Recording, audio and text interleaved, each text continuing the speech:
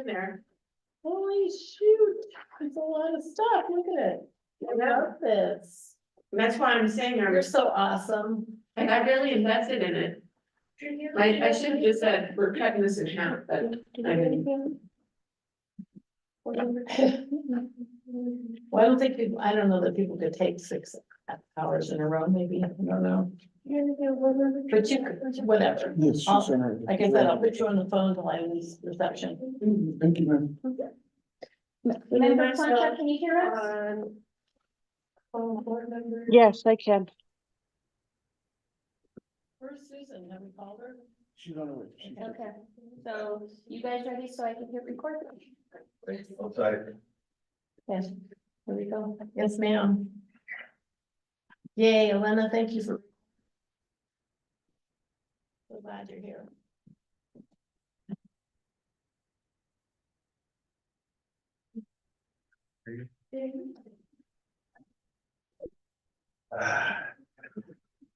Do we have an agenda? There it is.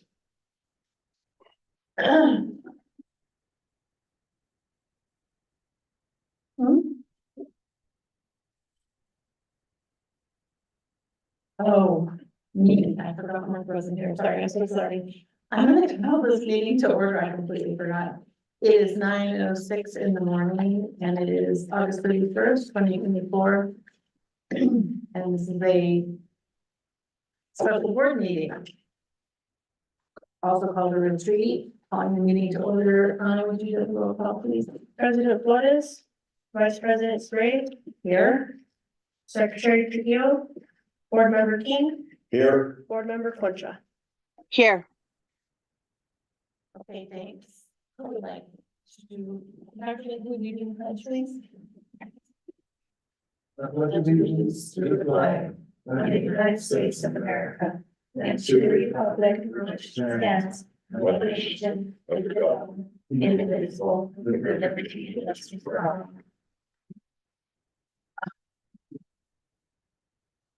Okay. Next, we're going to do land acknowledgement statement. It is respectful to recognize the unique and enduring relationship that exists between indigenous people and their traditional territories. We acknowledge that we are on the historic homeland of the Red Willow people within the original territory of South Pueblo. This acknowledgement will provide as a reminder of our ongoing efforts to respectfully recognize, honor, reconcile, and partner with the Red Willow people whose land and water we benefit from this valley today. All right. Next item on the agenda is approval of the meeting agenda. Does anyone have any changes or comments that we made or anything? Everybody good with it? All right. I'll entertain a motion for approval of the meeting agenda. Second. No, okay. So moved. So moved. I'll second it. Did you go on that? Board Member Concha, Yes. Board Member King, Yes. Secretary Trujillo, Vice President Spray, Yes. President Flores. Okay, item F is public comment. We have none, do we have any online? No? So since we don't have any, can I skip reading the whole F? Yes. Okay. Thanks, seeing no one in the building or online for public comment, we're gonna skip to number 2, agenda item G. Board superintendent authority, responsibilities, and role, including board governance, policies for handling constituent concerns, employee, parent, and citizen, and we're gonna turn that mic over to our attorney. Ms. Elena. Right, thank you, Vice President Spray. Good morning, everybody. Good morning. What commitment, that's all I can say, what commitment. I arrived at 8:15 and Anna and Dr. Layton were already here, busy bees, pulling everything together. Maria came shortly thereafter, and you all are here. So I'm really excited about our time together. This is something that I've been talking about for a long time. Full of sharing issues with me, and I think we've done hopefully a good job capturing the issues that matter to you. and really down into the level that makes this not superficial, like if you were at, a conference that was more generic. So what I try to do is really zoom in. I don't believe, no, all the board members were at the first retreat. No. Now, Yeah, we got board member Concho, Board member Concha wasn't. everyone else was. And we didn't quite finish, but what we've done since is taken what we didn't finish and extrapolate really issues that are very specific to you all. Good morning, good morning. Elena, excuse me one second, Dr. Leakin, when Anna comes back, would you please note that these two board members came at 9:10? Have her note that, thank you. Go ahead. All right, we're just started. Welcome and thank you. This is part of our breakfast. Very jammy. I don't know if we have anything to go with it, but Is that apricot? yes. Oh my gosh. Oh, I love it. That is awesome. How cool. So again, thank you all for the sacrifice of being here. We're gonna really work in the collective to run a tight ship. But that doesn't mean that you can't answer, or you can't ask questions, because this needs to be tailored to you. We're in an open meeting, and that allows you to ask questions, engage with one another. But it's gonna work to stay focused with it. I can really honor your time today. So, we're gonna start, you all have notebooks in front of you. Board member Concha, I'm sorry that, I wasn't able to get a notebook to you physically. But I will be trying to be conscious of sharing my screen. So I need to do that right now. Let's see. And we'll make sure, that you get your notebook. So you'll have all these materials, eventually. So are we taking, did you say we're giving these back to you today? No, you're keeping them. These are Okay. your materials. So Okay. do whatever you want with them. Take notes on them if you want. These are your materials. No, I just feel bad that Ms. Concha doesn't have one in front of her. Yeah. Excuse me, Emma, your legal assistant yesterday sent me a digital, so I can forward them to her. So she can- Excellent. Okay, that would be wonderful. Thank you, Anna. And then if you want to use the physical copy for you, that Ms. Concha has right now, it might make it easier for you to follow along. Okay, thank you. Okay. So our first topic, has to do with how do we handle constituent concerns? And this isn't just about the logistics of it, it's really about the legal aspect of it, because in New Mexico, and I will say it's not true in every state. So if you are familiar with other states, if you read articles about other states, it's not all the same. In New Mexico, and it was actually in 2003, a law was passed, that we all still refer to as House Bill 212. And I will tell you, it came, oops. Uh-oh. Gosh. I'm sorry. It's all right. You can't shake this stuff.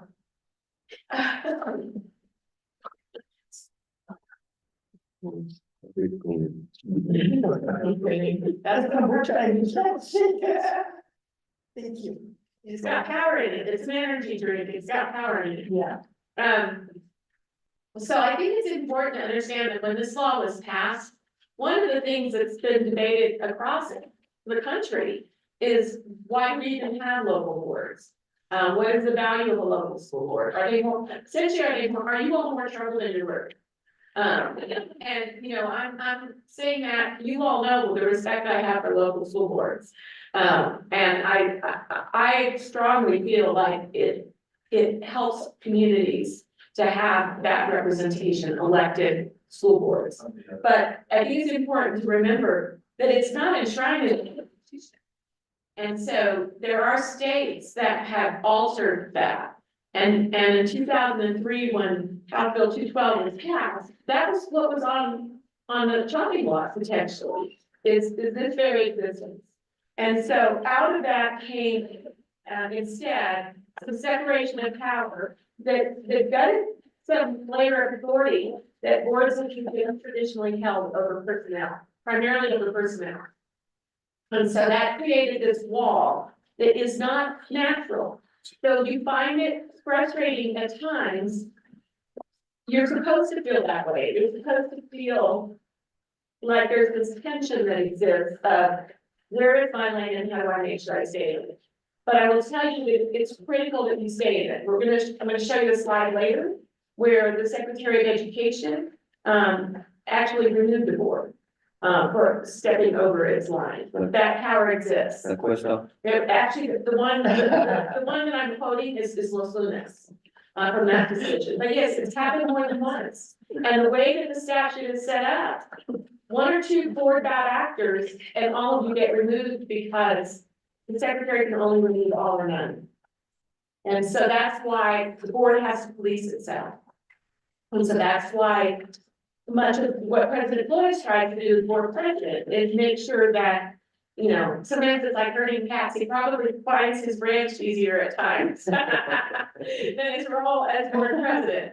But you all need to realize that this is all for the benefit of preserving what we all value, and that is this form of democratic governance. So having said that, what I wanted to do was deal with how do we deal with constituent complaints if they come to us.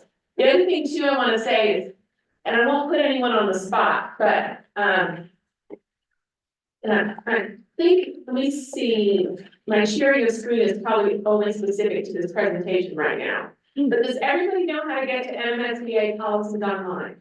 Yes. Yeah. Your own house. Okay, so you go to you go to MSBA website. And then you go to policy services is what it says. And then on policy services, let me show you. Let me say, You do have access. yeah, I'm sharing one. I just didn't want to stop sharing that to switch, but I'll go ahead and do that. Did you say policy service? You have Yes. to pull it up? I'll do it. I'll do it. That's all right with you. Okay.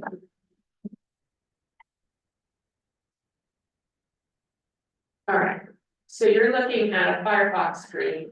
I've honestly found that Google sometimes has trouble interfacing with MSBA policies.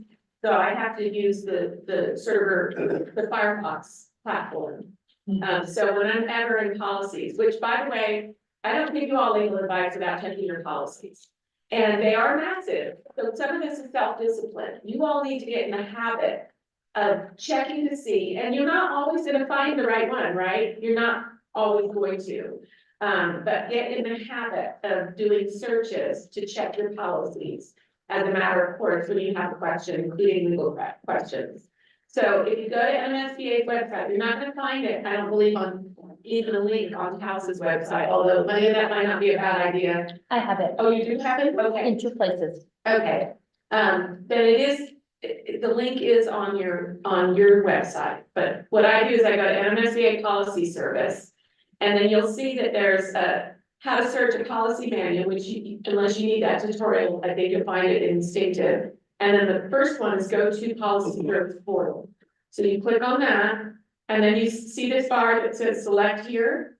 If I click on that, it shows me every school district that uses the policy service. Do not go to another district. They are not all the same.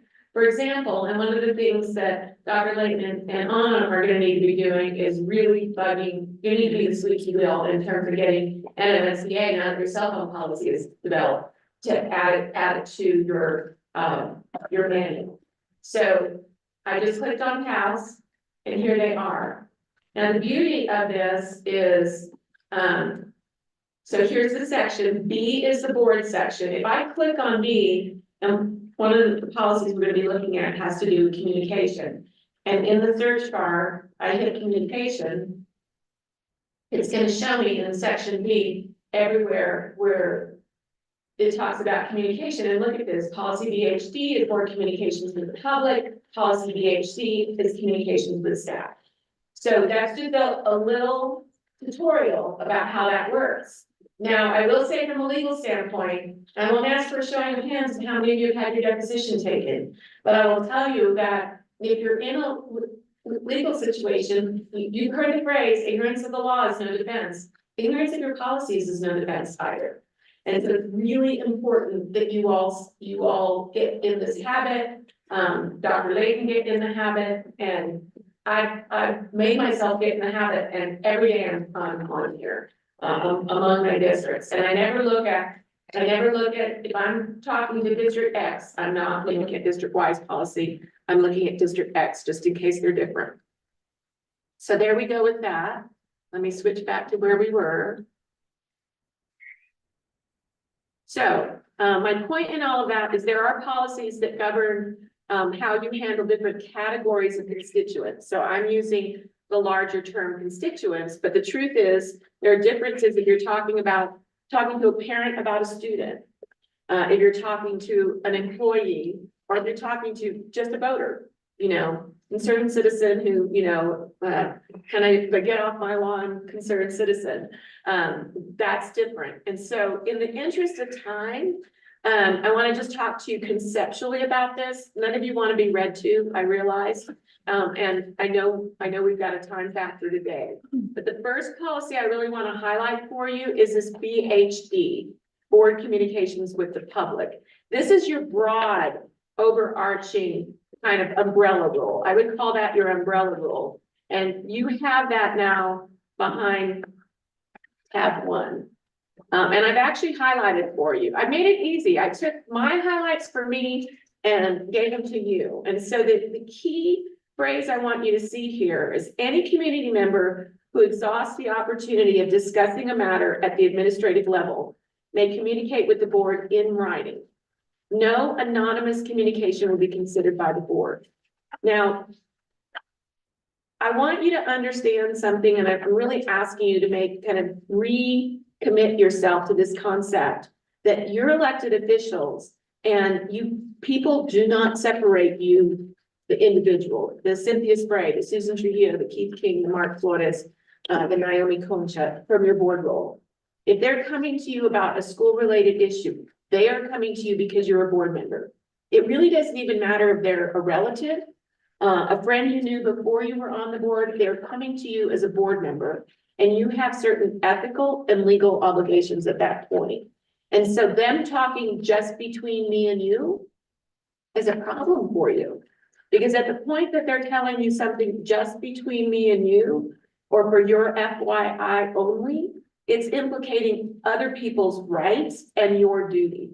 And so here, anonymous communication to me is that, like, you may know who they are because they're standing in front of you, but if they say, this is just between me and you, they're trying to influence you as a board member in a way that allows them to remain anonymous and have you influence the entire board.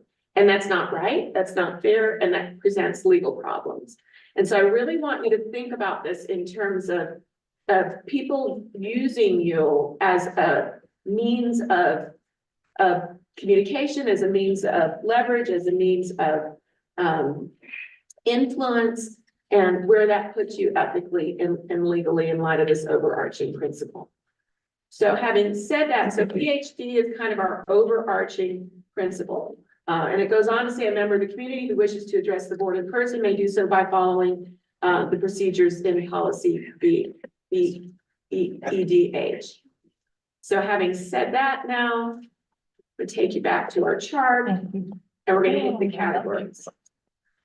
So when it's a community concern, the policy, the global policy, and we don't have to read it, but I've got it for you behind tab 2 is KE. So this is by community concern. I'm talking about someone who's not a parent and not an employee, then they're considered, they would fall under KE. And you can see in that, and you're going to see it throughout every policy, that the rule of thumb is they have to first attempt to resolve it with the administration. If they have not done so, then they can't go to the board. And so it says matters referred to the board as a whole must be in writing, should clearly identify the problem and specifically state the desired action. The board will not consider or act on complaints that have not been explored at the appropriate administrative level. Now, I know people will tell you all kinds of things. Well, I'm afraid of retaliation. Yeah, but there's laws that protect against that. And if we don't force a certain discipline and structure around this, there's going to be problems that arise from a system standpoint. I've included behind tab 3 the regulation that goes with KE that sets out much more detail. And then behind tab 4 is an actual form They don't have to use the form, but there's an actual form for it. So one of your frustrations, I'm sure, is, but I was elected. They come to me as an elected official. I don't want to act like I don't care when I send them on to somebody else. What I would do is I would download onto your computer these policies. I would keep handy your chart. If someone comes to you from the community, say, okay, and can I have your email address? And then you send them KE, KER, and KEE. You've done something. You've addressed their problem at the level that you can address the problem at that stage. You've sent them the path, the tool. If they don't want to follow it because they want you to basically do their dirty work for them and keep them anonymous, then that isn't your problem. You've done your part as a board member and stayed true to the policies. Okay. Now, let's go on to personnel. So the policy for personnel is KEB. B is a boy. It's behind tab 5. And that's where we get really into the House Bill 212 issues. Now you're trampling on potentially an employee that's not yours. It's an employee that's the superintendent's, because as you know, under House Bill 212, the only employee you employ is the superintendent. And so if employees are coming to you individually, and again, even if you know who they are, it's anonymous if it's not being made known to everybody, including your one employee, the superintendent. And so you want to avoid trampling on and crossing over into the lane of the superintendent. And so here again, it says all complaints should be referred to the superintendent for investigation. And then here's where the due process comes in, because I'm sure some of you are thinking, what if the complaint's about the superintendent? But in this KEB, it's looking at fairness both ways, right? The employee involved. So in this case, arguably, if they're coming to you and saying, well, I'm coming to you because you individually are not the boss of the superintendent, it's the entire board. But I'm coming to you because you are the superintendent's boss. The superintendent still has some rights here. So the employee involved should be given an opportunity at each administrative level at which the matter is reviewed for explanation, comment, and presentation of facts, either formally or informally. The employee shall be afforded elements of due process as provided in New Mexico law. Now, of course, that's going to vary depending on the situation. But the point I'm trying to relay is that it's a one-way communication to you. It breaks down this legal structure because it influences you. It's basically like a poison in the water, and without an opportunity for first of all, the entire board to know and vet it, and for the employee. And if it's an employee other than the superintendent, then even more so, you've crossed over into the House Bill 212 lane. If what they're complaining about is something that happened, and they're not complaining about the superintendent, but they have another supervisor in between. So again, it's not that you just turn around and say, I'm sorry, I can't help you. You say, let me send you the policies. And if it's an employee, you send them KEB, you send them KEB-R, and you send them KEBE. And you tell them that there are legal issues, there are legal reasons why you cannot get involved in the stage. And that should should they go up through the policy levels, that you will, you care about their concerns and you encourage them to utilize the policies. So the next category is policy KEC.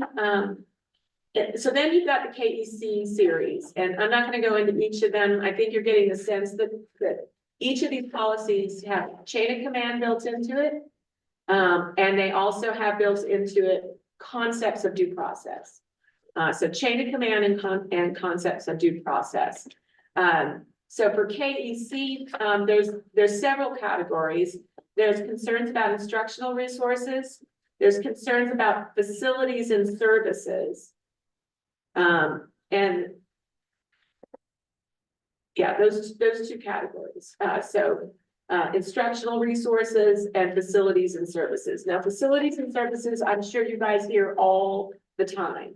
You don't, not very much, okay, that's, for me, in my experience, a common thing that community members will come to board members about.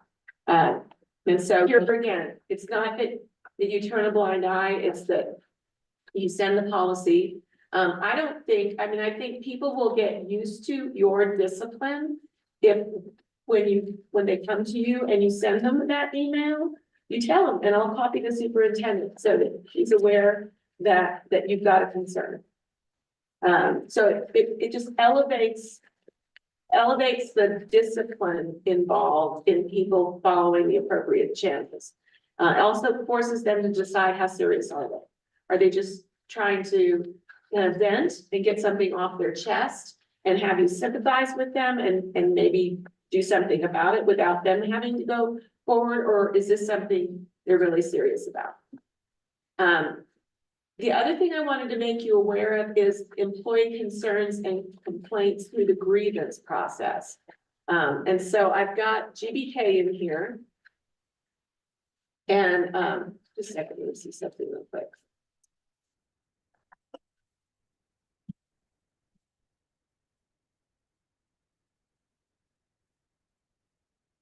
We talked about public concerns, complaints about personnel, but when an employee comes to you, What number are we on? What so tab? tab is 13. Thank you.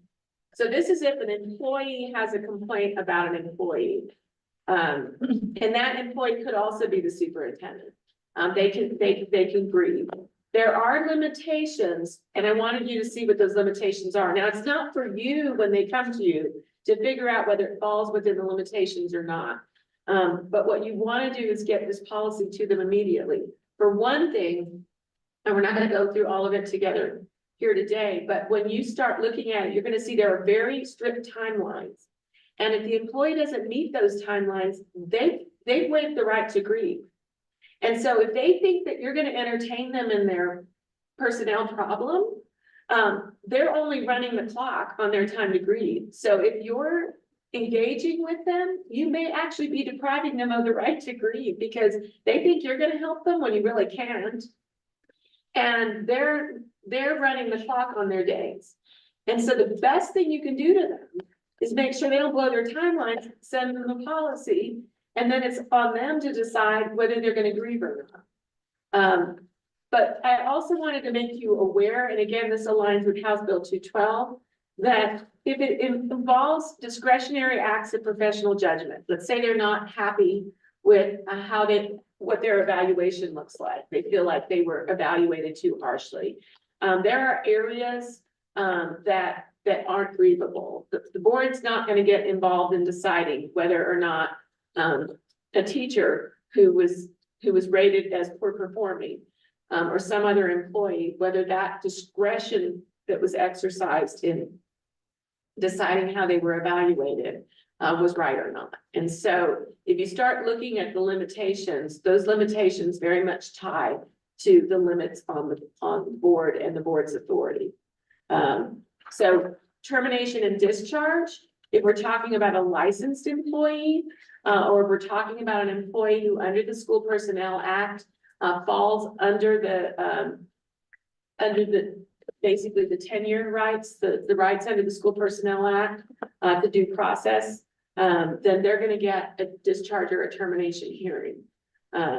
If it's someone who doesn't fall under the tenure because they're administrators, if they're discharged during the year, if they're licensed administrator, then they'll get a discharge hearing during the year.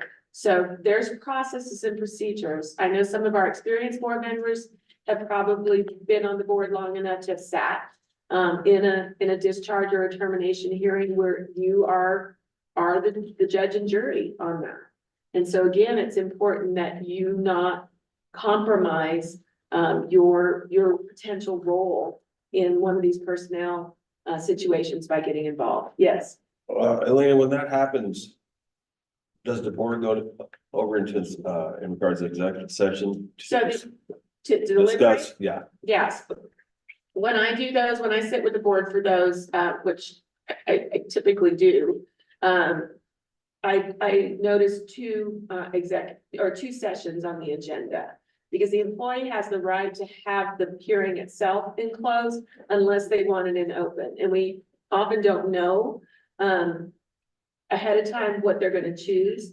And so I made sure that I separately notice the agenda item for deliberative, because that's actually a separate agenda item. So the hearing is one agenda item, and I indicate on that that it could be enclosed, depending on what the employee chooses, and I list that exception, and then I list a separate exception for board deliberation. So your deliberation on that is enclosed, but if the employee wants the hearing itself to be an open, that's an open, otherwise that's enclosed also. Thank you. So, yeah, so it's always, how you explain the limitations on your role. You send them an applicable policy. If it's a grievance, you let them know that there are timelines. It's kind of like me, when a client calls me or someone calls me and it's outside of my area, but I know there's timelines, I let them know, look, don't dilly-dally, there's timelines here. And so let them know there's timelines, send them the policy. And again, I don't think it's a bad idea, because then it also lets them know that you're not keeping secrets. And so I don't think it's a bad idea to say, and when I send you this policy, I'm gonna copy the superintendent. Just so, especially on the community and the parent concerns.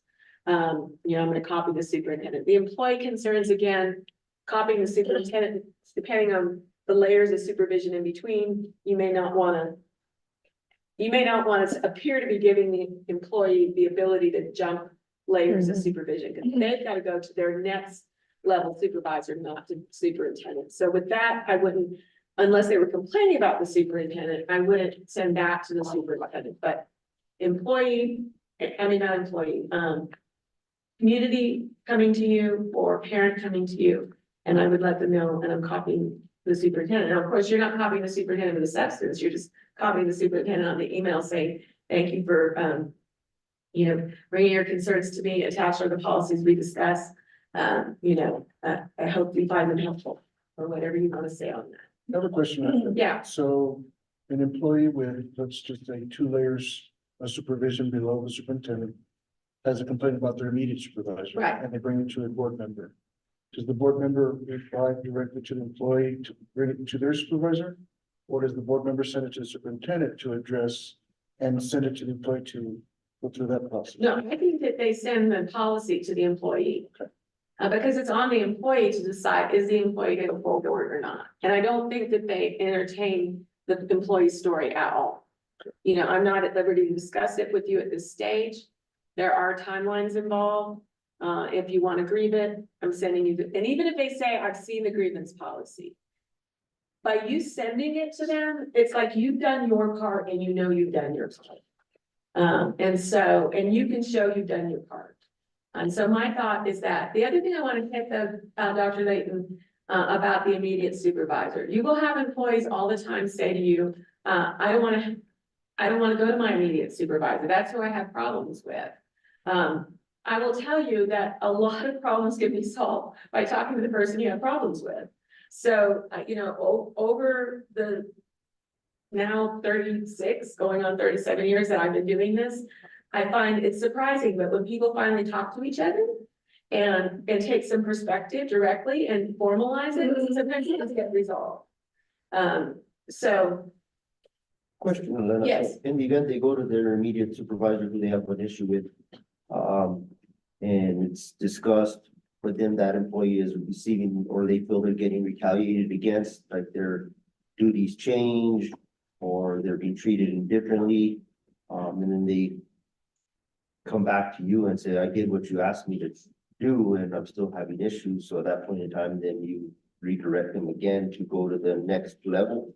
Yeah, so in a situation like that where they thought it was resolved, so level 1, they go to their supervisor, but it appears resolved, so it never even goes to level 2, but then they're suffering retaliation, that would be a new grievance.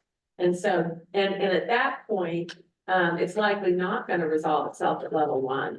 But the nice thing about that then is then it gets to level 2 and potentially to level 3. And at that point, the grievance is about the retaliation.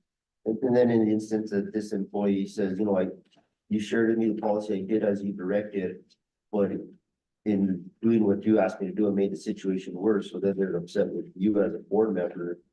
which, you know, kind of get happy, you still follow, you still got to, of course, follow those steps. You still have to follow the steps because you're legally, your hands are tied. Now, if, you can't step in on employees other than the superintendent. So like in the hypothetical we're talking about, it's not even reached the superintendent level.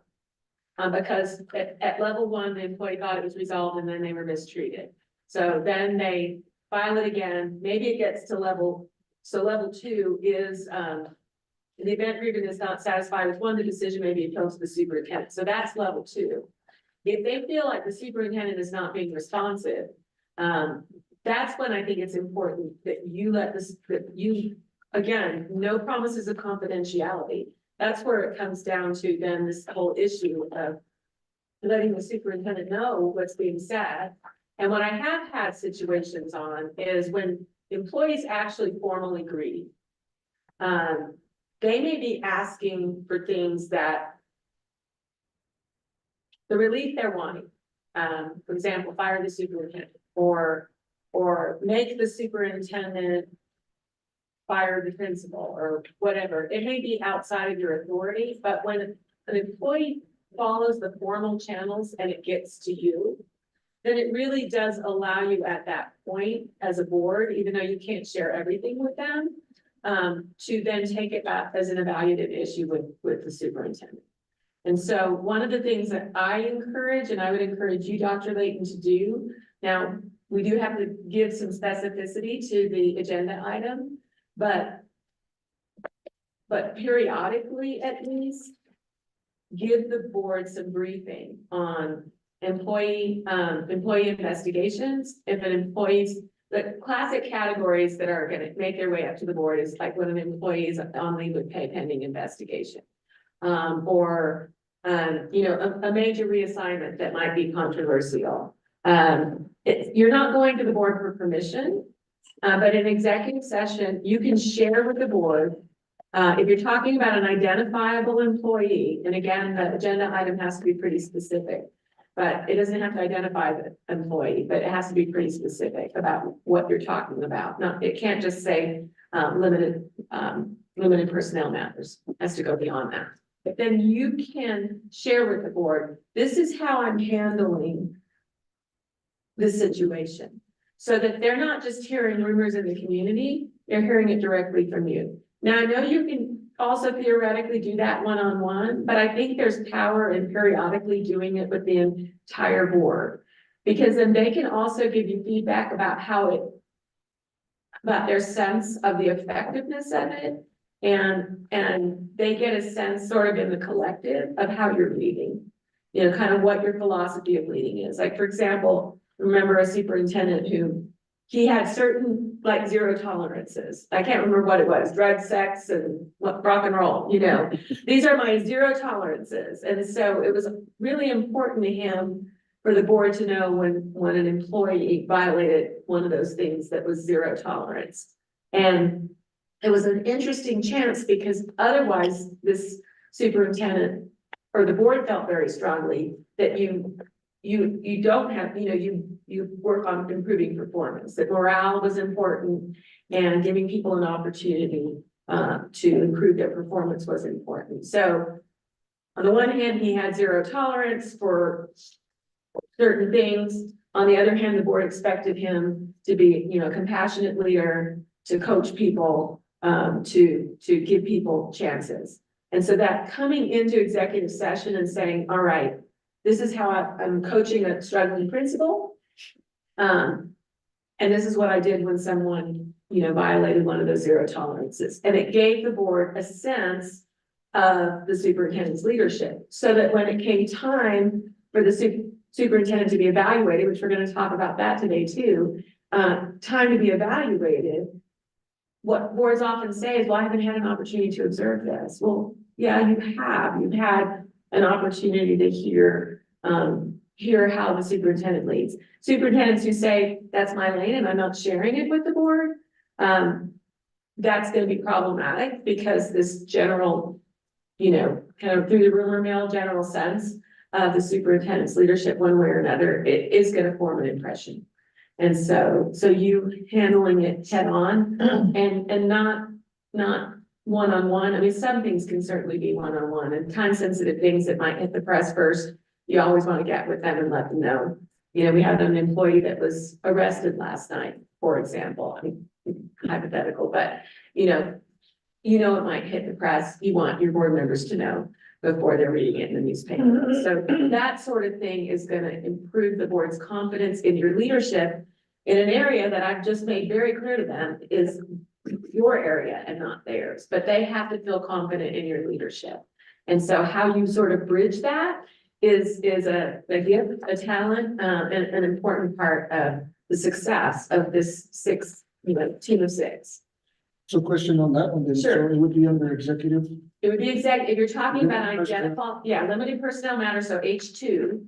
But then you're gonna have to give a description beyond limited personnel matters. And of course, I'd work with on that and on the wording of it. But the big thing is the Attorney General is, when I first started practicing here in New Mexico, I was shocked at how many agendas just said limited personnel matters and cited to H2, the Open Meetings Act, period. And I'm like, no, the Attorney General has written multiple letters saying that's not enough detail. The higher, and I'll say this here because it comes up again in another presentation. The higher the public interest item, the more specificity you have to give the personnel description. So for example, if you're talking about, and forgive me, Dr. Layton, this is purely hypothetical and not at all about you, but let's say you're considering putting the superintendent on leave with pay. You have to put that specific on the agenda because it's your chief executive officer. You cannot say superintendent contract issues and then turn around and put him on leave in that same board meeting. If you're thinking about, an action that formal, you can't take that action without being that specific. So if it's something already out there in the public domain, like an arrest, and you're going to talk about an executive session, I would spell that out specifically.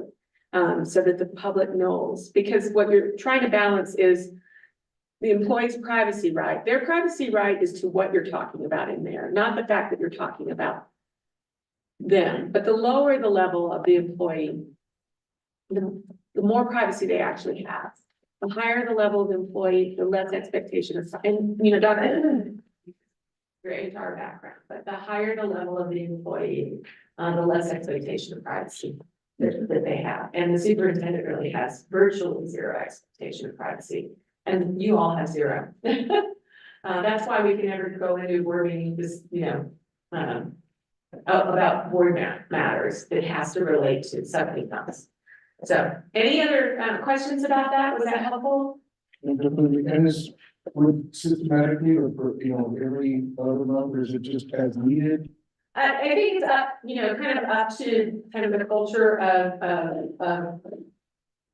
the district and its comfort level and how much you really have and, and your size district, if you're negative. I know some superintendents will always include personnel. My only concern about that is, I think sometimes then it gets real generic how it's described.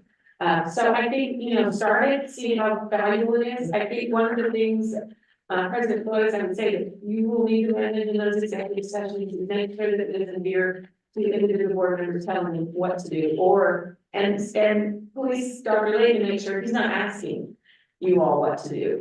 What he's doing is sharing, giving you a glimpse into his leadership. That's the purpose of that update. This is a glimpse into how Dr. Layton leads in the area of personnel. And also so that you all aren't blindsided if you start reading about it in the newspaper or hearing about it in the community. So those are kind of the three purposes it serves. I have a question. Sure. If there's a member of the public that has a complaint against a board member for whatever reason it is, and they bring it to a board member, say when board member Flores, exactly inappropriate, they eat with me, she come to my office and brought me flowers or something like that. How does something like that get addressed? So I had those situations. So first of all, a complaint against a board member is not confidential. If it's, so let's say it were, so it's not confidential.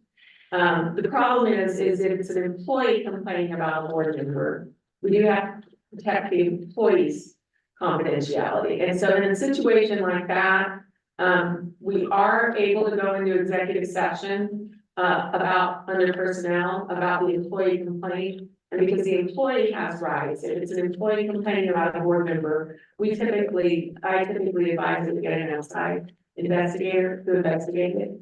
And we end up with a report. I typically will call the individual board member and say, you know, I'm expecting you to recuse yourself from this executive session. That's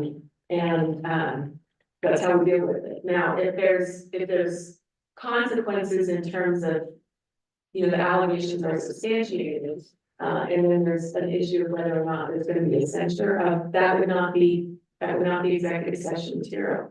I mean, we would protect the employee's identity, but it would all have to be discussed in open. So, I have a question. Let's say marketing flowers inappropriately or whatever, it's hard to imagine, but not really. Because you're so generous. But to whom would that person make that complaint about board member? It usually goes, yeah, I mean, if it's about the board president, it usually doesn't go to the board president, it probably go to the superintendent, who would probably pick up the phone and call council. Got it. But in my experience, when it hasn't involved the board president and it's involved another board member, typically what ends up happening is the complaint will go to the board president. Sometimes it gets copied to the superintendent, but I've had many experiences like that, unfortunately. And typically, the call I'm getting is from the board president because it was sent to him. Okay, that makes sense. Thank you. What if it's another analogy, a member of the public? We use, for example, let's say there was somebody that I promised them, oh, you get your job with the school district. Yeah, so, right, yeah, misfeasance, malfeasance, that sort of thing that doesn't have to do with an employee complaint. That would all be open meeting. We would need to acknowledge it. And there's these are really good questions, and they're real. I mean, you're talking in your hypothetically, yes, you should, because they are hypotheticals. But I can tell you in my years of experience, these happen. And this is where I get concerned about, you know, the authority of the secretary to remove the board is, I feel like if you ignore that as a board, then it makes all 5 of you vulnerable to removal. And so even if it ends up being you know, an unsubstantiated, if what they're alleging could be conduct that is prohibited, conduct, like, so we're going to talk moving next into Governmental Conduct Act, procurement code. So let's say it's something having to do with money or favors or bribery or anything like that. If we don't handle that right and well, then all 5 of you are vulnerable. And potentially all 6 of you are vulnerable. And so you've got to handle that right and well, not only for the protection of the one, but for the protection of all. And, you know, it's a tough part of being a public official, an elected official, is that would not be executive session. We've received a complaint. I find that, because I've had some where it was completely not substantiated. And having an outside investigation that concludes that, so oftentimes the board member will say, yes, let's get an outside investigation. I want that report that says, you know, nothing really happened, that's not true. Of course, it's an outside independent investigation, we don't know at the get-go what it's gonna find. But when a board member feels wrongfully accused, he or she is usually happy to have that investigation occur to validate that. But yeah, we don't want to not take it seriously. Okay. Any other questions? Want to remind you that you all have employees that are covered by the CBA. And so the collective bargaining agreement. And so I didn't put it behind tab 15, I just put it as a reminder to you. Take the time sometime to read it. It's very legalistic. It is a contract, by the way. Your CBA is a contract. When you ratify it, it is then binding, and it has its own grievance procedures. Now, it may be that its grievance procedures mirror or very similar to the policy agreements that we just looked at. But if it's an employee covered by the CBA, then it's gonna be the CBA's grievance procedures. Everything, reassignments, supervision, hours, all of that is covered by the CBA. You are interfering with that CBA if you are entertaining an employee who's covered by the CBA, their concerns, their process. And so the CBA is for their protection, their union is there for their protection. You want to make sure that you're channeling them through the proper process. I have a, yeah. So kind of rolling back to an employee trying to come and addressing things with you, or even with a superintendent. Should they go through this CBA process first? They should always try and resolve it at the lowest possible level. So they go directly to the superintendent, that is his employee. Ultimately, all the employees are his employee. So he could make the judgment at that point, you know. I mean, you know, and we don't know what he knows on a day-to-day basis about. Let's say it's an abusive supervisor. And now this employee goes directly to Dr. Layton, and it's like about 10 complaints gotten by an employee about the supervisor. It's up to him how he wants to handle that. It may be that he's already dealing with the issues of that supervisor and may decide to handle it differently. So, you know, Dr. Layton has a little bit more latitude than you do in terms of the lowest possible level. And there are times, usually the grievance process, and we won't take the time to sit and look at the regulation, but usually it gives some discretion to the superintendent in terms of allowing someone to skip a level, but you can't decide that. And so there's something that really concerns you, like you think they're raising, it's the civil rights stuff that I worry about, right? So race, gender, religion, those kinds of things where they're alleging that their disability, their rights may have been violated. Then we're talking not so much about the grievance policy, but other policies. And so that those I would send directly to the superintendent. And I wouldn't wait for, I would tell the employee, I would give the employee, refer them to policy. If they're raising a like they've legally been violated, I would encourage them to go to the superintendent. And then I would let the superintendent know. And that goes back to never telling an employee that it's just between you and me. It's one of the most dangerous things you could ever do is tell an employee that you're gonna honor confidentiality, especially before you know what they're gonna tell you. You may not be able to. If it's something like sexual harassment or something like that, you really do have an obligation to go to the superintendent and let them know. Or if it's something like, you know, student sexual harassment of a student is, you know, inappropriate treatment of a student, then you've got to let the superintendent know. Because that student may never come forward. And then you're in a deposition and, well, how did you know? Well, and I promised, I encouraged them to go do something, but I promised confidentiality, and so I honored that.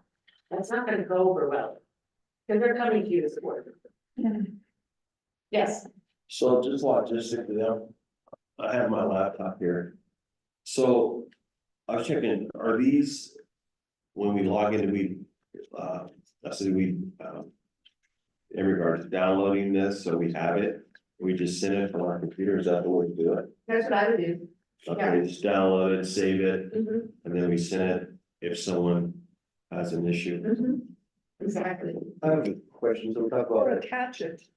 Yeah, attach it. Yeah. Yeah, you you attach attach it. it. But you download it that you're gonna first. send out. Well, it's just like, yeah, I mean, it's my office computer, maybe Maria should, so we can just download each of these, and we have it. Maybe just forward it, if that's, if it ever arises. And Ms. Ramos, would it be good practice to CC the superintendent when sending the policy based on a complaint? Or is it something that it's okay not to? Well, this is to me the judgment call. Okay. If you think that what the person, let's say it's a parent, and they're unhappy with a teacher. They may be coming to you to jump over having to go to the principal. And so I wouldn't necessarily tell that parent that you're gonna let the superintendent know, because you've just done exactly what they wanted, was to jump.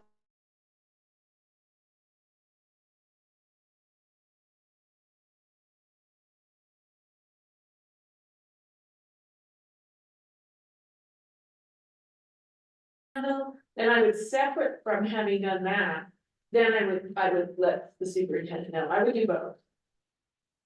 If you feel like it's something where, you know, there's a legal issue involved, or it involves the superintendent, then I would definitely let the employee know that that you're telling the superintendent, that it's not just between me and you. I need to let the superintendent know this, and attempt to resolve it.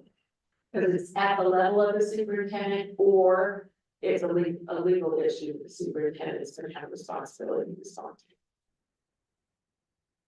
So we talked about, you know, public complaints about, staff, staff complaints about their supervisors.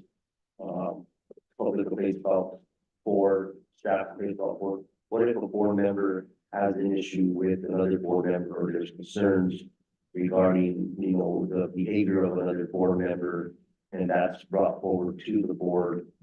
How would you recommend that we address those issues on the board?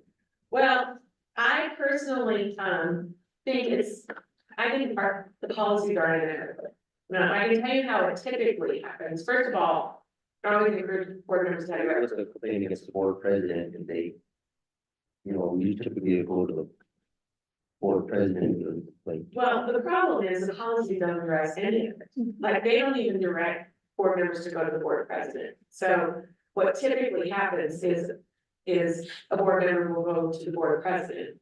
I would like to actually see in policy, some kind of sort of chain of command on those kinds of issues, but they're always inherently gonna say, you need to first try and go to the person directly and have that conversation. But I have seen also board presidents step in, to try and help resolve it. I've sat in on some of those. With the board member about the concerns. Now, what we gotta be careful of is not facilitating a rolling quorum. You know, so depending on the issue, we may or may not be able to sit there in a room with 3 board members, board president and the 2 board members. Because we may end up, then now we've got a quorum. And so why are we having this not in an open meeting? That's the question that gets begged. So if that board member is not willing to go to the individual board member, and is going to the board president instead, I mean, we still have to be careful, not only if they're sitting in the same room together, we've got a quorum. If they're just even talking about it, now we've got a 3-way talking about it, it's arguably, depending on how that conversation is occurring, it's arguably a rolling quorum, and then that board member is going to tell, you know, complain to the other 2 about the problem. We've got 5 board members talking outside of a board meeting about an issue having to do with at least governance. And at that point, I'm concerned about. is there any way to go into executive session that something that would cover like board relations? Nope. There's no exception. If it doesn't involve the employee, there is not a way to talk about it in executive. There really isn't, and so it's a hard thing to do. And again, that's why it's helpful when you've got a board member, when they go to the other board member to try to resolve it. Yeah, it's a hard thing to do. Okay, I think that we are past when we're supposed to end, so we're gonna end this one. Let me just make those student concerns and complaints. I sent those out JII and JIR. And they're interestingly, there's no, in the regulation and the policy, there's no board role in student concerns, complaints, and grievances. Now, I know in student discipline, if you guys decide you want a role, state law allows you to have a role, and actually the long-term suspensions and expulsions, either at the hearing level or the appeal level. But I suspect you're not doing that now. If you decide you want to, we need to revise your policy to reflect that is an option. So the board can have a board to feel really strongly about sort of practices and feel like there's too much exclusionary discipline going on. Sometimes, you know, I tell those boards, well, make yourself, let the board be the hearing officer. So that you're seeing firsthand what the administration is dealing with and making these decisions yourself. If it was disproportionate, the long-term suspension, you know, Native Americans disproportionately being suspended, those kinds of issues that the board is trying to get a handle on, the board can be involved, but there again, you can't be talking to parents on a case-by-case basis. Because in that situation, you would be sitting just like with the employee and the termination or discharge, you'd be sitting as the body of the employee. I have a, I know for the sake of time, but so we had a student that was suspended at the middle school, for, assaulting another child. That student was, suspended from their athletic activities, by the principal, the parents, appealed to the board, no one their student to be able to participate in the athletic activity. The board upheld the decision made by the site administrator, it didn't overturn it.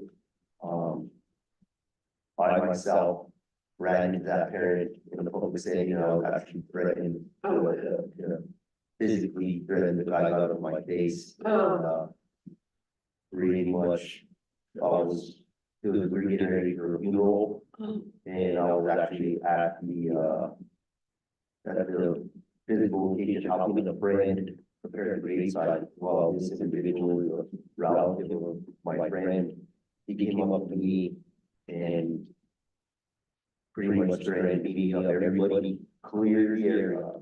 This guy took off his sunglasses, and I looked to his son, and I almost got beat up because I didn't, allow the student to, because I upheld the decision of the, site administrator.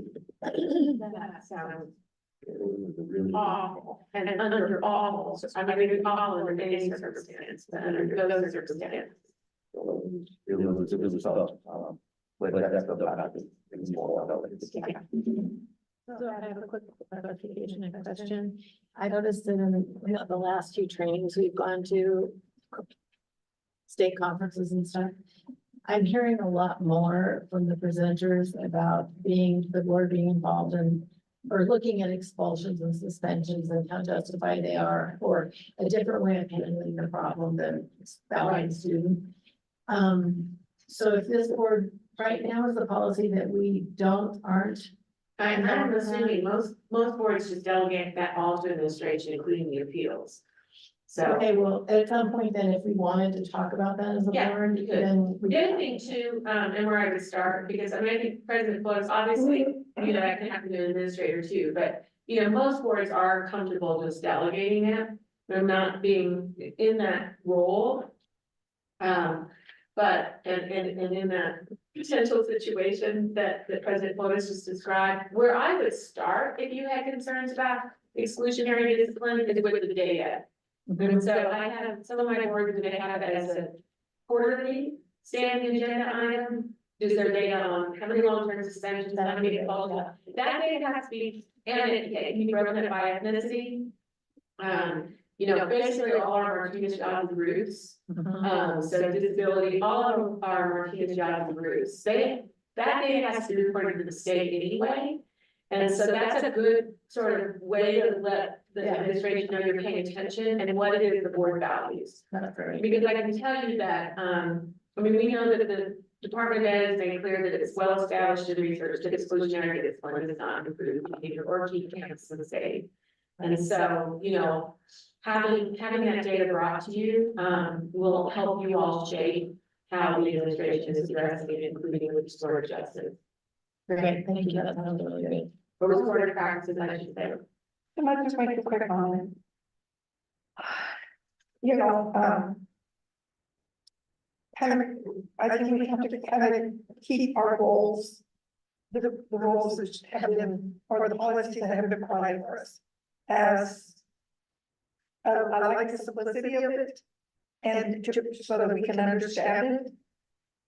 But the broader, and the more we adapt into our level of responsibility, that to me is just going into a different line. Right. And the responsibility, we're not paid for that. Yeah, that's why I say start with data. you know, let's just look at it. And again, we would have an understanding of it, and we have someone that the leadership affords itself to that type of administration.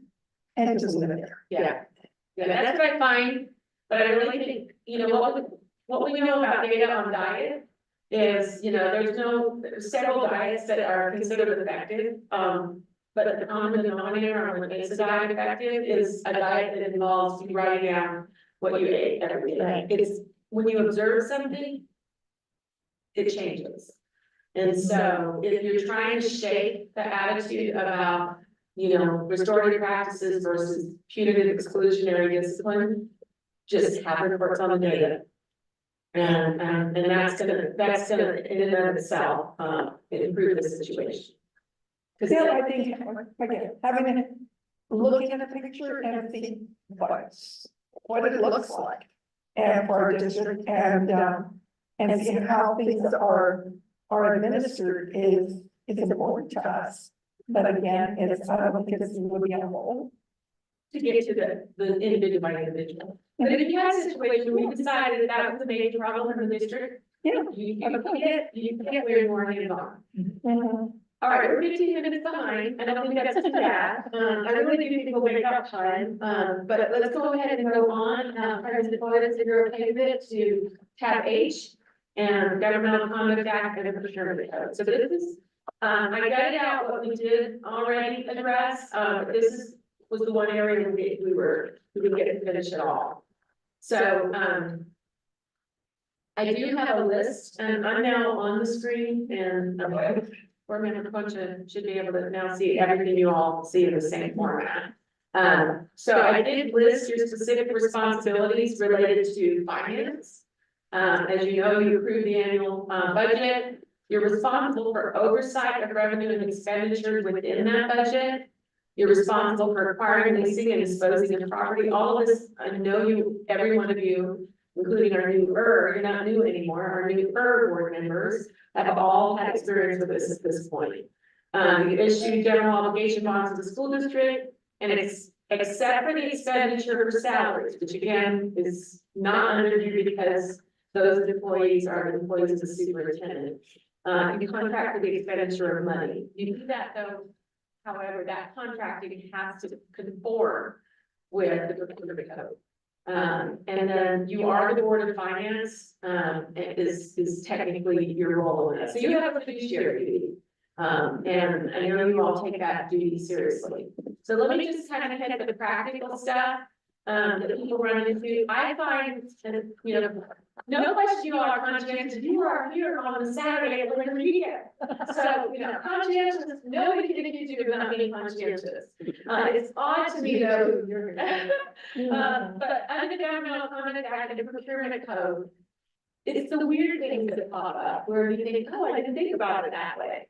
So I want to try and kind of help you see some of the nuance of it, but it's important. Governmental Conduct Act is very extensive. The law is very extensive. I find when I get a GCA Governmental Conduct Act question, there are multiple areas of the law I'm having to look at. Okay, if it's not this, is this. If it's not this, is that. Because it could be a violation of GCA and be in one of the categories, even though it's not in the other categories. So I think it's important from your standpoint, as board members, that you just remember the large principles of the GCA. So you treat your position as a public trust. You advance only the public interest, not personal benefits. And by personal benefits, I'm not talking about your own personal benefits. It could be personal social benefits. You're not there to enhance your profile. Socially, financially, you're there to advance only the public's interest. You want to earn the confidence of the public, maintain integrity and act ethically, fully disclose real and potential conflicts of interest, and do not receive money, anything of value, or a promise in exchange for a promised performance of public act. So these are the concepts of the GCA. If you get the concepts down, how you navigate those. You know, we can always talk about on a case-by-case basis. Okay, how do I recuse myself? how do I recuse myself? Board members will, these are the calls I get with the permission of the board president. A board member will say, okay, my business has some relationship. Should I recuse myself? How do I recuse myself? Do I just like not show up to the board meeting that day? Do I just step out of the room, or do I make some public announcement that I'm recusing myself and why? When do I recuse myself? Do I recuse myself before the discussion, or do I only recuse myself at the point of the vote? When I recuse myself, can I sit silently, or do I do the bid? So those are the kinds of things that we work through in this GCA. So what I'm trying to tell you is, I don't expect you to know necessarily what the right answer is with the governmental conduct. I want you to know enough to know when you've stumbled into a potential issue, so that you can get help working through it. So I did an outline, and I'm going to read it to you, of the sections, and we can't even all of the sections. Pages were. I wanted you to see how extensive the GCA is. If you look at the last page, which I'm not going to hammer you with, but I want to let you know that there are criminal penalties associated with violation of the governmental conduct. That's why you don't want to play fast and loose with it, or not that I think you would play fast and loose with it, but sometimes it's just too hard to think about, and so we just think, oh, okay, I'm just gonna ignore it. I'm gonna ignore that nagging concern that maybe this could be perceived as a conflict. Don't ignore the nagging concern that it could be even an appearance of a conflict. Reach out to the board president. We're gonna be talking about the role of the school attorney later. Reach out to the board president, if you need permission, to talk to the victims. In regard to the governmental conduct act, where can we, fully read these, Provisions. provisions? So, two sources. I think that the easiest source, is the Attorney General's compliance guide. The Attorney General actually has on the now New Mexico DOJ, Department of Justice website, a compliance guide for, the Governmental Conduct Act. What I like about that is it also provides some examples, some hypotheticals. So it explains, the law's requirements. It doesn't just give you the law. Also, when you go to your board policies, so if you go to your board policies having to do with, conflict of interest, it's gonna have a link, hyperlink, if you're online, to the statute. And so it'll just show you the statutory provision. I would go to the compliance guide. In fact, that's usually where I go first, is the compliance guide. And the nice thing is if you're online, you can do word searches within that guide too. That sometimes is helpful. So one principle that I want to get into your heads is that there's a lot of things, especially in a small community. There are a lot of things that come up having to do with Governmental Conduct Act, where it triggers the obligation that you disclose the real potential conflict. It doesn't necessarily mean that the district won't be able to, let's say, enter into a contract. But you have to at a minimum disclose it publicly, not just to the board president, not just to the superintendent, but publicly disclose. And so don't ever assume that it's gonna now somehow prevent the district from entering into a contract with your brother-in-law, who is the only, basically the sole person who deals in that particular, has that skill or deals in that particular business. But it has to start with that disclosure, and then we work our way through, okay, do we need to have you recused? Do we need to make sure that you stay out of any of the discussions of the specifications of what is needed, all of those sorts of things. So it starts with the disclosure.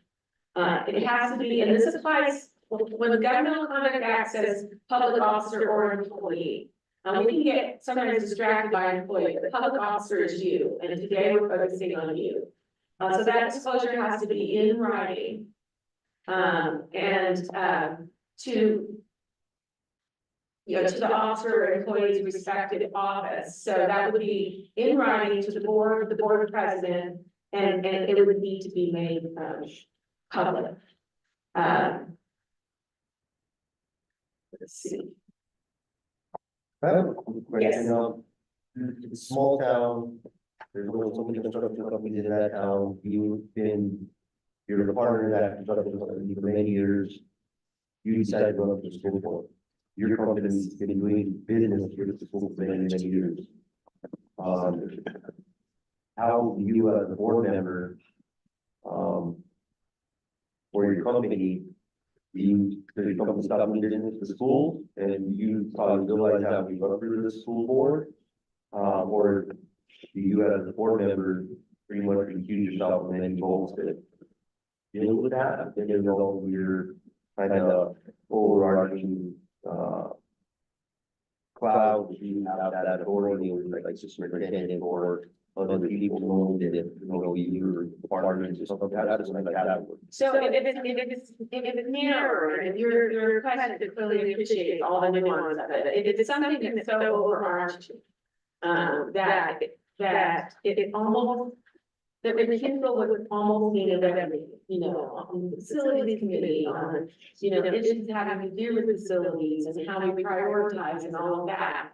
At some point, we really have a way that you're going to be constantly repeating yourself, constantly telling the public that there's a real or perceived or potentially perceived conflict.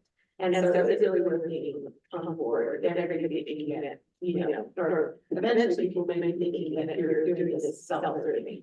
Or are you cutting your company to completely out of these opportunities that you've been doing here. So I do think fundamentally, like if people are coming to you thinking about running for a school board and they're a business person that has historically done business in the school district, I think they need to seriously weigh that. But in terms of whether it's a legal bar or not, which is, you know, let's say it's not kind of necessarily used throughout. Here's the standard within the law. It starts with disclosure of substantial interest. So what is it? And you obviously have been trained because you're hypothetical, but the rest of all of it, in terms of substantial interest, it means an ownership interest, it's greater than 50%. So that would be a substantial interest in business. And so if the public officer, unless the public officer has disclosed their substantial interest through public notice, not just to the board president or the board. And unless the contract is awarded pursuant to a competitive process. So we have to really look at how do we make sure that it's adequately competitive. Kind of your point, the board supervises the superintendent, but of course we know that a competitive process, certainly an RFP process involves scoring and, you know, multiple people scoring, not just the superintendent making the decision. We need to think through that. The contract can be entered into. And that's not just the board member, but their family as well, or their business. And so the board member, their family, or their business. And the competitive process, even if it doesn't rise to the level of the RFP, ordinarily, because it involves a board member or an employee, this applies to employees as well. You would still have to come up with a competitive process, even if it was a low level purchase, and you know as well, for board members, even if it wasn't a purchase that ordinarily had to go to bid or RFP, because there was an issue, you have to turn it into a competitive process. But normally there is a form that is filled out of your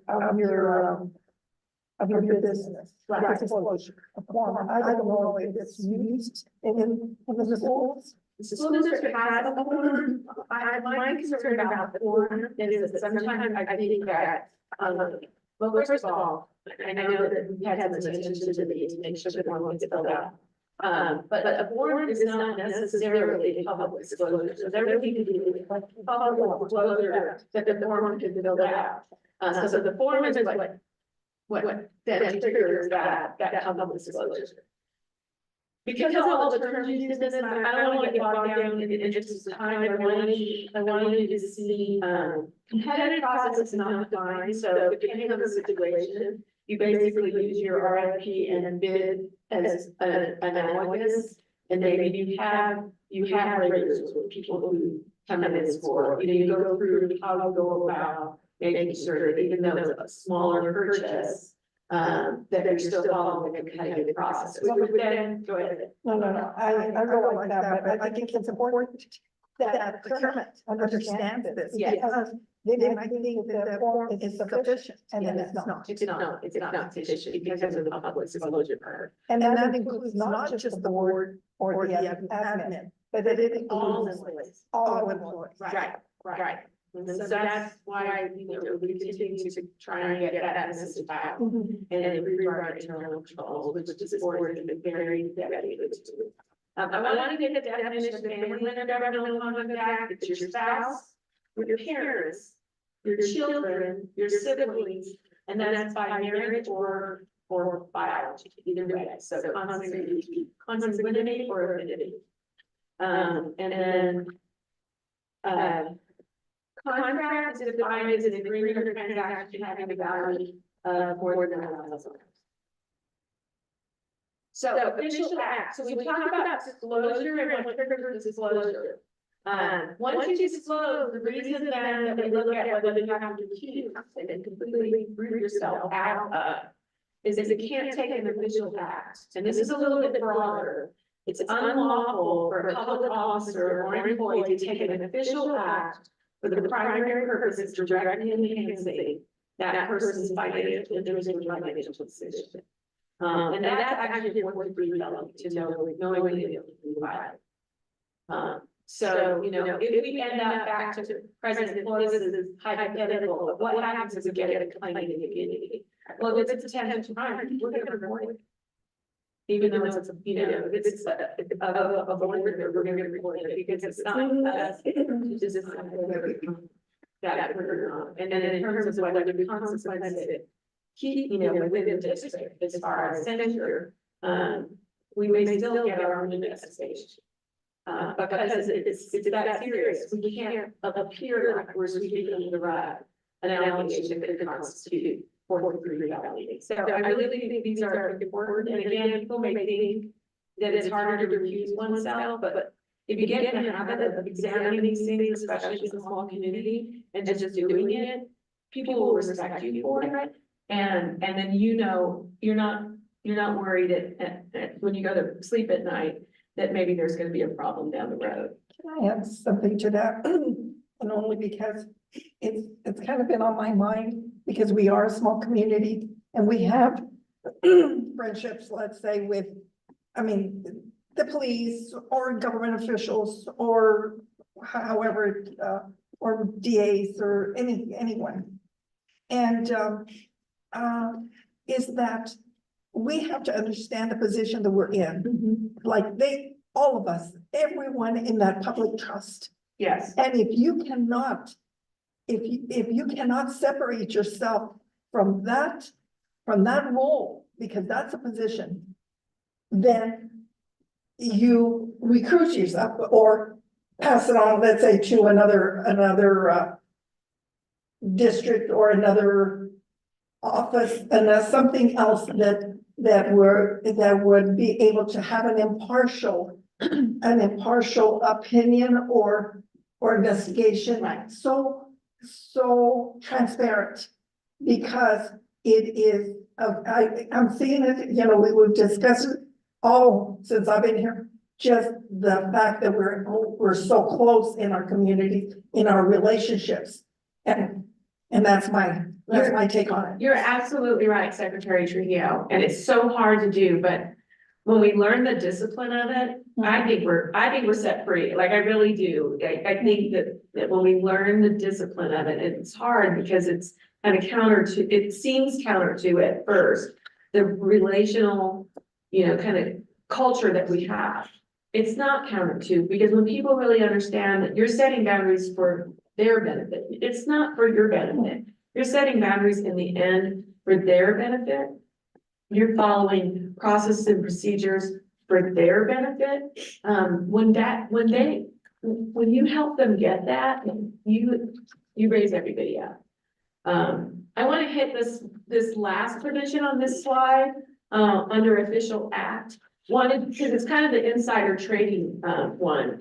Let's say you find out that, through this, your role on the board, that there's some deal that's gonna come down the road. You can't acquire a financial interest, a new financial interest that directly affects your official act. So even once you're on the board, you come on the board as business people perhaps, people with financial interests, you've got to be careful in terms of financial interests that you acquire while on the board. If that financial interest could directly be affected by your official acts. It's kind of like the same concept of insider trading, that you can acquire an interest and then use your role on the board to further that interest. I have just one quick question on the one above, the one that you just spoke to. It says, well, in the last sentence, it talks about proportionately less. That's so ambiguous. It's ambiguous. So this does say that if you've got a financial interest, but the needs of the district supersede that, when I've had those situations, it's little harder when it's an employee and the employee is, like, let's say in the procurement department, I've had some of those, or in the department affected by contracts. And so how you go about figuring out whether we have to exclude them completely or not. Or exclude that category of contract, we can never contract with your company again. But what you have to do is build it in, so it's not the individuals, board members saying, well, yeah, I have a financial interest, but the district's needs are greater, and so therefore this provision applies. No, it's structurally building in a system of determining that. Back to your question of, am I now basic, how do I deal with the fact that I'm on the board and my company has regularly contracted with the district? We build in then internal controls to make sure that there's not improper influence. And we build in those internal controls. And in my view, there need to be a written public acknowledgement, written process, and a publicly acknowledged written process. So that all those safeguards are there. So it's possible. So back to, I think President Boyce is raising really important points that come to, his years of knowledge and experience, is you have to start somewhere with the conversation. And then we figure out what kind of safeguards do we need to put in place. It's not usually a complete ban on business. Business isn't going to come to a halt, but we want to be formal about the processes and transparent. To Secretary Trujillo's point, transparent about the processes that we set up. Thank you. Okay, prohibited employment, I just wanted to hit this, it's unlawful, for an employee, and this, unlawful for local governmental agency employee who is participating directly or indirectly in the contracting process to become or to be, while such an employee, the employee of any person or business contracting with the governmental body. So again, just the need to disclose and separate out is critical.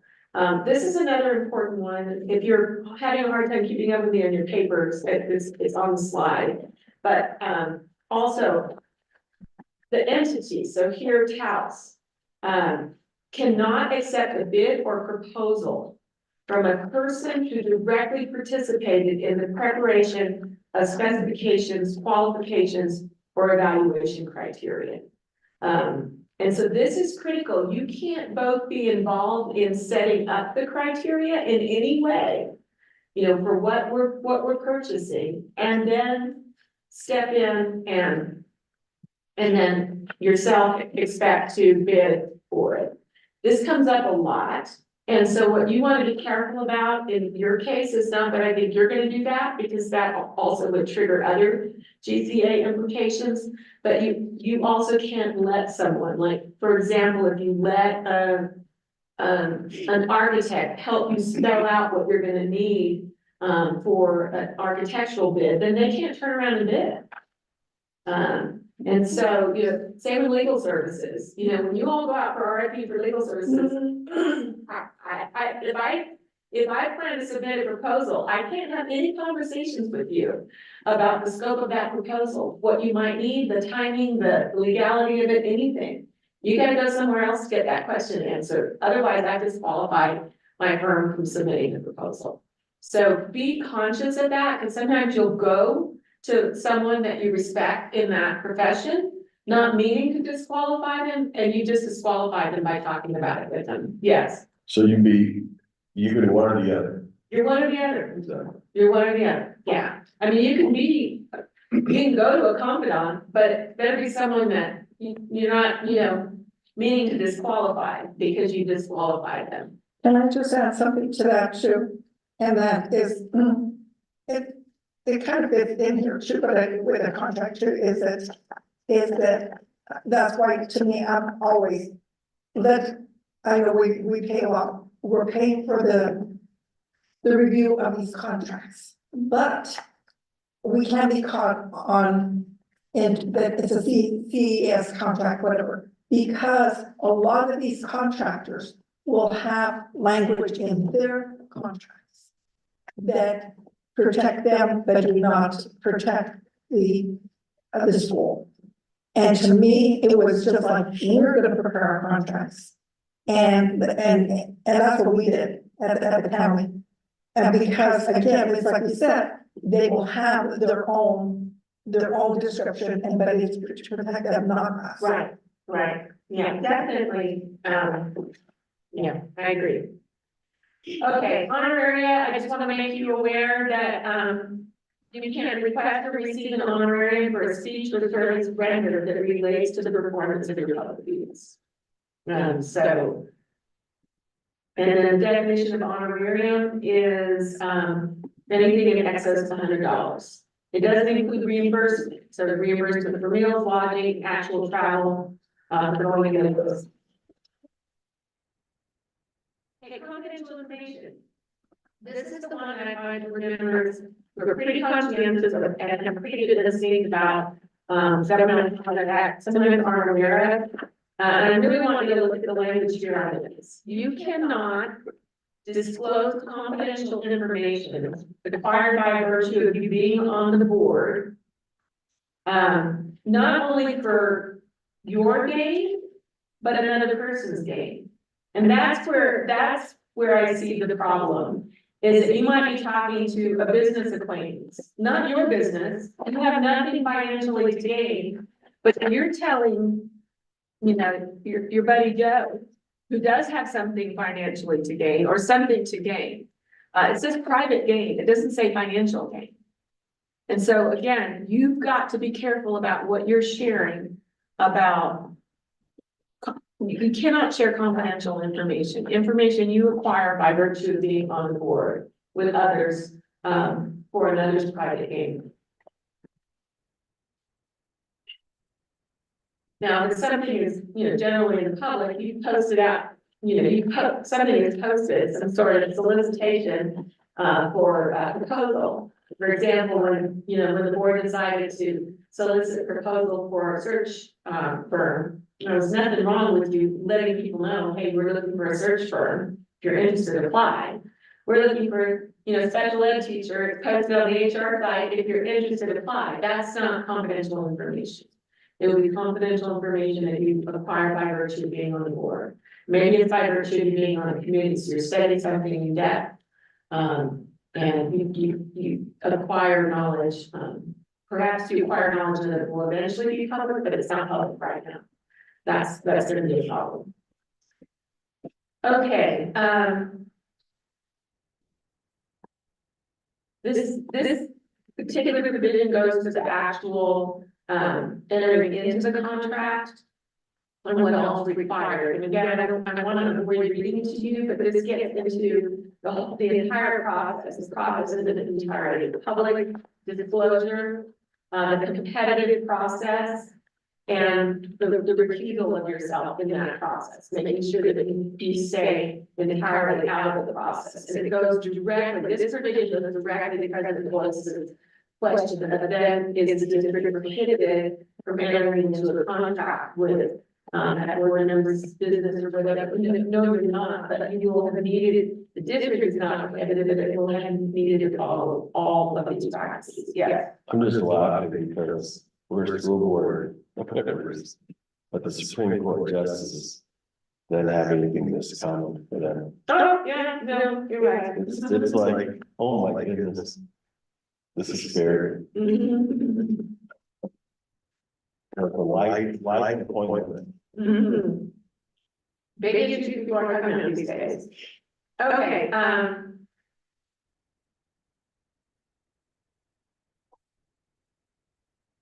this has to do with former officers or employees. Again, I'm not gonna read it to you, I really just want to make sure you have it. And I hate glossing over it because it sounds like I don't think it's important, but it's dense, and I'm aware we've got a lot we want to cover. In fact, I just maybe want to make you aware of the category of GCA. That if you find yourself treading anywhere near it, you know, to call the board president or superintendent and reach out for help.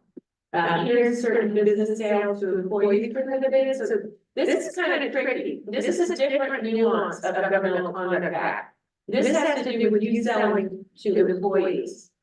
And so some kind of business thing, and let's go through this, because I think it's different from what we've been talking about. This isn't you entering into a contract for goods or services with district. This is about employees purchasing, or you entering into some kind of a sale or a business transaction with an employee. And it says, a public officer shall not sell, offer to sell, coerce the sale of, or be a party to a transaction to sell goods, and it's not just goods, it's services, it's construction, or items of tangible personal property directly or indirectly through the public officer's family or a business in which the public officer has a substantial interest to an employee to provide by the public officer.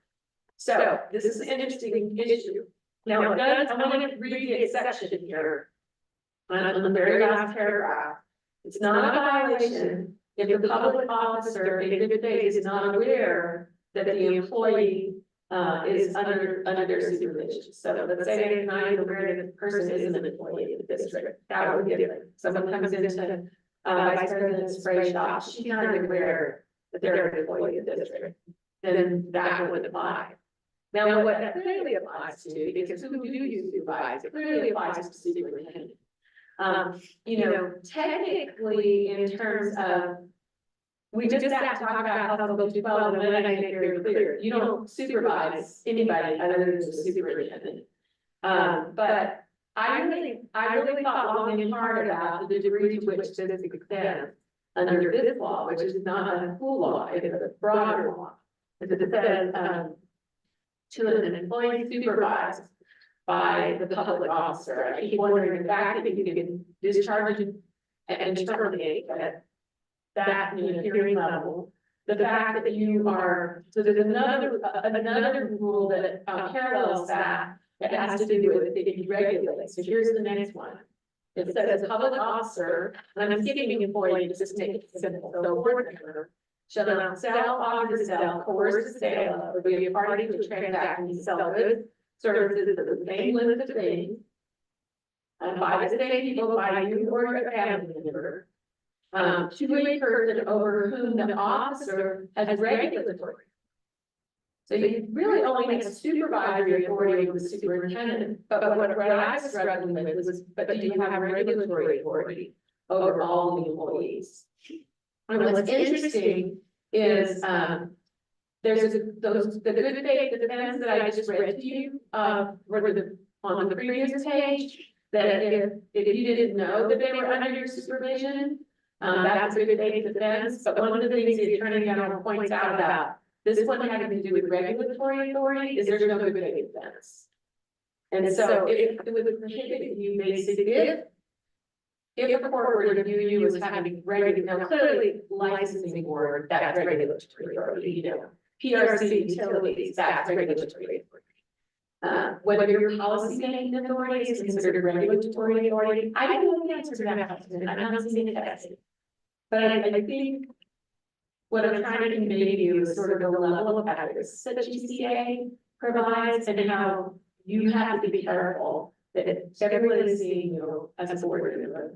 And you've got to be careful about what could appear like you're trying to use your influence, the subtle things that President Butler is pointing out, use your influence for your gain.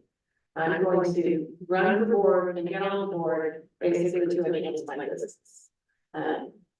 Because that's the beginning of a whole huge part of it. of potential customers. You've got to be super careful about that. And honestly, I did a lot of legal research as part of this to figure out whether I could get any concrete definition of regulatory authority, and I didn't see anything. So I don't know if tested, how broad that would be. Can you come to a board meeting and you have a business, in the community and you're wearing a shirt that says you're in with it? Yeah, I think that would be problematic. I think that's the sort of thing that's problematic. I would be hesitant to handle an employee might use the car. You know, yeah, I would be careful. with things like that. Okay, political activities, I think most of this is meaningful to you, but, I'd like to take a look at it as another meeting, governed by the governmental conduct.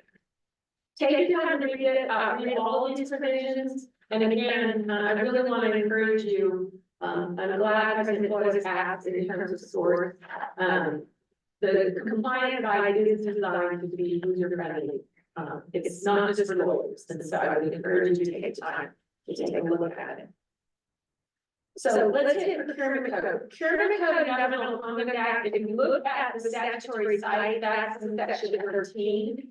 And governmental conduct act is section 10 of the statute. So there are different sections of the law entirely that overlap a lot. For many years, boards were subject to governmental conduct act. And I can remember, I can't remember the year off the top of my head, but legislature extended the governmental conduct act to the school boards. And so the procurement code has a lot of overlap, which is always important to apply to school districts and the school board. Same kind of principles, fair and equitable treatment of all persons involved in public procurement. The goal of it, remember, is to maximize the purchasing value of public funds. That's why, you know, we know how passionate the Secretary of State is about that piece. And so that's why this sort of insider trading type thing is not good, is that's what you compromise. Is you compromise that maximizing purchasing value of public funds. The procurement code is also designed to provide safeguards for maintaining a procurement system of quality and integrity. And so you really want, even if you feel like sometimes you're being overly cautious about it, people are going to figure out that that's who you are and they're going to respect that. So try and develop that voice around it. Now, definition of employee, I wanted to make you aware that how employee is defined in the procurement code includes the board member. So you are technically, even though in all other arenas, you're not an employee, you are an employee under the procurement code because you get a per diem, which we'll be talking more about per diems later, but because you get a per diem, you are considered under the procurement code purposes. The limits on employee behavior apply to you. And one of the things that you can't do is participate directly or indirectly in a procurement when you know that you or a member of your immediate family has a financial interest in the business seeking or obtaining a contract. So again, it overlaps with the GCA, but a violation of the procurement code, you could end up with, you know, both violations of GCA and procurement code, which would be two different laws that you violated. So direct or indirect, and they use that indirect, which I think is important, participation. It means involvement through decision, approval, disapproval, recommendation. So, you know, the public's wondering, why did he or she recommend that? You know, when it ended up helping brother. And so recommendation or formulation of any part of a purchase request influencing the content of any specification, investigation, auditing, or rendering of advice. So back to President Flores' hypothetical, I think President Flores, this definition of direct or indirect participation highlights the dilemma that you're describing. That, you know, when you start trying to root that board member whose business has regularly done business with the district out of all of these things, at some point you essentially render that board member ineffective as a board member.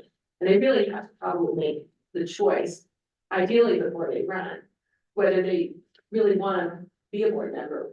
And if so, are they willing to have their business essentially upfront disqualified from doing business with the district going forward? And it becomes, as a practical matter, really difficult to root all that out and remain on the board. So I do want to just acknowledge that in the law, and sometimes it's an awkward crab walk. I'm sure Dr. Layton has already found himself in the crab walk of your that all procurement for local public bodies shall be performed by a central purchasing office. So to a certain extent, even though the CFO and your CPO, your central purchasing officer in the district, is an employee of the superintendent, they also have independent obligations by virtue of that role. And so it's supposed to be a check and balance. It's supposed to be, as I'm sure Secretary Trujillo can even explain in more detail, but it's supposed to be an internal control to have a certain level of independence that your CPO has in the system. Can I add that? I like the word independent because they're also held to the statutory consequences by law. That if they do not adhere, it isn't just the policies that they need to adhere to, they can be fined for not procuring and two different levels. And I think it's important that they understand that, but to me, that's why I was, it's so very specific that like the finance director can be certified, but they're not the procurement office. Right. And that role and they're. And they have to register, so if you go online, it will appear who is Taft Municipal Schools CPO, right? So you can have more than one person with a certification, but you're right, there's only one purchasing officer. So I'll give a perfect example if I may. Anna here is actually certified. She's certified. But of course, her role is executive secretary, but she is. Right, and it's wonderful to have more than one person with the knowledge. I mean, that certification to me is really valuable. When you look at the list of competencies of that certification, it's incredibly valuable. So it's wonderful that you have that expertise, that we have that expertise in on it. That's wonderful. Provides that layer of protection. It's another layer of protection. And even though procuring, it's to get the certification through is valuable to anybody that's preparing for a order. I mean, wants to procure, I don't know what your reasons for getting certified. I didn't complete my certification because I left, but I'm very, very aware of how important it is for them to be educated, and it should be offered to anybody as part of their training, Yeah, if they want to I agree. train. I agree. So I just wanted to underscore, we already talked about it, but you don't have authority. You don't contract for expenditure for salary, but you do contract for the expenditure of all other money. And I don't know, do you all have in policy, the delegation, what's the spending, authority that you delegate to the superintendent? 19. Okay, all right. And each district is different. That sounds to me about right for your size district. Usually there's some kind of dialogue if the board starts feeling like it's too high, or if you start feeling like it's too low in terms of, clogging up certain decisions that need to be made quickly. But honestly, for your size district, that sounds about right. Previously to adopting that policy with all of Yeah, the board, And that- everything over. that would be everything. Yeah, everything. And that wasn't happening. Oh, wow. They had it, nobody was following it. Yeah. Wow. How long did that change? So when we adopted that policy for the anything above $19,999, it had previously been $1. Anything over $1 needed to come to the board, but that wasn't happening. And that's kind of some of the provided in this, special audit and so forth, but, it was really clogging a lot. Yeah, that would pop everything. Our agenda was stacked with contracts and. Yeah, and of course, just a purchase order is a contract. Mhm. And so offering acceptance, and so, yeah, it would clog up So everything. to answer your question, I was like last year, we approved that policy. Wow, Wow. wow. Just, thank you. And I think that, Better board meeting every day. Thank you. Really, that's something. But on the other hand, they weren't following policy, so then we gave them more authority, that's also. But the truth is, it wouldn't be pragmatic. At all, No, I know, absolutely, but still. Yeah. So, let me hit confidentiality under the procurement code. I kind of like sometimes the way the procurement code words things, even though it overlaps with GTA. Unlawful. Local public body employee, which we know you're part of the employee under the procurement code. Or even former, so this could apply to a former board member. To knowingly use confidential information for actual or anticipated personal gain. And here we go again, or for the actual or anticipated.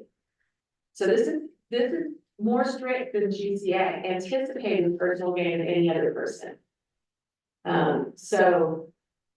Again, you really need to be careful in the community this size, especially because you all, I have no doubt, because of your prominence, every one of you is well connected to the business community. You've got to be careful about this line.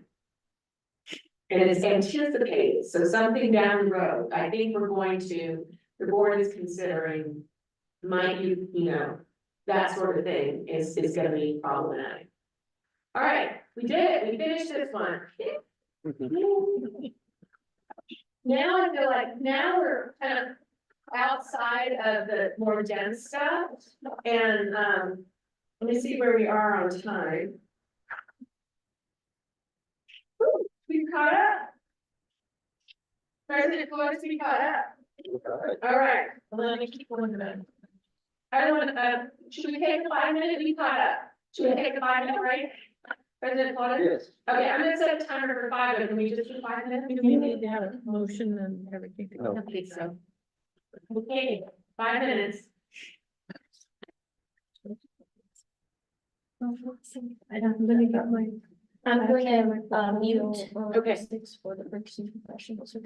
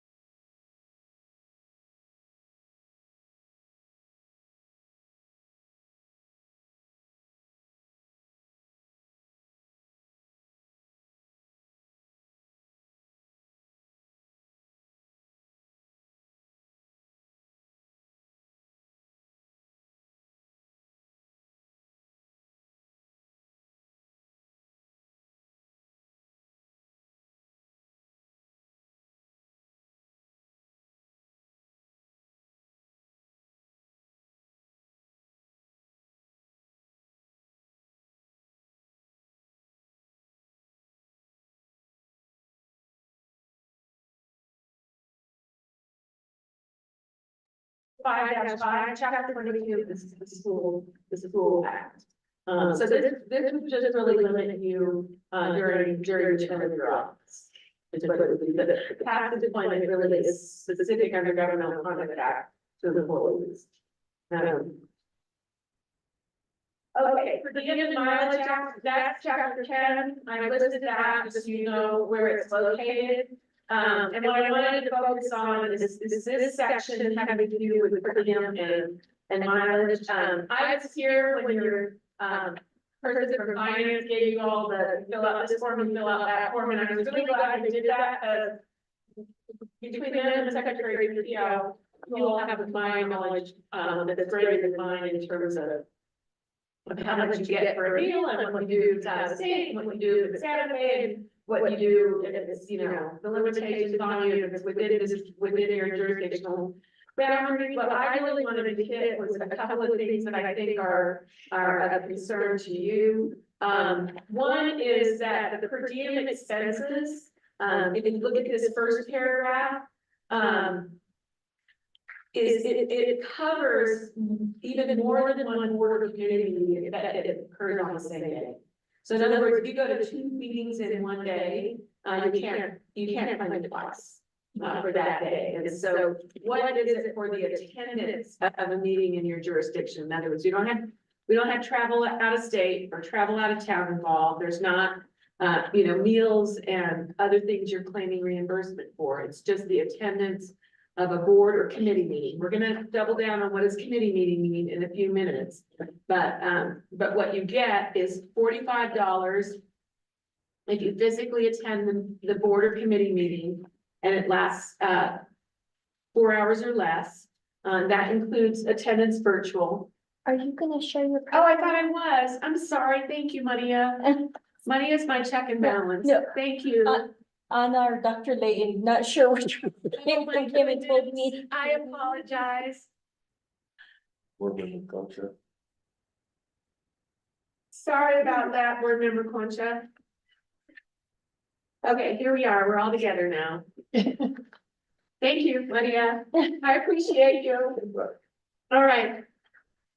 So $45, 4 hours or less. And it does include virtual meetings, so board member Concha is included in this today. And if our meeting lasts more than 4 hours, then it's $95. That's why we try to drag them on. Yeah, I was gonna say.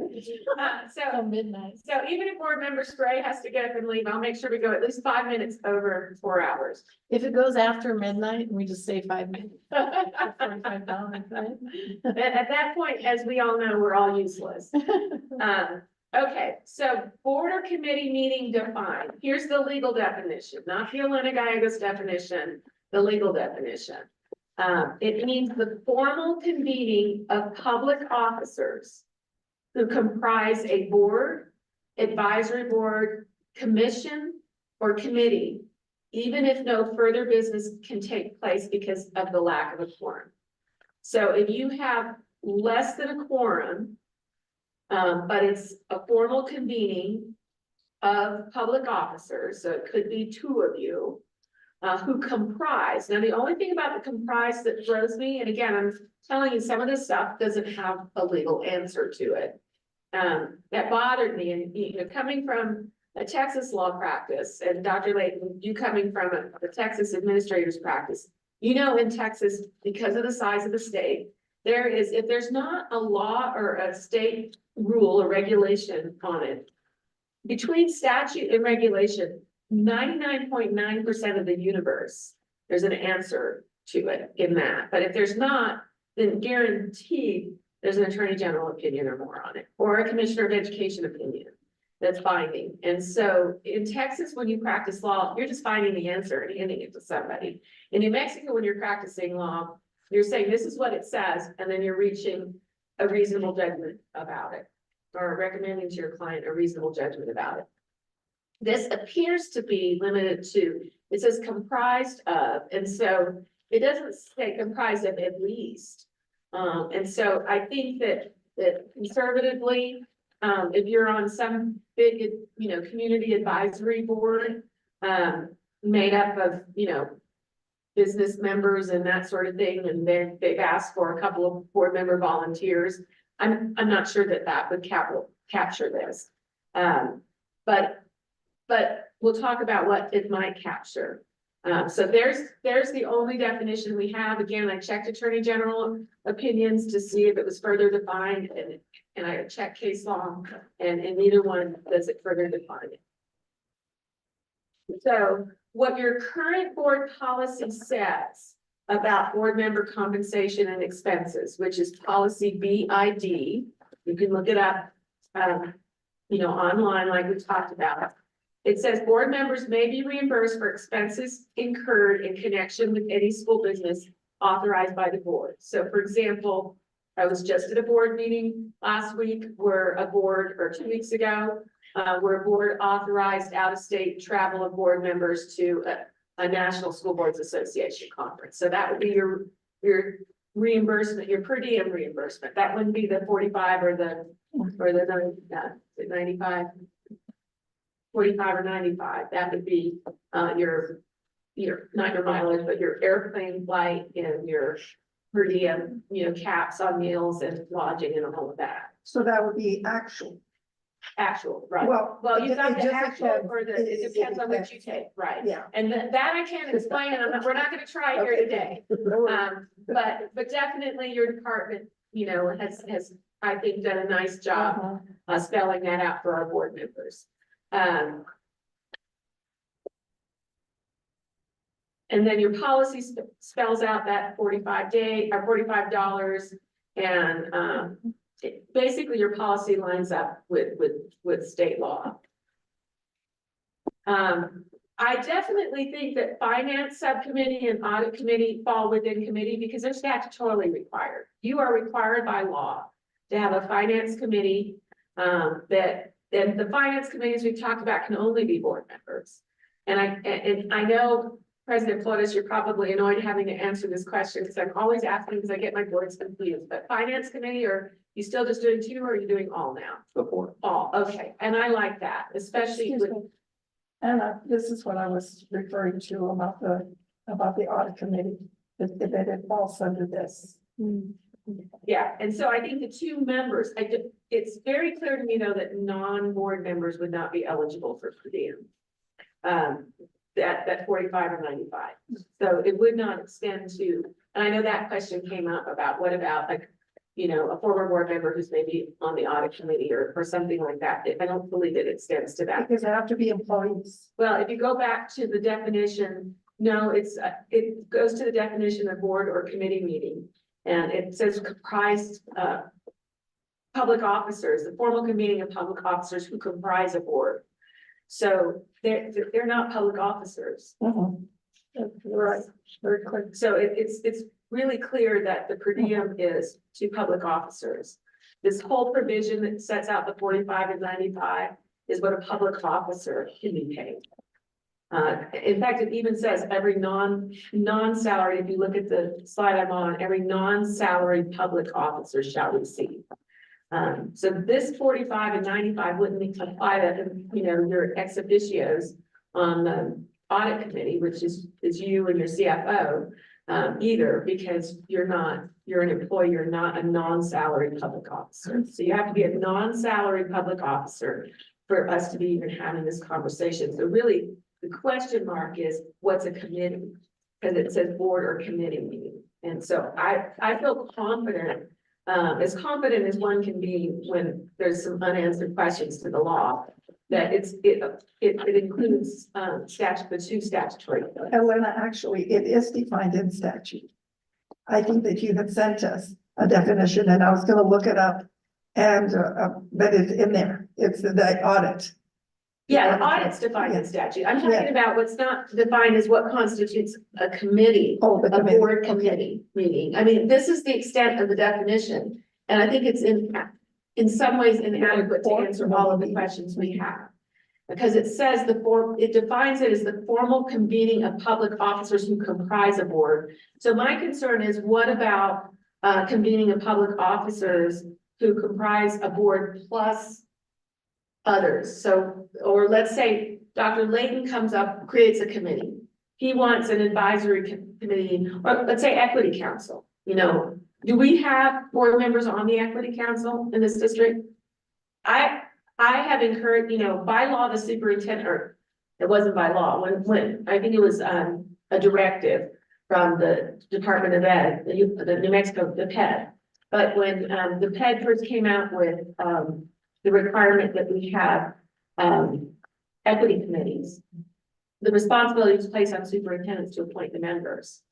And I had board members, you have to. We'll have to ask Dr. Lane, but nothing that the board has been participating I've in. never heard of it. Well- I've never heard of it either. And they should be advising you all, so. Dr. Lane, And he may not know because he just came on board, but is your equity committee up and running?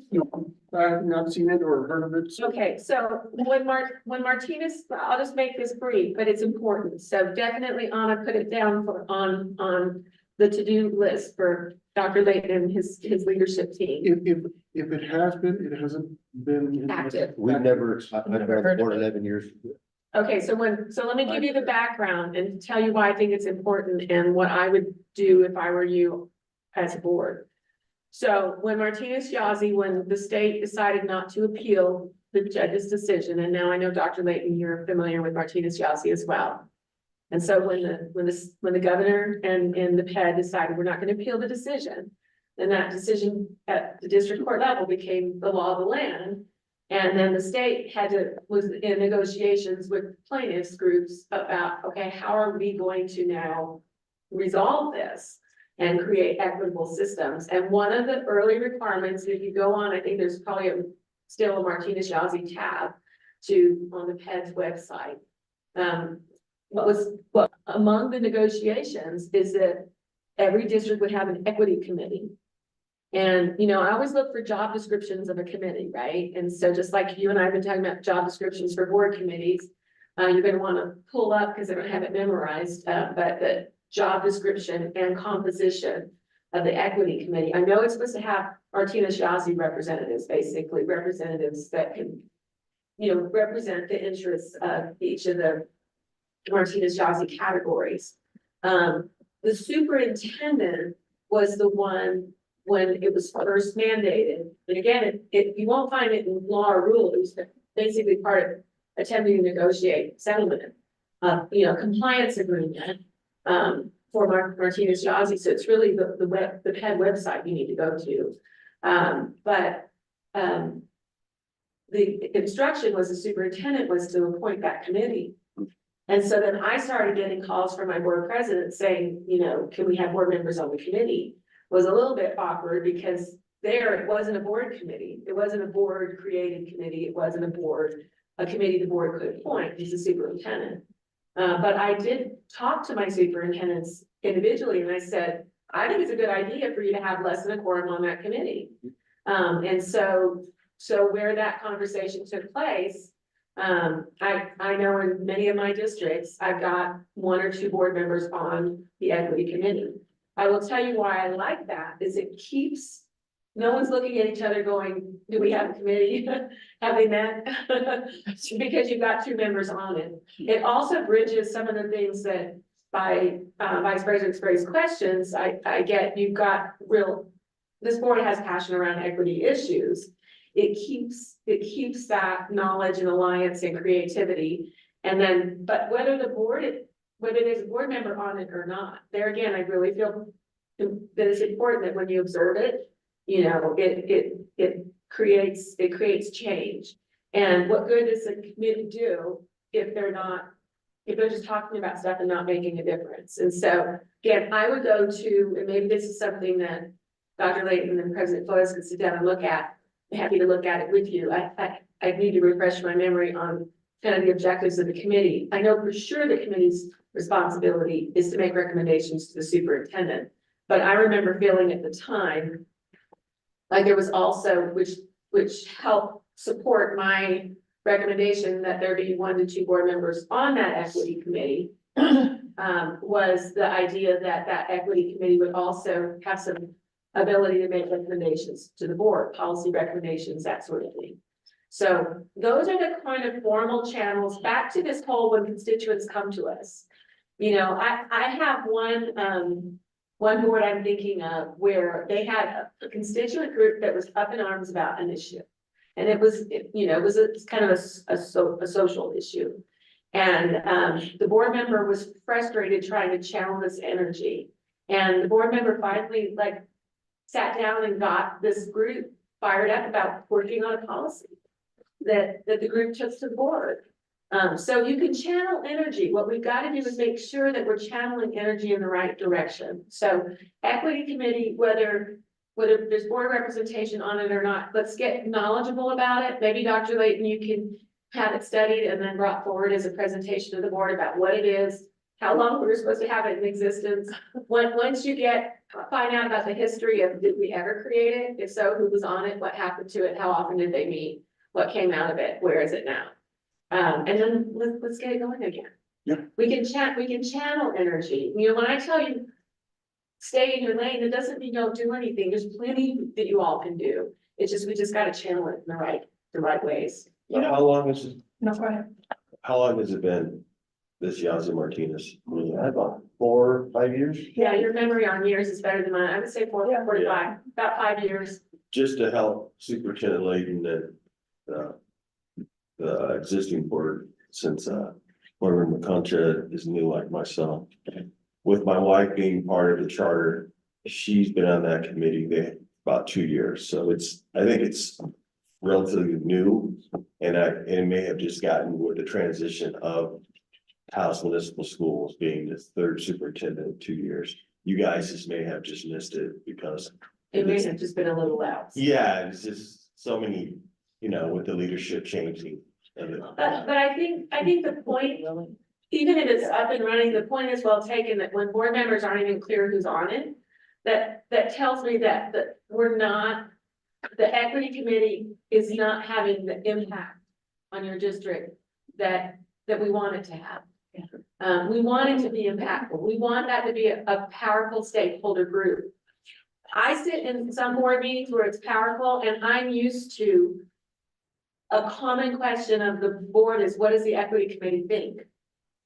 You all aren't even cognizant of an equity committee being active. So I just Googled it. 2018 was the decision. Okay, thank you. So we were, you were close. Yes, it was So 6 during years. Billion Martinez's. Yeah. Billion was. Yeah, but So if there was one. We got a new name, none of us have ever heard, Mark's never heard of one. Yeah. Saturday. And, you know, and board member King is saying he believes that's what his wife was or is on. No, she was. Oh, was on. Now she's here in the district. Yeah, So she shared with me, they're coming together and their concerns. And that's what, and so when you're saying this and obviously President Mark not knowing, and you guys, I just think that because the ebb and flows of the district in the last 3 years, that was not a top of mind. right. But I think if President Flores is aware of it, then that, and Vice President Spray and Secretary Trujillo, what that underscores for me is it almost makes me worried as much if it was happening and you all didn't know about it, than if it wasn't happening and you didn't know about it. Because it wasn't reaching the level to create change. I mean, maybe at the superintendent level, there was a good flow of feedback and changes were happening, but that it never reached your level. And your level is ultimately a policy level. Those are the kinds of things that retreats are about, identifying and adjusting. And of course, I'm so glad that Dr. Layton is doing this so early in his tenure. So, but back to my point on this definition, because that is definitely a superintendent created committee. I don't think you would be eligible for per diem. It's not comprised of public officers. Public officers don't comprise the board.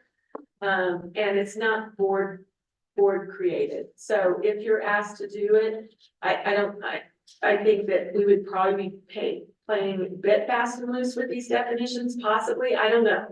And again, you have to decide how much liberty you want to take with these definitions. Can I just quickly comment?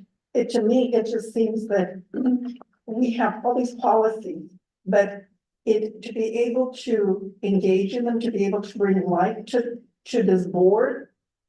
And it's exciting to be able to understand and how they really, apply to us and how we can just, let them do through policy, really govern Yeah, and effectively. And so having that understanding and that underscoring of the equity policy is incredible to me. well, and I just have to say, again, you are here on a Saturday of Labor Day weekend saying how excited you are to have this awareness. I have so much respect for all of you and your commitment to service. I wish that, you know, What? public servants get bad press, but just your statement right there would be just fabulous, good press for the commitment of you and this board. So what about non-statutory committees? Is that a committee for purposes of per diem? One of the things I've suggested, and I have played with this language a little bit, Dr. Layton, since my original email to you, or to President Flores, but you know, possibly some, first of all, I think your sample language, for this should track verbatim the language of board, the definition of board or committee meeting in the law, which you've already seen. So that would be the first part of that in policy. And then my suggestion is that you say you adopt something in policy that says something along these lines. This shall include any committee required by state law, such as the finance committee and audit committee. I mean, that would be a hard one to argue, wouldn't apply because you're required by law to have it. But I added any temporary committee of the board established pursuant, I left out the word two board policies, BDE and BDF, which we'll look at in a minute. And any committee established through a joint powers agreement or interagency agreement approved by the board.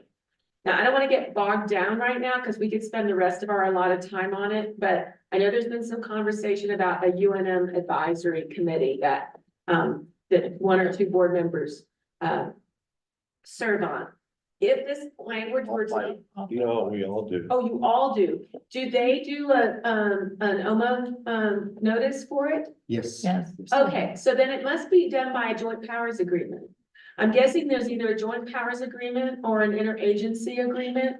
They might call it an MOU, but when it's among governmental entities, it's generally a JPA. We can get a copy of it, then that would put this squarely in it. And there again, I think, Being that it's held on the same day, we can't expect. oh, it's held on the same day. You need to change the day of the board. We are. That's what we're gonna do. That's why one of we're the here. question is, since we're on the subject and not to beat it up, but how does the board go about just changing that? We just kind of ask the UNM house The translator. to change those dates aside from. Yeah, if they'll change them, then that solves it. And just let them know that there's gonna be a, So at our next UNM advisory board meeting, I'll ask Chancellor to put that on the agenda, discussion of meeting dates and times, and as a board, we can make a motion at that meeting to collaboratively change the. Yeah, if it's on the agenda, so make sure it makes. We it still have to the time. agenda. And then they'll, because it is interagency and they're having to comply with OMA, they'll then need to change their OMA resolution because their OMA resolution probably sets out the date, which we're gonna be talking about that a little bit later too, for purposes of TAUS, but yes, that can be done that way. Great. But let them know that there's going to be a stipend that they'll have to, No, it's actually the school district pays for. the school district is still, is going to pay for that instead of UNM. So we would want to. Oh, they Oh, have- according to the JPA? No, because it's a compromise of the board, Oh, okay, you're right. Right. so. Okay, well, we've hit another issue you all were interested in. So for honest to-do list for Dr. Layton, growing, I get it. I'm not naive. So on it, one of the things, if they wanna, we probably wanna look at changing, policy, so adding some language in policy. And I've given some sample language, so it shouldn't be hard. We just want to make sure we identify which policies are implicated and any cross references in those policies. Okay, so, yay, let me see where we are on time then. That was board committees. We're doing good. Cynthia, we may not, or Vice President Sprague, we may You can call me actually. anything. Everybody, leave Call at the me a same good time. cracker, that's what I was called this morning. All right, You make me then. Yeah, right. I make a motion to abstain. how are you guys doing? You doing okay? We're gonna talk about board committees next. Is everybody doing okay? Yeah, we're doing great. Okay. Let me, before Maya reminds me that I haven't shared my Zoom, let me do that right up front. It's Anna. Or Anna. Anna came to tell me. Oh, okay. Anna, you can tell me directly. I'll get to hold up the sign and. Finance, yes, the finance seafood section of the refrigerator. Yeah. Get my digestion in, I'll start week sick, I'll drink one of those in that. Okay, which one am I sharing here? Right there in the back to the left of the picture.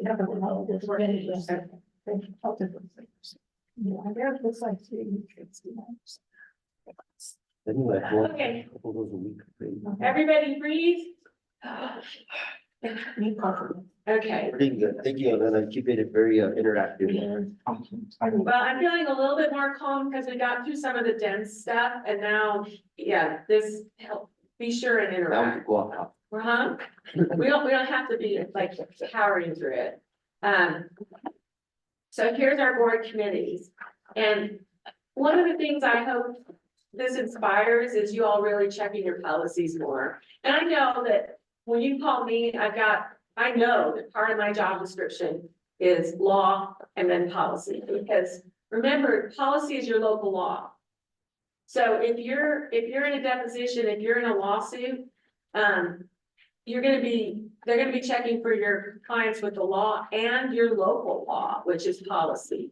And so it's really important that we all think of policy as another area of law we've gotta have some command around.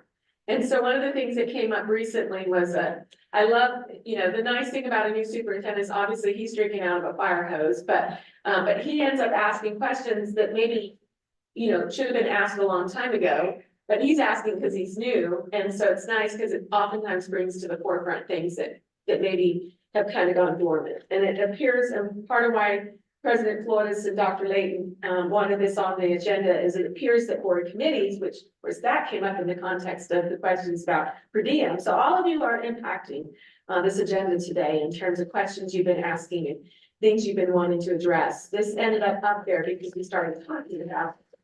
Because I said, well, what kind of committee, the question Dr. Layton was asking, I said, well, what kind of committee is it? Is it a superintendent's committee, like an advisory committee of superintendent, is the board's committee? And then it was like, well, I don't know, we'll know it. And then kind of like every committee, nobody seems to know. So, so as I said earlier, equity committee is not a board committee. The way that it was created by PED, it was superintendent committee. But so now we're talking under board policy board committees. And so, just a reminder too, and Anna, I'm saying this to you and jointly with Dr. Layton, is because the finance committee is meeting as a committee as a whole, you have to fully comply with OMA. So notice, agenda, all of those things. And so we'll need to make sure that we're doing that. So this policy is very generic about, it says though, there shall be no standing or permanent committees. Now it says that are composed entirely of board members that would make the form of the board. Well, finance committee there is a permanent committee. And since it does make up, is made up of the entire board in your case, I do think that we need to change BDE to add the language that I put at the bottom, with the exception of the finance committee. If I may add a comment for the board, so if the board wants to see compensation for the finance committee, we need to schedule those on separate days and board meeting days. That's right. Well, it is a totally separate During the event that you're wearing. Well, and you want that, you want it on a separate day because you want it ahead of then, and we're gonna talk about consent agenda a little bit later. then you want to be able to put the things that you've already fully vetted in finance committee, which is a public meeting, what you've all heard me underscore it on that point, so the public can observe that meeting. And so there's nothing wrong with them because you vetted it. You're not gonna take action in that meeting, but because you vetted it, then you can put those items that have been vetted on your consent agenda, which we'll get into consent agenda later. So I do think though, on the policy BDE, we need to add this language with the exception of the finance committee, and it's in my slides, so there's not really any more that I think we need to change in that. So now let's talk about board, so it's kind of weird, you've got BDE and BDF. So BDE just basically says, you know, your main committee is the board meeting itself. BDF then talks about advisory committees. Oh, am I not sharing? No. I hit share. I apologize. Oh, I clicked it, but I didn't click share. There we go. Okay. I owe Naomi something. This is terrible. It must be frustrating, me trying to follow something and not being able to see it. I apologize, Ms. Concha, for that. Keep me honest and interrupt me, guys. Don't be polite. Just tell me if you notice that it's not on the screen. So we got BDE, which is board committees, and that kind of discourages the notion of standing committees and committees that are the entire board. Now, of course, if they're the entire board, no question, you have to comply with OMA. Once you get a quorum in a committee, you have to comply with OMA. So, so now let's look at advisory committee. And here I really want you, there are legal nuances to this, and I really want to make sure you walk away with an understanding of this.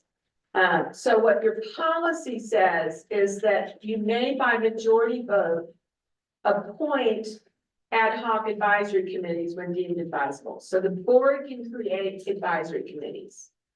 They're advisory, so they cannot be binding on the board. They can only be advisory. That's what your policy says.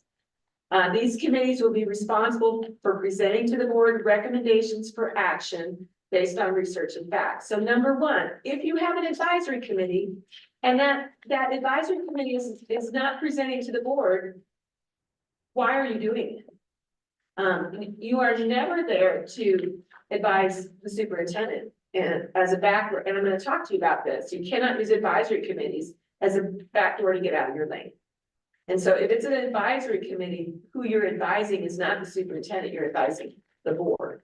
And so that means that there should be a list. Everybody should be clear what the policy authorized committees are, and then there should be a calendar depending on what the job description of the committee is. This is not the first time today you've heard me talk about job descriptions of a committee. And Secretary Trujillo is right, and I'm always emphasizing it. If you go to the statute, there's a job description for finance committee and there's a job description for audit committee. They have some overlap, but they're not the same, and it's really important. And I think whenever you go into a committee meeting, regardless of that committee meeting, whether it's statutory or whether it's board created, you should be going in with the job description so that you stay on what is that description.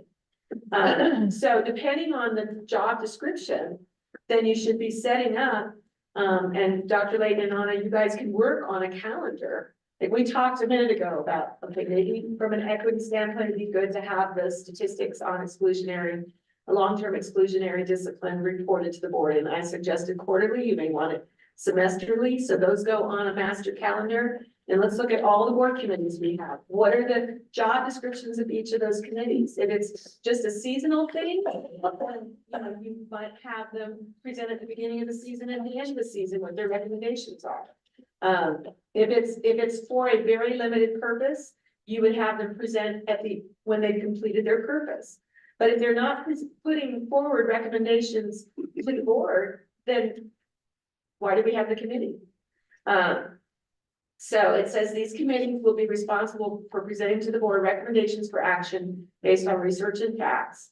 And then any such committee shall be dissolved upon completion of its assignment or may be dissolved by a vote of the board. So if we're not clear whether the committee still exists or not, then we've got a problem with policy BDF. I want to say. Yes. Something. I sit on a couple of committees and I think we do a really good job of what you're saying. Good. I do. And we you come back and constantly present to the board we say, oh, definitely, So definitely. as a scheduled agenda item? Yeah, yes, Okay, Yeah. excellent. because Mark puts on the agenda for a report. All right, then this is affirmation that you all are doing, so we're doing exactly what you should be doing.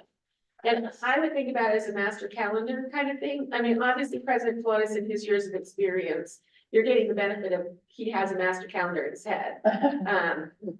You know, he may get tired of the president gig at some point.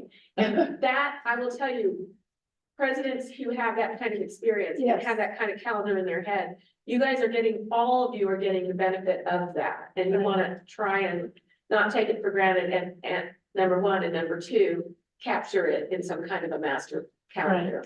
So, and going along with master calendar, I mean, just brainstorming about that is creating a master board calendar electronically, Yeah, because if there's certain advisory committees or committee dates, the board can know that, but that allows also the job description to be attached. right. So it's at every meeting, the job description will be listed. Right, and we're, now I think we're talking about two ideas, and I like them both. One idea is to let board members know when the board is engaging in one of these things that, you know, for sure, for per diem purposes, is a committee meeting. You know, when those are happening, but what I'm thinking of is based on when they're happening, calendaring your agenda, like what time of year do we have? You know, do we have quarterly reports from the, I know there's an art committee, do we have quarterly reports for our art committee, or does that not even make sense, because they're only meeting once a year? So they're only meeting once a year and they're meeting in April, and again, this is all hypothetical, but if they're meeting in April, then do we want the board report to occur in May? Which goes back to when the committee's created. Exactly. We said, okay, we're gonna meet quarterly or we're gonna meet monthly. Yes, I see. yes. So here we are on the next part of EDF, and unfortunately, this job falls on the board president. And it's policy that he can ask for help.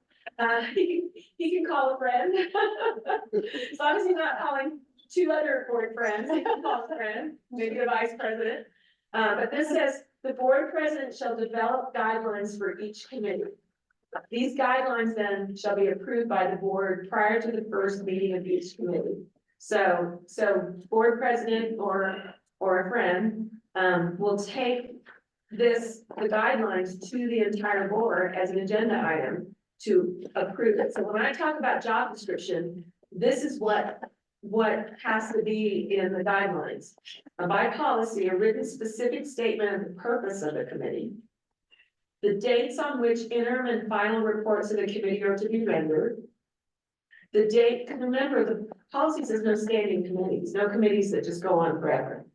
The date or event upon which the committee will be terminated, the extent to which facilities, supplies, equipment, and clerical support will be provided to each committee. Now, that's your NMSBA policy. Now, again, you know, there may be reason to adjust the policy, change the policy, these are your policies, but this is currently what's in your policy, is this BDF requirement. So, it sounds like from what Vice President Spray is saying is that you all have been reasonably disciplined about the approach, but yeah. The one thing I'll say is, from experience on these, not that they're gonna go on forever, but the date on which a final report is gonna be rendered is gonna be arbitrary or dependent upon the event that terminates. Right. You can't always say when the auxiliary gym is gonna be finished. But you could say upon completion of the. Yes, you could. You could, I mean, that's to me a good enough date. Yeah, okay. But we could change the language too. I mean, as you get into, like, now we know we've got a policy. Now we're gonna, you know, renew our fidelity to these policies. There's a lot of, I'm constantly recommending to my districts that they revise aspects, even those that, I try and be, you know, mindful that you all enjoy the policy service. But when I get sent the advisories, you know, I recommend changes, especially when there's legal issues or practical issues. If you're not complying with the policy for a good reason, that there's some problem with it, that doesn't make sense, then I say, change the policy. Right. Don't just ignore the policy because practically it doesn't make sense. I'm actually shocked with Venus. That's what, that's what we are.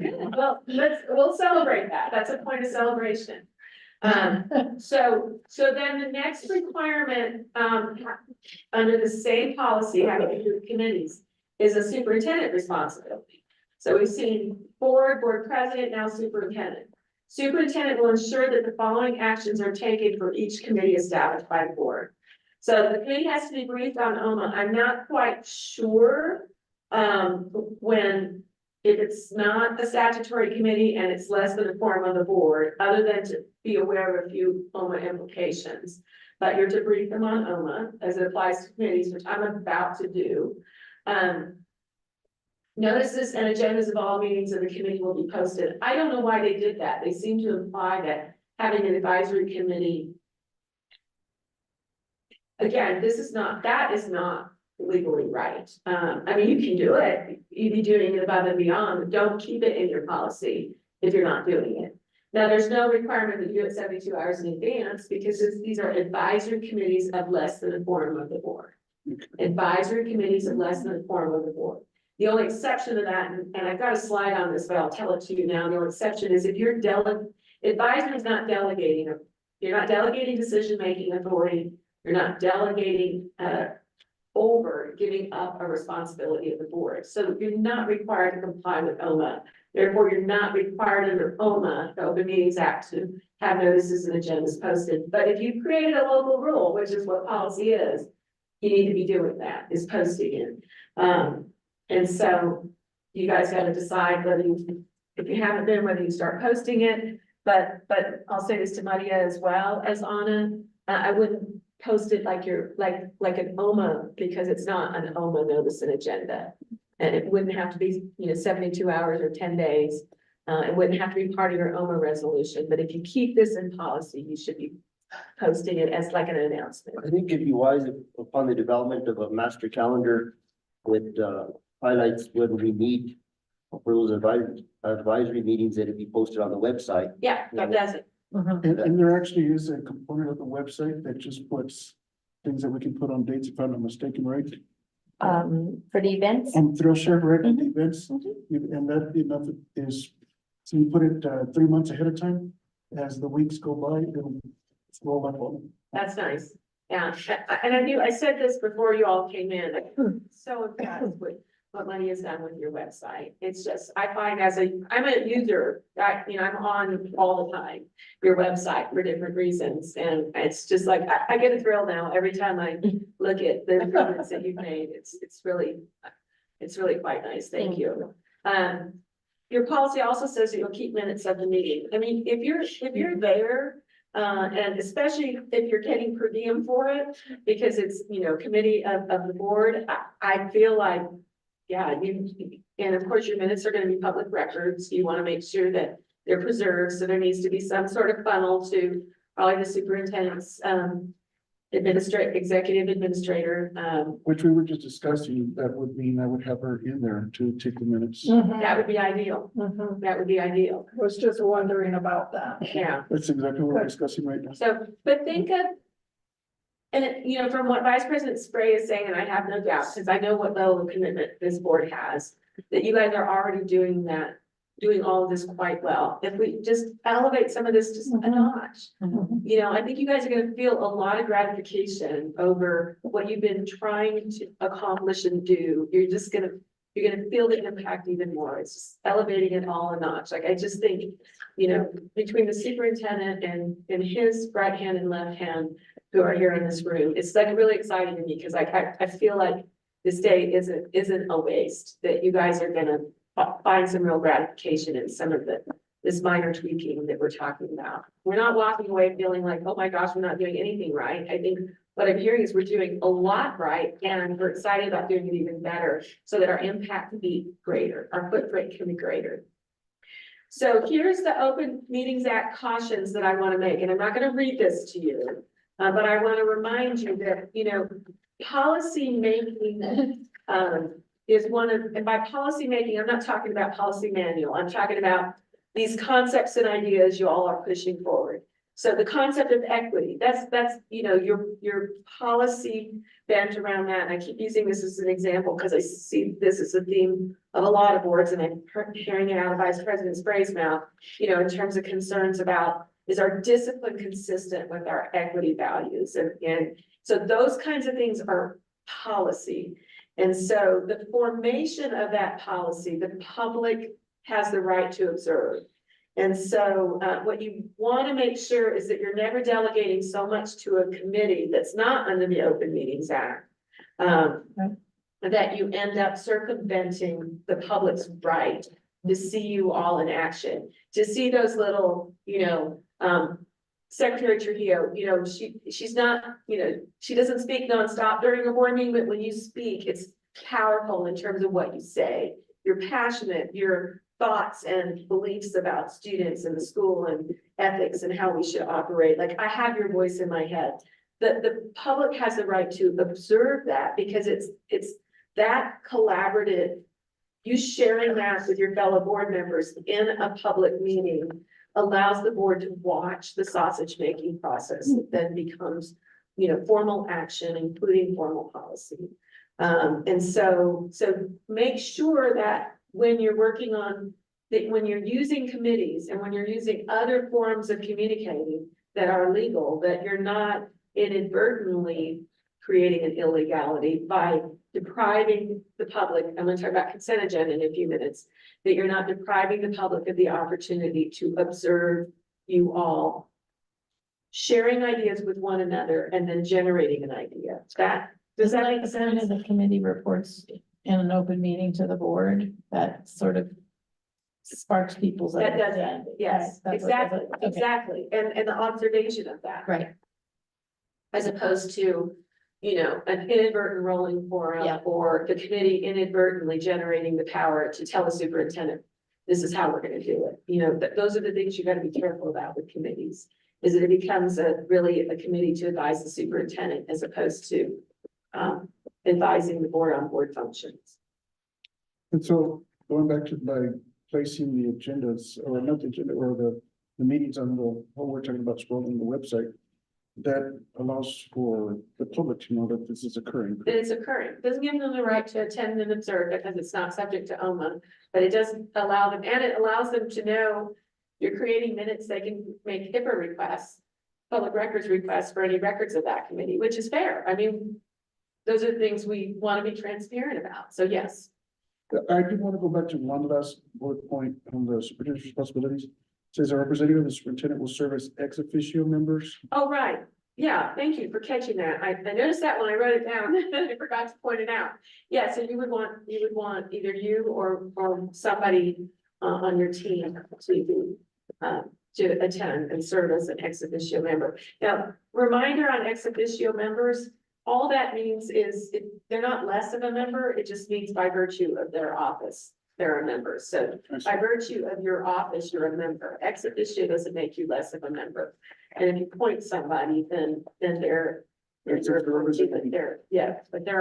member. Okay. Some people think ex officio means you're like a silent member or a non-voting member. You're a voting member as an ex. It would have to say ex officio non-voting, but you wouldn't be voting anyway in these Right. committees, so. Okay, so if you, the other thing I want to remind you about Open Meetings Act, besides its purpose, so that you're careful that in committee work or outside of meeting work, you're not inadvertently violating the spirit or letter of OMA. I want to point out that last bullet that is not often read when we're reading that main OMA provision. It says, no public meeting once convened that is otherwise required to be open shall be closed or dissolved into small groups or committees for the purpose of permitting the closing of the meeting. In other words, you can't go, oh, we don't want to talk about this again, let's break up. Everybody break up, 2, 2, 1, go talk about it. Can't do that to just avoid the Open Meetings Act. So that's why I think it's important we think about, well, why are we talking about it in the committee? Why wouldn't we be talking about it as a whole board? And I think we take care of that. Committee work is good, it's grunt work and not something we necessarily want to bog the entire board down in, but back to what Vice President Spray said, coming back to the whole board with the report, doing minutes, all that, I think helps guard against misuse either under OMA or otherwise. The other thing, and this is also for you, Dr. Layton, in terms of Open Meetings Act, I quoted the compliance guide, I won't read it, but one of the things the Attorney General has said is statutory committees are subject to OMA. So really, I've always advised my boards that even if you don't have the full board need as finance, you should be complying with the Open Meetings Act. Because what the Attorney General has said is that because the legislature thought that committee was important enough to require it by law, then even if it's not a quorum, it still elevates it. So I have also, and we've been trying to get an answer from the state auditor's office, and I'm gonna continue to renew my efforts, or I will renew my efforts to get an answer, because I've had arguments with the auditors. I've told my boards also that I think they should be complying with OMA for their audit committee. You mean in terms of noticing the meeting? Noticing the meeting. Now, you'll do it as a closed though. You'll do minutes that say you went into closed and then you came out. But you know, during the period that before that audit is released, but I also am always careful to point out that there's some functions of the audit committee that happen after the release, and that should be open. That's the follow-up. Right. And so my preference is based on the Attorney General's guidance is that we also develop the discipline of complying with OMA for audit committee, which means then incorporating that into our annual OMA resolution. So I know this is a lot to do, and this Dr. Layton may want to talk about down the road after some of these other building blocks get set. I will tell you though, I got a call from one of my district's auditors a few years back, very frustrated. Why are you doing this? Because they were worried that I was suggesting that a closed meeting should be open. I'm like, no, the exception is the Audit Act. What I'm saying is they need to comply with the notice requirements, including the notice that they're going to do a close. The agenda requirements, which, you know, it's going to be pretty straightforward. You could almost have standing agenda, like ready to go for both finance and audit committee agenda items. But I do that because of this first bullet from the AG. Now, what I want to hit for purposes of the non-statutory are the next two bullets.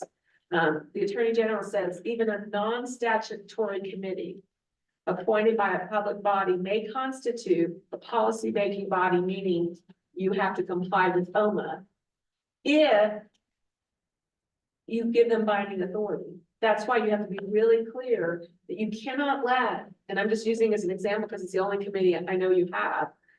If you give me another name, I'll use other examples, but you can't let the art committee make decisions. If you are delegating any kind of authority to the art committee, then even if the art committee only consists of 2 board members, you've got to comply with OMA because you've delegated the authority to them. And so any kind of authority you completely delegate, in other words, it's not purely advisory, you can't do that to circumvent the Open Meetings Act. Does that make sense? Yeah. So when you say put up a notice, for exactly like the audit, that means put it up a notice just like we did for this particular. Yeah, it would be all of the, so we would have to sort through with resolution, and I know we have to have a conversation. And maybe what we can do sometime is have it with Anna included, conversation about your OMA resolution, which Maria, I haven't been able to find on the current one on the website. I saw 2223. Right, and so currently I'm waiting on one more board member signature because it wasn't signed when it was approved back in April. Okay, So that's what I'm currently waiting on. okay, I would right now put it up anyway, and then when you get the last, because the signatures aren't, the only reason I added the signatures to OMA is a way to document that you all had read it. But signatures aren't required for the resolution because it was approved by the board. So I would go ahead and get it up now. And then when you get your last signature, then just just refresh it with the one with the signature. Ms. Helena? I'm sorry, one last question, Secretary Flicker. So for like an audit committee, when you say audit, does that encompass anything that falls under audit? No, it's a statutory committee. So I can send, because I know you weren't part of that. This was before you were superintendent that we did that part of the retreat, but state statute, so NMSA chapter 22 I don't have the section memorized, but, it's one statute and half of it is the requirement that we have an audit committee and who has to be on it. So it's the audit committees under the Audit Act is what it is. It wouldn't be something that you're doing an audit of your curriculum. That's not, and forming a committee, that's not an audit committee. Forensic audit, especially. Yes, yes, They do follow. they do fall under it. It's going to be, Yeah, anything under the Audit Act. So your regular annual audit and your forensic, your special audits. okay. Yes, yes.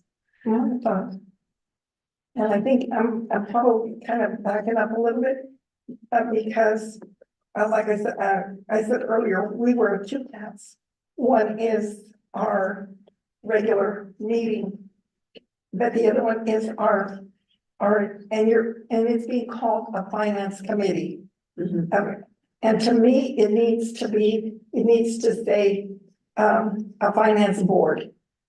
Well, And I say that only because it has to, from what I'm hearing, it has to totally be a separate, like the one we did for the budget. That was finance. And anything that has to do with like the audit, the finance, part of it, or even any policies that pertain to finance. I okay, think well, I want to be careful about this. I really think, and we talked about the last retreat, and I apologize for not, I didn't bring those materials again. But I think it's really important that we develop a discipline around when we say finance subcommittee, which is what the law calls it, we're talking about the tasks, and there's a list of tasks. We're talking about those tasks. And its composition. So what we know from the law is that, first of all, only board members can serve on the finance committee. And it has to be at least two. The reason you can get to do all of them is because it says at a minimum. And so you guys are electing, which I support, you guys electing to do the entire board. You only want to perform those functions. The reason I say not finance board is that is actually a separate statutory concept. And no, it's not, that's one of the things you're fulfilling by having your finance, but you're always, as a school board, you are a board of finance. And when the PED removes boards, sometimes what they remove, and I've seen this happen in other districts, is your board of finance is, that part of your role is removed. You may still sit as a board for other things, but the PED can take over finances by removing your board of finance. And see, that's what I'm trying to say. There's two functions, totally different functions. And it needs to be clarified that that do we have to have a separate agenda? And No. No separate agenda, okay. No, not for when, I mean, you're always, so when you're carrying those functions into your broader board meeting, no. Okay, You don't have to say, okay, this is our board meeting, this is our board of finance meeting. You don't have to do that. But when you said budget committee, that made me nervous because a lot of districts, so the finance committee by statute is also has some functions in terms of making a recommendation to the board regarding the budget. But you can't have non-board members on the finance committee. So if you as a board, a lot of districts will have budget committees that include other stakeholders, but that doesn't substitute for your finance committee. So when I ask boards, my boards, sometimes, I'll say something about finance committee and then they say, oh no, we call it a budget committee. Well, but that's only one subset of your finance committee responsibilities by law, number one. And number two, then I say, well, who's on it? Oh, well, we have parent representatives. Okay, well, then that's not your finance committee because you can't have non-board members on your finance committee. So if you do a separate budget committee of stakeholders, that's a separate thing. see, that's than the the finance committee. the separation or the identification. Identification. The identification of what they are, Right. because it's, and I say this only because that's the function that when I presented, like my investment, anything that had to do with my investments and to the commission, we had to close that meeting and open up a new meeting, totally a new meeting with a new agenda, everything totally separate. Yeah, no, you And don't have to it's do not that. necessary here. So, Not necessary in terms of finance board, okay, not necessarily in terms of finance board. Okay, clear, thank you. not trying to keep anybody quiet, but I'm gonna pick up speed a little bit again, because we're just a little bit off, not too far off, but we're a little bit off. The point I'm trying to make on committees, that I wanna make clear, is do not use your committees to get, as a way to get out of your lane behind the scenes. I don't want you, well, I'm on the law committee, and so now I'm on meeting with Dr. Layton, and we're gonna meet for 3 hours, and I'm gonna ask him all these questions and advise him that he do this or that having to do with that issue. You cannot use your being on a committee to get out of your lane. So, what I wanted you to see, and Mac, having to do with your lane, and if you'll look up at this slide or look at, down, if you've got it in front of you, is just a reminder that in state rule, you've got an obligation not only to employ and evaluate your superintendent, but you've got a legal duty to delegate administrative and supervisory functions to the superintendent. It is not your job to engage in administrative or supervisory functions. And in fact, by law, this is not my words. These aren't my words. These are the words of the state rule. You're to refrain from involvement in delegated administrative functions. And so the only thing that worries me when I have a board that has a lot of committees, that's sometimes a red flag for me, and I'm not saying, because obviously I can't even name their committees, I don't know how many you have. But when I have a board that has a lot of committees, I start worrying that those committees are being used as a way to put pressure on the superintendent. Remember, you're there to advise the board in the board's role, not the superintendent in the day-to-day functions. And you're looking at me with so much bewilderment that I'm not worried about you guys, I'm just cautioning you because you've asked me to give a retreat. This is a vulnerable point. Your counsel, you have. Yeah, this is a vulnerable point, so, Yeah. you know, if it's a, I know that property and land, so if it's land, we're not gonna use that to start pressuring Dr. Layton about what he should do, if it's art, whatever it is. This is, what is the board's function in that category, and this goes to the job descriptions of the committee. What is the board's function? Is it policy? Is a recommendation, obviously the purchase or lease of land or sale of land is board function. So if there's that kind of a committee, obviously no decision-making authority, but possibly some, so the role is to recommend. But the role isn't to get down into the weeds in that recommendation either. And so then you want to be careful too about if you're an ex officio member of that committee, you want to make sure, especially if you delegate who's going to sit on the committee on your behalf, that you also don't let it become a runaway train either. So, which kind of leads to a question I was about to have is, in the committee itself, whatever amount the committee members there are, which I guess we would set before the committee makes, right? We want 3 or 4 or 5, whatever members. Is there a lead member that gets everybody organized? Yeah, I would recommend that the committees appoint a chair, and you can put that in the description of what they're to do is, appoint a chair, and it's usually. You got 2 members on a committee, but it's the chair that is typically the spokesperson, just like, the president, and if the president's not there, then it's typically the vice president, who then will perform that function, so the chair would be the one that would give the report to the board with the other board member chiming in. Yeah, I think that they're, like, I would think that the chair would be the responsible to make sure everybody gets the meeting date Yeah, and all this, yeah. that need to, so on and so forth. Okay. Yeah, except that the truth is, they rely on the administration, yeah.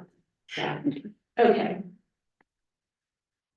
So here's where I couldn't remember where I cited the Los Lunas decision, that they removed the board. There were lots of grounds that they used, but I wanted you to see that in their printed, you guys know in my material I quote a lot. I know it makes it dense, but I don't want you quoting me. I want you to have original sources. And so I think that's important. I don't like when lawyers and summarize everything so much that you just get stuck saying, well, this guy was said. So this is straight out of that decision that removed that board. And it cites to the statute. It says provides that the local school board shall have certain powers or duties. And it cites to the policy employing superintendent fixing the superintendent's salary, reviewing and approving the annual budget, and certain other functions listed in the statute. And then they go on, that was not followed when the school board members were participating in discussions pertaining to specific employees' personnel matters. And so that was one of the stated basis of the decision for removing the board as a board, which benefited the Secretary of Education appointed by the members. So now that did go to a lawsuit that, of course, the individual board members who were party to that lawsuit had to fund themselves. And 2 board members were reinstated by a court. But regardless, I wanted you to see that this can happen, it does happen, and that's why, you know, I take it seriously, and I know it's important that you take it seriously. We've already discussed this slide, I just put, again, as a committee, you're probably gonna get deeper into fact finding than you might as a board as a whole, and so I just wanted to remind you, you know, you want to be careful not to end up on a committee because if you think you might have a financial interest, or you may think that you might be under pressure by people in the business community, you know, to give them intel, I would stay off the committee. You know, I think it's helpful to have people on a committee who know something about what it is that the committee is talking about. You come with expertise, it's fabulous to have that. If you're an accountant, you know, I'm gonna want boards that have accountants or boards with, you know, secretary for your background. I'm gonna want you on the finance committee or the audit committee, you know, you have an area of expertise. So I'm not saying that you should avoid your areas of expertise, but I really think that you also need to be cautious about, especially at the committee level, because it's not the same as the spotlight of these board meetings where not only are we streaming, but the public can comment, all of those things. We just want to be careful about, if I'm on this committee, what are my governmental conduct and procurement code and ethical obligations before I join this committee, and then stay on guard on those things throughout, including sharing of information with others. So this confidential information, you're gonna acquire information by virtue of being on a committee, you share it with somebody else. It doesn't even, you know, the law does not say just for financial gain. And so if it's private gain, you could run afoul of either the governmental conduct act or the procurement code. So I quoted all of those again here, so that you can sort of see how some of this can play out in a particular context. And we're done with that. All right.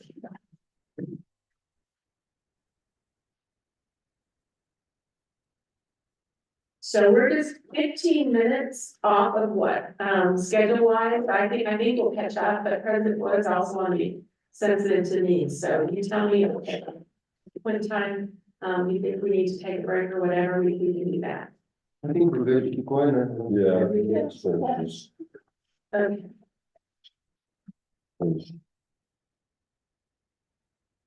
Okay, we're now on the board of open meetings act and board norms. That.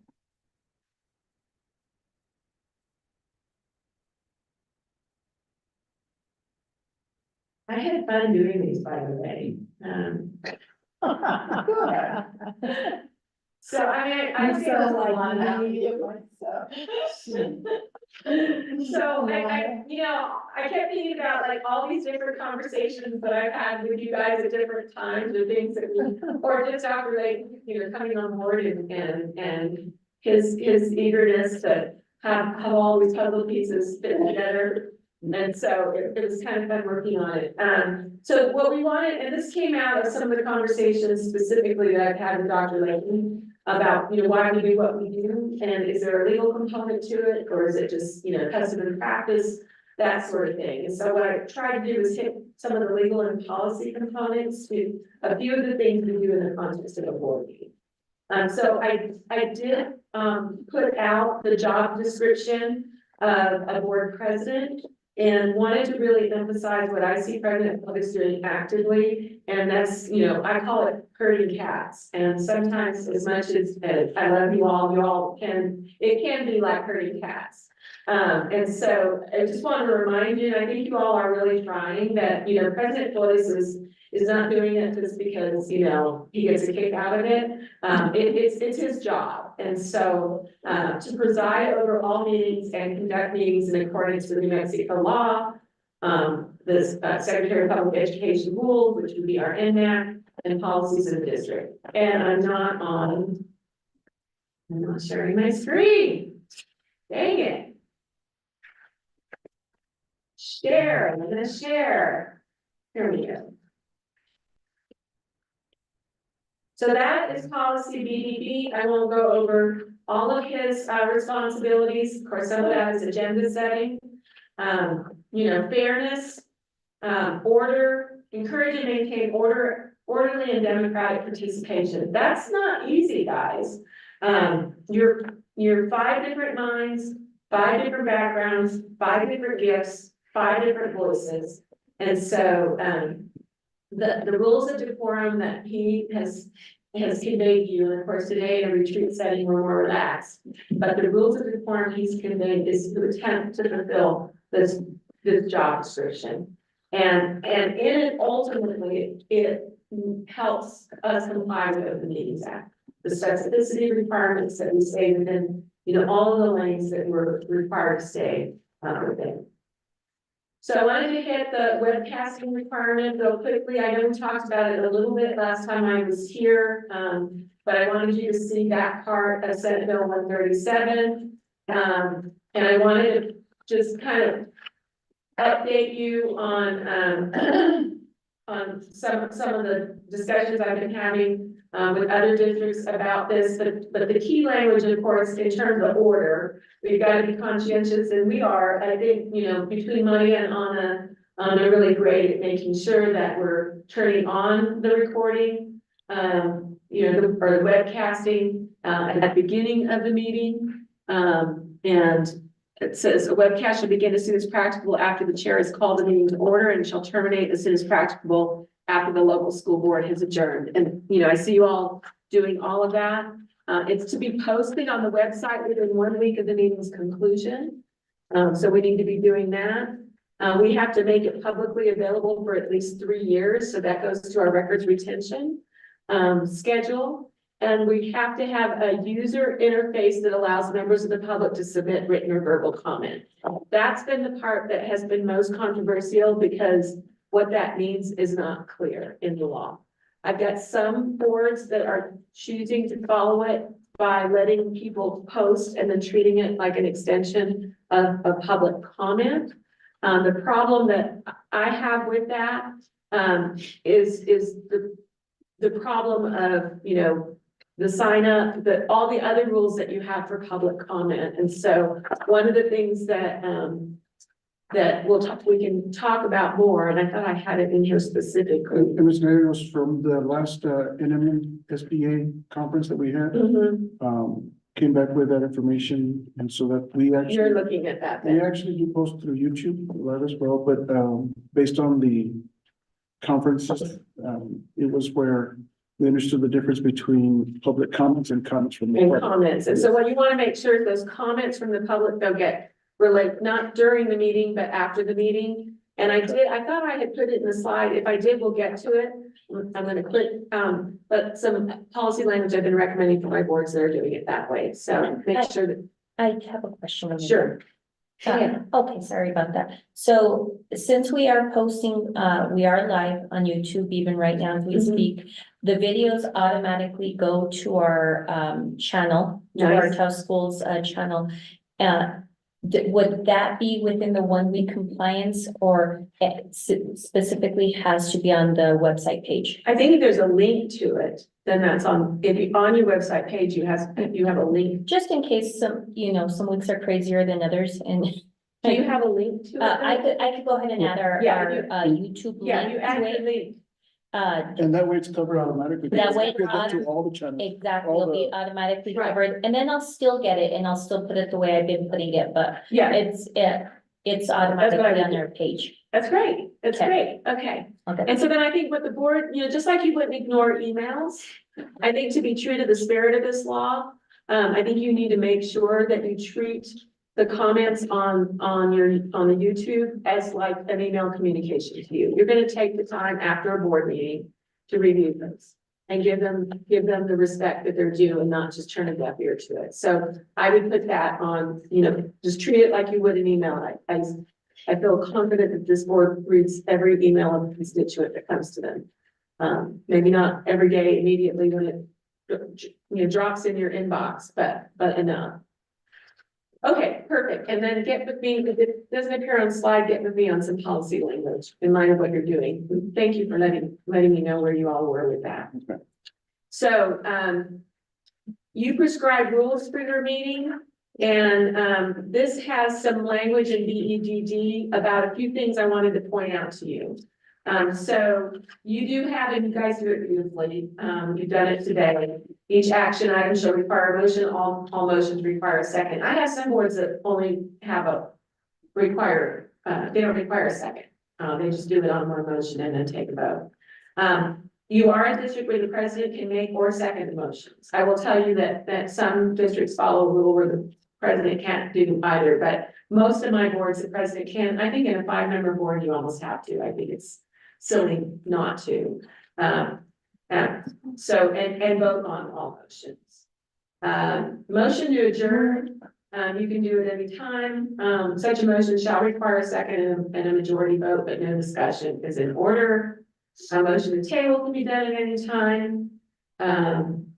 Rules of order may be subject to suspension only upon the majority of the vote of the members of the board present at that meeting. And board president, if there's not a rule of order that's in policy, then the board president can consult the manual and parliamentary procedure for small organizations. So that really answers the question, are we subject to Robert's Rules of Order? Well, Robert's Rules of Order is not written for small organizations. Now, there's adaptations to it. I go to, in fact, I'm laughing, I almost brought it today so that you all can see it, but I'm working on the material I have right on my desk. It's faded now, because somehow it ended up in the sun, but Robert's Rules of Order is for dummies. So that's what I reference. You said, Anna found a laminated, Placement? I have. Yeah.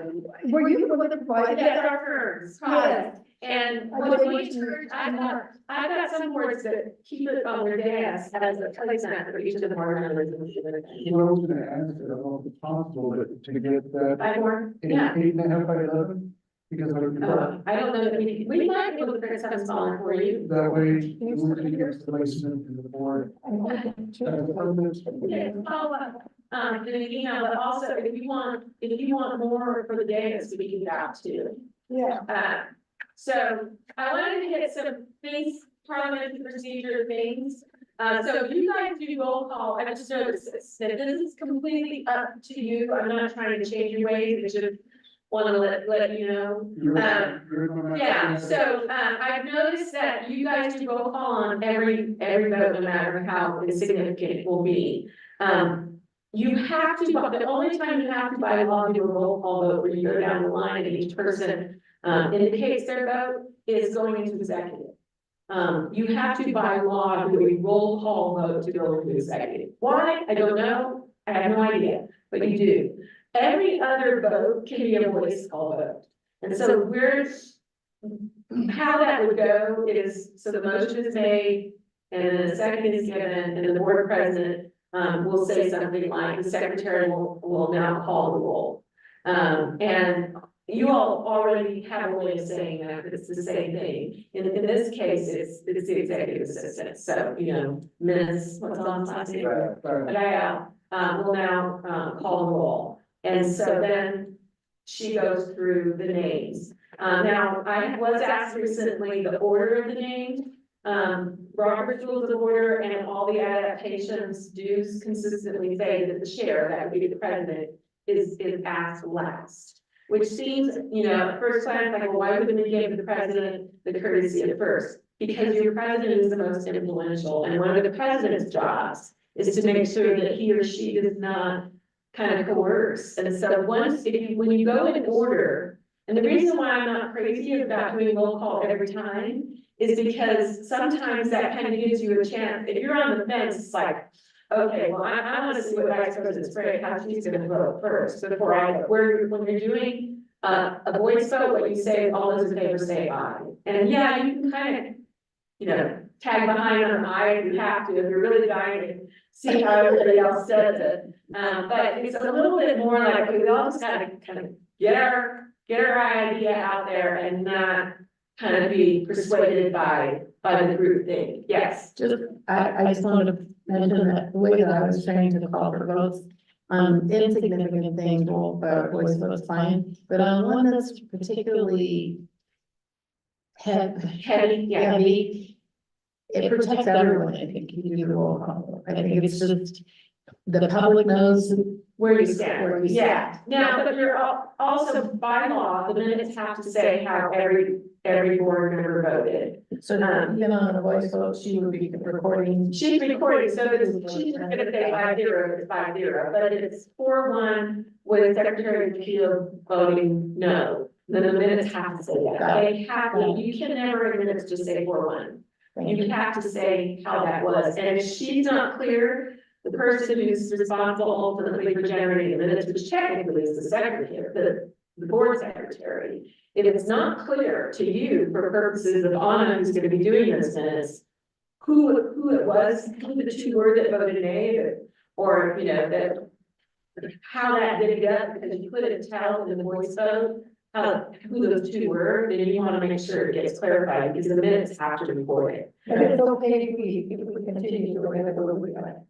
You can continue to do it the way you're doing it. The only thing I'm suggesting is think about, you know, for expediency purposes, it might speed things up. Yeah, I generally say that it's it's really something significant, sometimes you do want to, it's also like an exclamation point, have it go. But you also might want to think about, and I don't know, because I'm not up there voting. But is it sort of a, does it cause you, is there sort of a pure pressure? As it's coming out on the line? No. And then I would think about the order, and I can't remember, I haven't paid attention to the order you do it in. I know you don't go first. But That has flipped though. it has flipped? In the last couple of meetings, you haven't been here. Oh, okay. And I don't know if Anna consciously did it. She's gonna miss. Well, no, she started through President Mark and went down. Okay, And I think she did it once as roll call, and then she did it a couple times, and she went back. yeah. Typically, she starts on that end and. I was gonna say, usually it in my experience is it usually goes from the two board members that aren't officers. Right. Not that they're, but, and you, oftentimes that's a seniority thing, that those who aren't officers are your newer members, that's very common. Mhm. And then it goes up the officer row, secretary, vice president, and you're seated in that way, so it works that way, but I wanted everyone to know that the reason, and I saw it in numerous parliamentary guidance documents, that the president, the chair, that would be you if President Flores isn't here, is the reason the chair goes last is to not sway the other members. Right, definitely. Well, also, you want to make sure that you don't do any voice votes if it's gonna keep us under 4 hours. Just God forbid that voice votes keep us under 4 I hours. think that's kind of what we're talking about, like, I don't know, I'd rather pass up $45 there's and get a to bed. contract going up and it's a real simple vote. It's just all in favor. All those opposed. Is that what you were? Yeah, I mean, and you can play with it, but if decide you're in that. the habit of doing it, I'm not trying to convince you not to do what you're doing, I just want to let you know you have a choice. Okay. And ultimately, it's President Flores' call. And you make good decisions on that. Thank do. you. Yeah, you do. You know, You're out of line, sir. that's funny that we're talking about this, because sometimes when we have discussion, and obviously there's no one here, but sometimes you're looking to be respectful, so someone's presenting, and then we have a question. I think just something you can just see what's the latest, but have a little light so you can see if we have a question, because you're looking over here to be courteous of our presenter. And then, That's a good, yeah. yeah, and I've been thinking about this, and then we don't have board member culture here, but, so we've got all these people, you're looking over here to be respectful, and then so we could like just get a little light and you'll go, okay. So if everyone has a, if you have a question, it's a green light. Or the light's not even, and so everyone, you've got every board member, and then it's like, oh, I said their light's on. Then you just Oh, say, leave me, because I usually look for that, and then I'm always going. yeah, so You fucking. I don't know if there's something out there. I might be doing this out of jest, but we can do like the restaurants where we put a flag up, the question. Yeah, but the problem is. How about a little ballot? Yeah, he's not gonna see it. What they used to do was if you had a thing, you just do this. There you go. Only a- But- That's all it is. But President Mark doesn't see that because he's looking this way. But the other thing is, if it's significant, I'm used to, Maybe we on the should lectern move the being right podium- here. Move the podium to where, Yeah, as That's long what as the the- applicant can get at. That's not a bad idea. But I know when I have to get up to a lectern at most of the board meetings, I attend my backs to the entire audience. I think you do that here so that, you know, they're also facing the audience, which is courteous. Right. But I'm used to usually the audience being completely at my back and being like this in front of all of you. or we can Makes- change the setup where the Maria superintendent, me, or the president, where, so what, we can get a visual on the board members, because board member King is correct, and I always try to put my attention on the speaker out of Right. respect and to engage and listen, and my peripheral is not there, so, you know, like, Do you feel you don't have enough chance to speak? No, President Mark is not No, like, he's right. nobody's correct. Yeah, I know we've had different things and there's different comments. And he's not seeing us, so I was like. But I think that's why it's critical in that aspect to get the chair's attention, like share. Right. and to, you know, verbalize. You can just say, Mr. President. Yeah, but I Rather than think saying- what, cause I watched you, Mr. King, and I will say that you're trying really hard to follow the rules of decorum. And so oftentimes, you know, you are raising your hand and not verbally interrupting because you're trying to follow the rules of decorum. But and you're trying to be respectful, so like, I totally get it. And I don't know what coping constitutes, but you're. Well, that's it. In all of this. Harassment. Sometimes I just think like this, the mark and the point, I try to not hit these and. But if you change the order, then you can see it. What's the order of seating, or you move the podium, or the lectern, I should say, either one, and it will accomplish, and maybe you play around with it, including whatever renovations you guys are doing, these are things I I think it'd really. be a good idea, maybe if we possible move the podium over Yeah, here, the but then podium's kind of- I don't know But that that's to the what the- owl. hooked up to Maria, so that kind of is goes. I will say, President Flores, that we're looking at revamping a little bit electronically our board room so that it's more conducive and this doesn't become an issue. So that being that itself. That's cool. Okay. Okay, But Let me I'm gonna see if there's.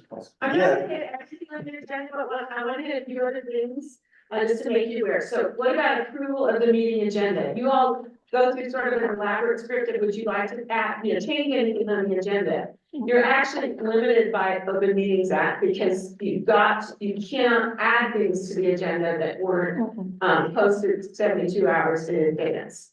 And so I've listed the OMA issues. So what are the legal implications of OMA? In terms of when you get to that agenda item of approval of the meeting, which every board has that agenda item, so I'm not saying you take it off. What it means is you cannot move meeting motion, to add something to the agenda. So can you move to take something off? But you can, if you look at, that's number 2, Okay, you can move to remove something from the agenda. got it. You can move to reorder something on the agenda. And you can move, and this is one thing I'd like to see you all work on in terms of your consent agendas. Is you can move to take something, if you want to have a discussion of something that's been marked under the consent agenda. When President Floyd is asked, does anyone want to make any changes to the agenda? You say, I want to take item, I'm just making that F3 off of the consent agenda. Which means then that there's gonna be questions and answers. You're gonna have a discussion of that item. Which also, when it's said at the very beginning, then the director or whoever over that includes Dr. Layton, that he may need to have one of his directors come on in because that transportation issue that was on the consent agenda, now board members are gonna want discussion. And he's gonna wanna be ready to be able to, him and his team answer any questions you may have. So that's what approval is, we wanna be mindful of that. So now let's talk about consent agenda. So first of all, that's a parliamentary procedure sort of thing that you all are doing, and that's fine. Most of my districts have consent agendas. The purpose of it is to process non-controversial items that can be disposed of quickly by placing them on a list. Ordinarily, if you've got 5 items on the consent agenda, then it's one motion. I move to approve, I move to approve, and then you're reading all of them. The memorandum of understanding, with the city on, basketball courts. And then you just go through the list, item 4A, or item 3B, and you would still identify them by voice. You would take what those agenda items are, what you're approving, and you would be reading that entire list, not just say, I move to approve the consent agenda. But you're going through each of them without discussion. Then at that point, the chair is not asking if anyone has any questions, because it's on the consent agenda. And so that should take care of the entire swath of what's on the consent agenda. And if you want to have a discussion about it, you will have wanted to have taken it off of the consent agenda at the time the agenda is approved. So now I want to caution you about this. I tell my superintendents all the time, do not use the consent agenda as a way to circumvent the public's, in fact, let me just, I listed OMA, I won't give you my OMA lecture, we've already had enough OMA lectures by me today. But here's the legal implications. First of all, you don't want to meet with board members individually to avoid a public discussion on an item. So I don't want my superintendents saying, you know, basically meeting with Keith to let Keith know, you know, kind of answer all of Keith's questions. So that Keith doesn't have any questions, go down the line, meet with Susan. That's not a rolling forum. If Dr. Layton isn't telling, board member King what board member Trujillo said, that's not a rolling forum. But if what he's doing is trying to make sure that by the time that board meeting happens, you have 0 questions, so that that can stay on the consent agenda, what is it depriving the public of? It's not a violation of OMA from a rolling forum standpoint, but it's depriving the public of watching your thought process. So I think that, I'm not saying that you can't ask questions and he can't answer questions ahead of a board meeting, so that there's not an unnecessary, long and drawn out discussion when you should have just done your homework. You know, homework is okay before a board meeting, and him helping you process your homework is fine. But I think you want to be thoughtful in agenda setting, and you know, at this point, it's largely a President Boyce, Dr. Layton decision, because you guys do the agenda setting. But thinking about, and when you guys are asking that something come off the consent agenda, thinking about what level of transparency, what level of does the public need to see and understand about something, not just your understanding, but their understanding before they see how you vote. So if it is approval of something that the public might need to understand the why, like, can you imagine if we had gone into the cell phone policy and then not seen you have some very heartfelt discussions about the why? How hard that would have been if you guys had just had 5 separate meetings with the superintendent, reached your conclusion and then gone in and voted. So that's what I want you to be aware of, is that consent agenda should take care of. And that's why I said it, the finance committee is a public meeting, because you're all in there. If you had vetted, for example, bars, your budget adjustment request, there's no reason to have a discussion about bars in the, in your regular meeting. That should be on the consent agenda. Everything that has been already publicly discussed, can go on the consent agenda. And anything else that's just a matter of course, like a matter of routine, where it's in the packet, which one of the things, Dr. Layton, that you might want to think about too, I don't know if you're currently doing it where the public sees the packet, but I like the public seeing the packet. Well, and we're working on a system, I won't go into which particular system, but we're working on a system that will allow for a workflow and approval for a packet agenda item. And then two, the posting of the actual packet on the website. So we're working on that specific system so that the public has access to that as well. I love it. I love it. Yeah, I love the ideas too, Dr. Dr. Layton, he's coming in with ideas and a frame of reference that I think that it's really nice. I think it's consistent with the values of this board, and I think it's really nice. Okay, let me hit, and I am sensitive, I was looking at everybody smiling, and I didn't know why. She's holding up this. Fabulous. She thought looked really good. Oh, cool. All right, and we're making good progress, but I'm gonna keep going. Public comment. Here's where Before we go on, so how can we define consent agenda? Not so much specific to this only consent agenda. I'm under the understanding consent agenda is items that either we've already discussed before or items that are renewals of contracts that are going up year to year. So what can we put on consent agenda that seems most of what I see is, especially for boards that meet entirely as the finance committees, all the finance things that were vetted. So if you have finance related MOUs, for example, or RFPs, and now RFPs would be high interest, right? Who's your panel legal counsel? Who's your architect? Who's your contractor? But if you vetted that, if by vet, I mean, you had a discussion, you had a public discussion in your finance committee meeting, and the recommendation is to approve it, then put it on your consent agenda. now, if there was a new contract or new something going on that we've never done before, I would think it would go under new business, correct? Unless it's vetted in the finance committee, which the finance committee, you're gonna have an agenda, you're gonna post it just like we posted today. And so the public's gonna have the opportunity to observe it. You're gonna webcast it. So if you're following Open Meetings Act, you're doing all of those things. So I don't think you're depriving the public of seeing it. Okay, So if you've vetted it, then I'm comfortable, unless you think that your gut feeling is the public needs to hear it again. There really needs to be, or maybe, there needs to be a full presentation on it to reinforce it. So it's a judgment call. But the idea is you are giving up Q&A on it when you leave it on the consent agenda and go for it. Now, I think the president has the authority, even after the agenda's been approved. When you get to, especially because sometimes board members forget, like they're like, you get to the consent agenda and board member King says, President Flores, I apologize, but I forgot to ask that item C be removed from the consent agenda. I'd like discussion on it. And then President Flores can decide in that moment whether to let it come off. But what I wouldn't do is the motion is made, the list has been given, and then board member Trujillo say, now I have questions on that MOU. It's like, then don't call it a consent agenda. We've done this.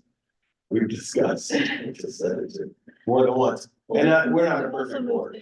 And it's not an illegal. And it's thing. helpful just for It's sometimes. just kind of suggestions for the flow and the why, so that's all, there's nothing illegal about that, let me make it clear. And so there's judgments to be made, I'm just saying, experiment and play with it.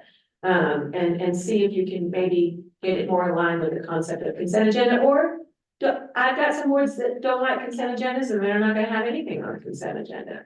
That's your call too. Some of it, some of the feedback is how long are your meetings? If they're going too long, then you might want to tighten some of this up. If they're not going too long, then maybe it's just fine the way it is. Okay, let me hit public comment briefly.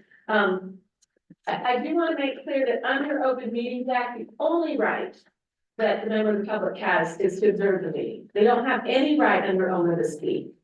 Once you allow someone from the public to speak, it creates constitutional, their constitutional rights are implicated in terms of if you allow that person to speak, then you've got to make sure that whatever opening of the forum, open forum you've created, that you're not in any way limiting people based on their viewpoint. And so just want to be clear, I'm not going to go into all of it just in the interest of time, but I want to make you really clear that while things like the order you vote in and consent agenda are all decorum issues, kind of how President Flores is gonna run this meeting. Public comment is a legal and constitutional issue, and so the rules that are set for it in a way to protect the district from First Amendment claims. And so I wanted you to be clear that once you open it up, that any restriction on speech has to be viewpoint neutral and reasonable in light of the purpose served by the meeting. It absolutely has to be uniformly applied to all, no matter what the viewpoint is. And so if you let someone, for example, if your minutes, if you limit your minutes to 3 minutes per speaker, and you let one person go to 5 minutes, then you arguably have violated a person who was stopped at 3 minutes, their First Amendment rights. And what makes that bad is maybe the person who spoke for 5 minutes was telling you that you were the best board that Taos Municipal Schools have ever had. And the one you cut off at 3 minutes to comply with the rule was telling you that you were the worst board that Taos Municipal Schools has ever had. And so you at least appear to be treating them differently because of their viewpoints. That's a First Amendment violation. So that's why it's very important. Now, I had boards say, well, what about if, I had a board recently ask me in an open session, we were going through some of this, well, what about if a dignitary comes? What if the governor comes? Well, if the governor comes and gets up during Open Meetings Act, then she's gonna be limited to 3 minutes also. But you can embed dignitaries in your agenda. In fact, I've got, let me just say this by way of example. So, I have a district that their union is very, very, very active, which is great. And for a while, there was sort of for years a power struggle because the board required that if the union wanted to say something, they had to do it during public comment. Well, then, and they had to then, apply the same rule to them, which is a 3-minute limit. And so finally, when a board was trying to really work with the union, came to me and said, what do we do? Because they tend to want to go longer than 3 minutes and we've got this power struggle going on. I'm like, well, put them on the agenda. So the superintendent put them on as a standing item under as a standing stated item, union presentation under superintendent's report. So there are ways to solve those things. If you've got a dignitary coming and you want to give them a platform, legislator to come and speak on a bill, then you build them into the agenda. But public comment, everybody needs to follow the same rules. Right, but we do have in our thing that we read aloud that speakers are allotted 3 minutes or an amount otherwise designated by the board president. Right, but that's done ahead of time. Right, exactly. So what's happened, Exactly. so how that plays out is, so your policy also, and I did include your policy, I think, as an attachment. But your policy also, I'm not seeing it here, maybe not, but, oh, no, I did. It's at the back of it's BEDH, so it's at the back of your PowerPoint. It also has them do a sign-up sheet. Yes, Now, if you're not doing a sign-up sheet, don't do it. In other words, even handedly, but if you're doing a sign-up sheet, then President Flores is turning it on and saying, we have people who sign up, yes, and so then those people are permitted to get content neutral, what, on the minutes, what I had happen, especially when the board meeting is still like, I was convinced you were gonna have a lot of people come to comment on the cell phone policy. And so when I walked in, I think you were recognizing a bunch of people at this poll, and so I went back, and oh my gosh, they're like, no, they're not there for this. But in that situation, let's say they all were, you had, a packed room, you would turn it on and say, how many people do we have for public comment? And she says 20, and we've got a long agenda. And you're gonna say, in light of the number of public comment, people that we have, I'm bringing it from 3 minutes to 2. So then that's before you know whether all of them are maybe in favor of the change or against the change. That's a content neutral change. So that's all. Your policy that I've included all matches First Amendment. So I will tell you, it's a solid policy in terms of the First Amendment. And so what you need to make sure is that you're compliant. And I did have what I thought you might want to consider doing. Here's a slide, I can't remember where it was on having to do with Senate Bill 137. And that is, first of all, on your YouTube, I think you might be able to limit the character, the length. The responses, and what you might wanna think about is, I mean, if it's not an issue, don't worry about it, but it'd be better that you decide it before it becomes an issue. And I think you can put a limit on it, Is there a minimum limit of 3 characters? not a minimum, a maximum. Next. And so what I would do is try and come up with how many characters equals your 3 minutes. So, because after that, it really becomes a range, and if the board's gonna, after a board meeting, you know, sit and try and read everybody's comments, and you've got one that goes on to the equivalent of 10, 10 pages and 20 minutes of speaking or whatever, that could become burdensome. So you might wanna see is in the, by the end of the YouTube features, if there is an ability to limit it, the length, I wouldn't try and make it shorter than what approximately the equivalent of 3 minutes would be. So the average, you just doing a quick Google search, average speech rate or speaking rate for English speakers is between 110 and 250 per minute, so. Yeah, so that kind of gives you a sense of that.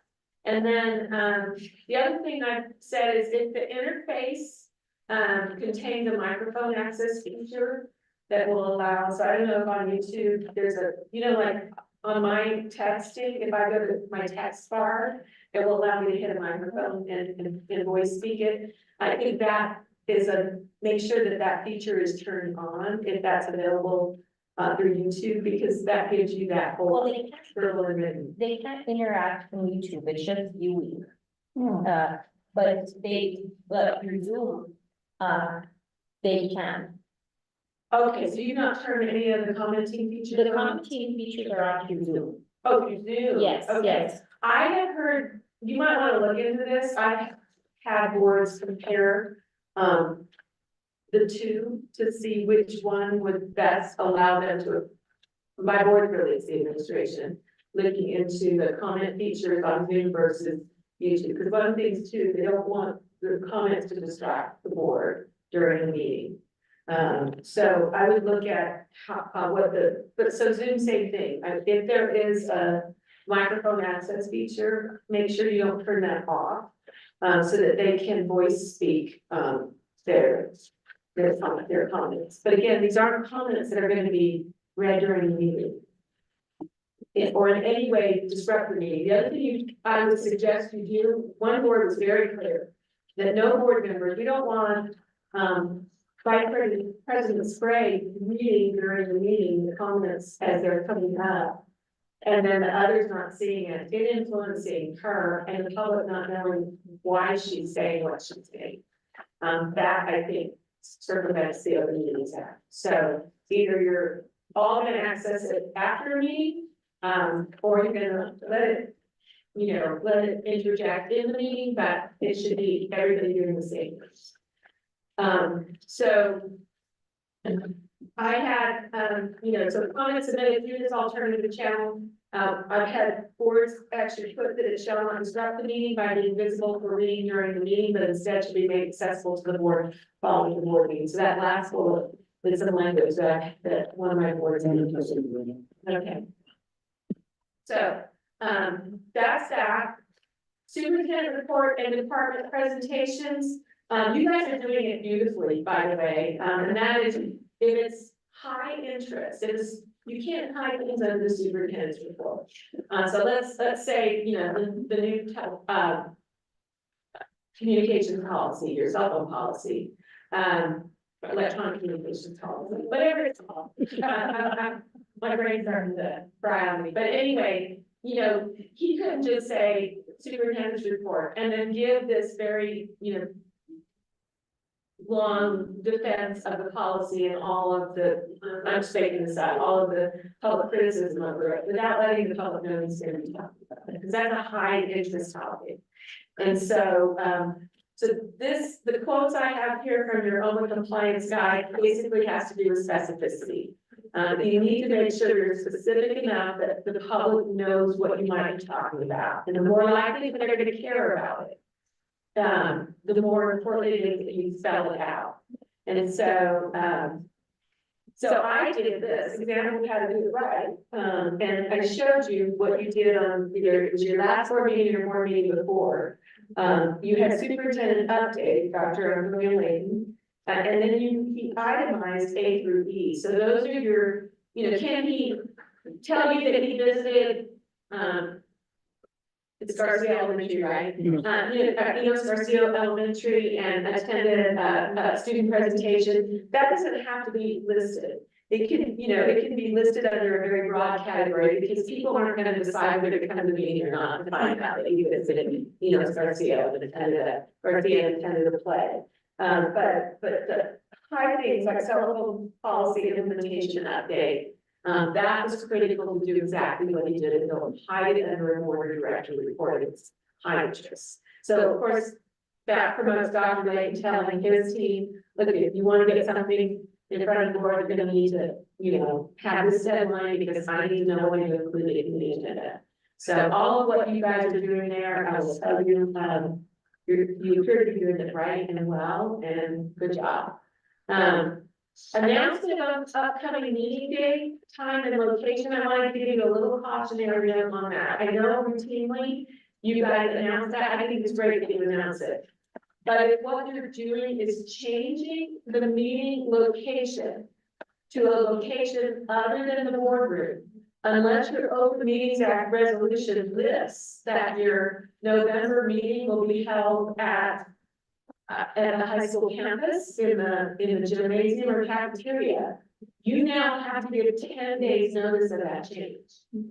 Because your own resolution matches the Attorney General guidance that any change to a regular meeting is 10 days.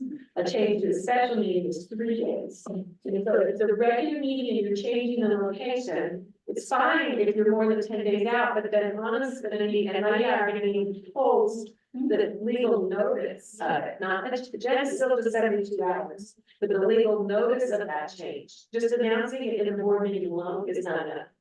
And so I set out those legal requirements, and I see this all the time, because boards like to change the location to give the community this feeling of you guys are kind of traveling around and coming to them. The only thing that worries me is the notice policy. So a change to location, a change to date, or a change to time. And that's gonna then put you into the 10 days or the 3 days dilemma. And that's 10 calendar days. correct? 10 calendar days, right? Yeah, including weekends and holidays. Yes, sir. Like a master, schedule, so is it possible to post it? Yes, if it's in your OMA resolution, not just on some master schedule, but on your OMA resolution, because it would have to be all the elements in it. So if it's just in a master calendar, that's not notice. It can be notice lowercase n, but it's not notice capital N. And so, but what you can do, just like you do for your regular meeting schedule, is where the first, maybe that's, I don't remember your meeting days, but the first and third Wednesday of every month. And if it's in the resolution, then that constitutes notice. If it's the changing of it, it becomes a problem. So you could say that November board meetings are at the Taos High School, and if it's in your resolution, then you don't have to worry about 10 days. But if it's not in the resolution, then you gotta give it 10 days because you changed it. Did you have a question? Just for the YouTube video, you're definitely able to leave the comments as we got on right now, we will see us kind of live stream, we left some emojis.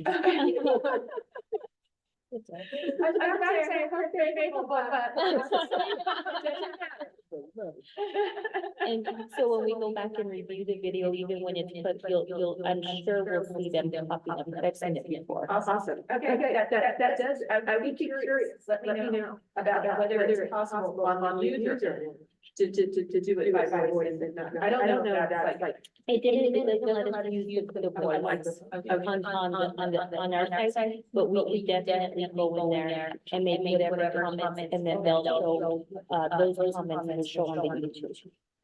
What is concerning though is because of the comments shown there, any vulgarity, anybody that types anything bad, those are that's automatically going to be shown. That's right.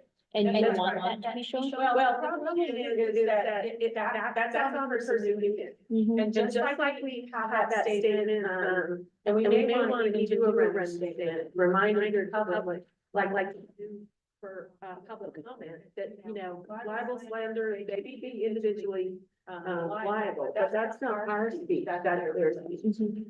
So right now, this is sort of a legislature that says, this for swear. And I think what we don't want to do is end up in the position of trying to decide, because once we take something off, if we take anything off, I mean, obviously, you know, child pornography, we're calling law enforcement is what we're doing, you know, any threat, to someone's safety, we're calling law enforcement. And then, you know, on a case basis, it's real, you know, I'm you know, the picture of someone holding a gun and saying, you know, I'm gonna kill so-and-so on the board or administration, we're calling law enforcement, and that's not tactical speech. So something truly not tactical speech, but even mild cursing, or that's tactical speech, that's right, intent and feelings. And so we don't wanna get in a position where we're going through and then getting pulling off based on viewpoints. I have a different We get that notice and that subsection was described to you and yourself. That was, and I like that, I like that. Mhm. Yeah. We would have to put it, so the way it works, is the way it's produced is whatever we put on our Zoom, when we create the agenda, it transfers over to YouTube, so that verbiage would have to be, yeah. I mean, I might go back and edit it if you want. Okay. Very nice. Good work, guys. You're doing great work. All right, we got two other presentations. I think they're gonna be, well, one is gonna be really rural attorney, but I don't know, like, you know, President was tonight and I don't know, that's a good idea. So I can definitely be what you all already. And I don't have the need to right now, I can always speak after. So my suggestion has to go your Google is everybody get up, search yourself, come sit back down, and then we can live review these, I get our quick later. I think, before we get some go ahead and see, but just want to continue on, yeah, I'm okay with that right now.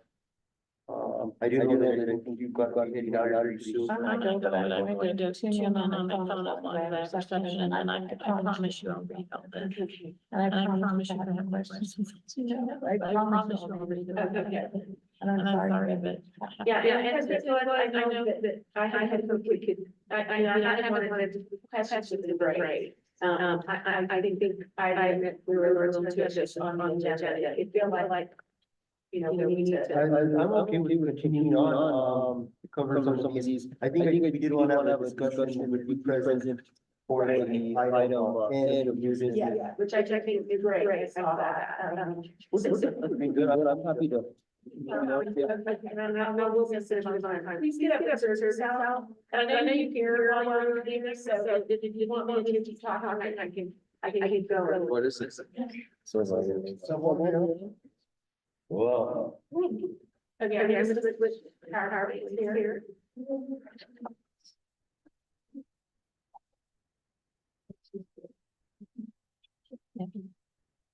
I'm still full for this.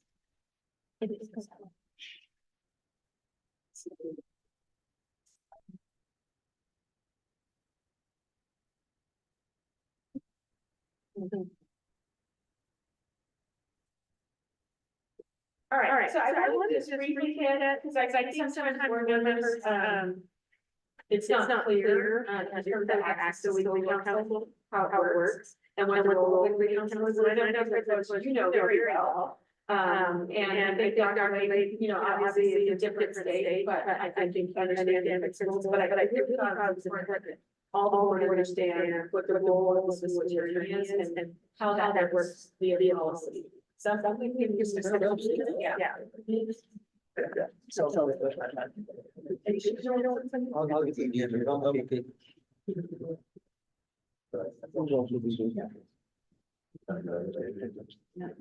What is it? Oh, now that I will, I will assist her down. Something like that. Are we okay? Do we need to move this resolution? No, I don't think so. It's their services and stuff.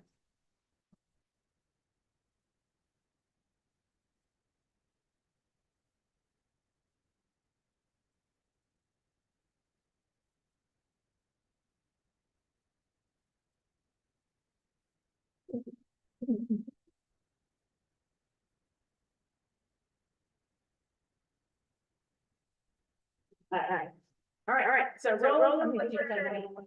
The top of everyone's been waiting for. So I wanted you to see, first of all, board policy Thank you. PG, which is included as an attachment in your notebook, should be.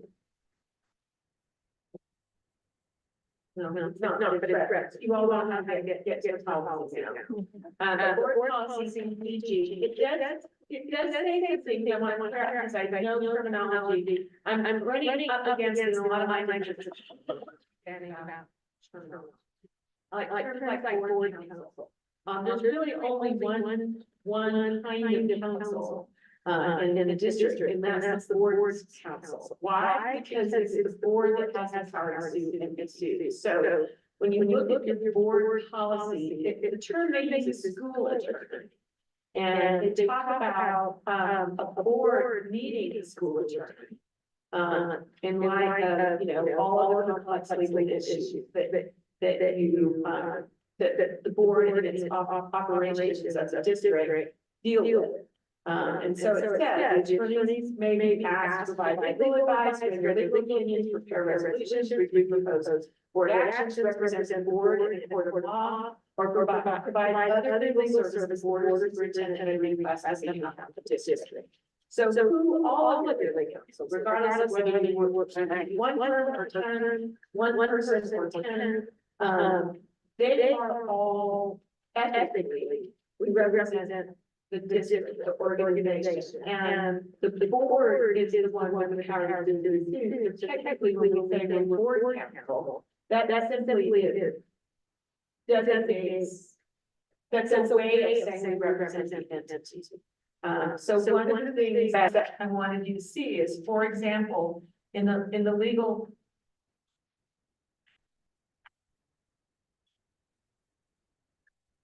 In the legal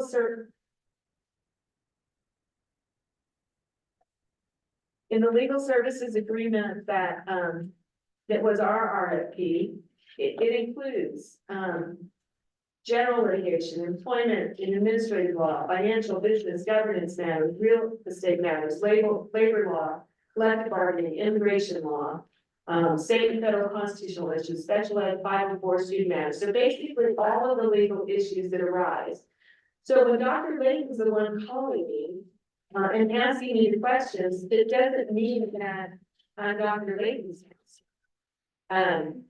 It doesn't change my role as board counsel to be answering a special ed question or a personnel question by Dr. Layton. All of it's considered district counsel or board counsel. So what is the authority to access legal counsel? In your board policy, it says that the board designates the superintendent as the sole administrative access to the board's attorney for legal information regarding the day-to-day operations of the district. So your policy calls it the board's attorney. Superintendent have separate counsel. The policy considers school attorney to be synonymous with board attorney. And when Dr. Layton reaches out to an attorney, he's not calling his own counsel. The district doesn't pay for him to have his own counsel. So it's calling in that ethical responsibility that we have to the district and the board. Now, the superintendent under your board policy, and this is very common even with my districts that don't use NMSBA policies, and also I know customary in the state that Dr. Layton came from as well. The superintendent can designate others. So sometimes it makes sense to have designate, for example, the special ed director, the HR director, to be able to call legal counsel. But you also need a process to make sure that they don't end up like treating counsel almost like their personal counsel. Because that's not what they are. And our current practice is they request permission of Bertie On a case by case. And a case by case, is a description of what? Nice, okay, that's a good practice to have. Now, one of the things your policy clarifies, which is true ethically too, is in the event of any dispute between the superintendent and the board, and this is straight out of your policy, it shall be clearly understood that the board's attorney shall represent the board's interests. Now, again, board's interests ethically, I can't represent your interests again, like if your interest was to violate the law, I can't do that because my ethical duty is to the organization, which is the district. But assuming that we're all in the lanes we're supposed to be in, then in a situation where, that's why in a contract negotiation and, you know, if the board's consulting me on, or asking for assistance on evaluation of the superintendent, I'm not going in there as a neutral. That doesn't mean I'm anti-superintendent, but I'm going in to assist the board in fulfilling their obligations in that context.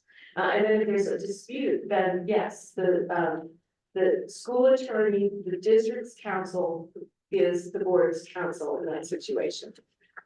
Nobody has the right to use public funds for their own legal counsel. And so one of the things I have to be clear with when I've got 5 board members is to be clear that I don't represent any of you individually. And so that's why too, we have to have, you know, certain order to accessing legal counsel. So on the board side of things, it's the president of the board that has access to the board's attorney and then requests legal advice about school business. Such requests may be in writing, in person, or by telephone, which is exactly, I can tell you what happens right now. The advice received shall be shared with the board and superintendent as determined by legal counsel. So not every communication that I have with us employees is relayed, you know, in real time and literally to all the board members, because sometimes it's, okay, how do we word this language in the agenda, or how do we structure this, or how do we approach this in a legal fashion to help him fulfill duties he has to the board administrator. Same with my conversations with Dr. Lane. So it's gonna depend in some of the things that we talked about, translate into some of the training areas that we get. So it's not that it doesn't get to you, it's how it gets to you is gonna depend on the situation. But basically, there's 2 designated people with authority to access the board's legal counsel, and that's President Flores and Dr. Lake. That's why, and I really wanted to underscore this, and I know this is going to be annoying to some of my board members when I get a call from a board member, if it's not, and it's different if I've already been engaged. So say I'm helping you with policy, and I send you a draft of my legal analysis. The legal analysis, if it's privileged, maybe something we withhold from the public because it's privileged. But I give you my legal analysis, it goes to all 5 of you, and I say, if you have any those 5 of you CCs, so that they rather than talking to each other. And if I say, if you have questions, call me. Well, then if you know, board member King picks up the phone and calls me, I'm not gonna say, well, I need to check with President Flores, because I've already been engaged to give you legal advice on that policy, so I'm gonna answer your question.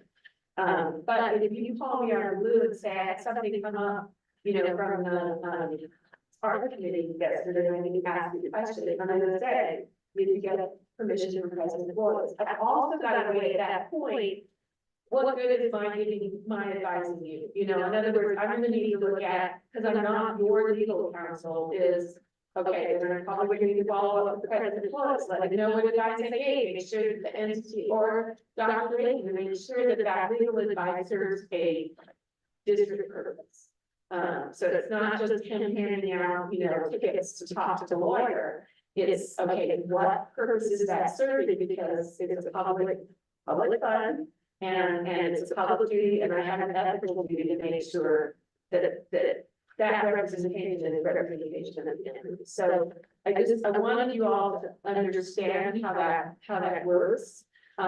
If there's a formal request for a legal opinion, so sometimes that happens in the context of the board meeting.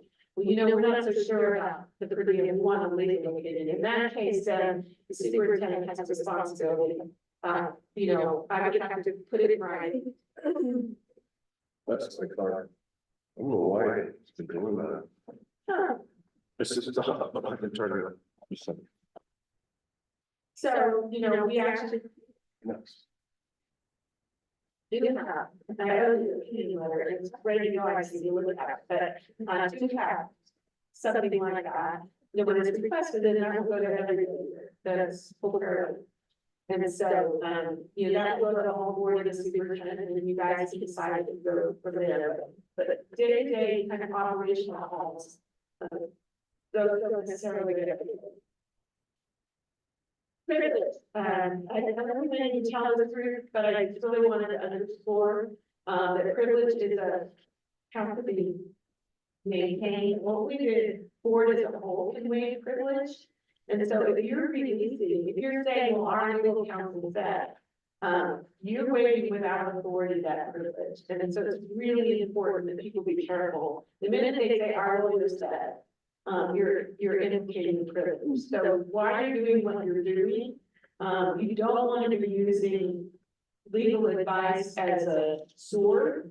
They say you can't pick and choose, and once you share parts of what the lawyer said, you waited for that subject matter. And so, you know, why, if part of why you're doing what you're doing is legal counsel, you still can't reveal the legal advice you see. So you have to be really careful about that. So, I just underscored in board policy, what the language is having to do with maintaining privilege.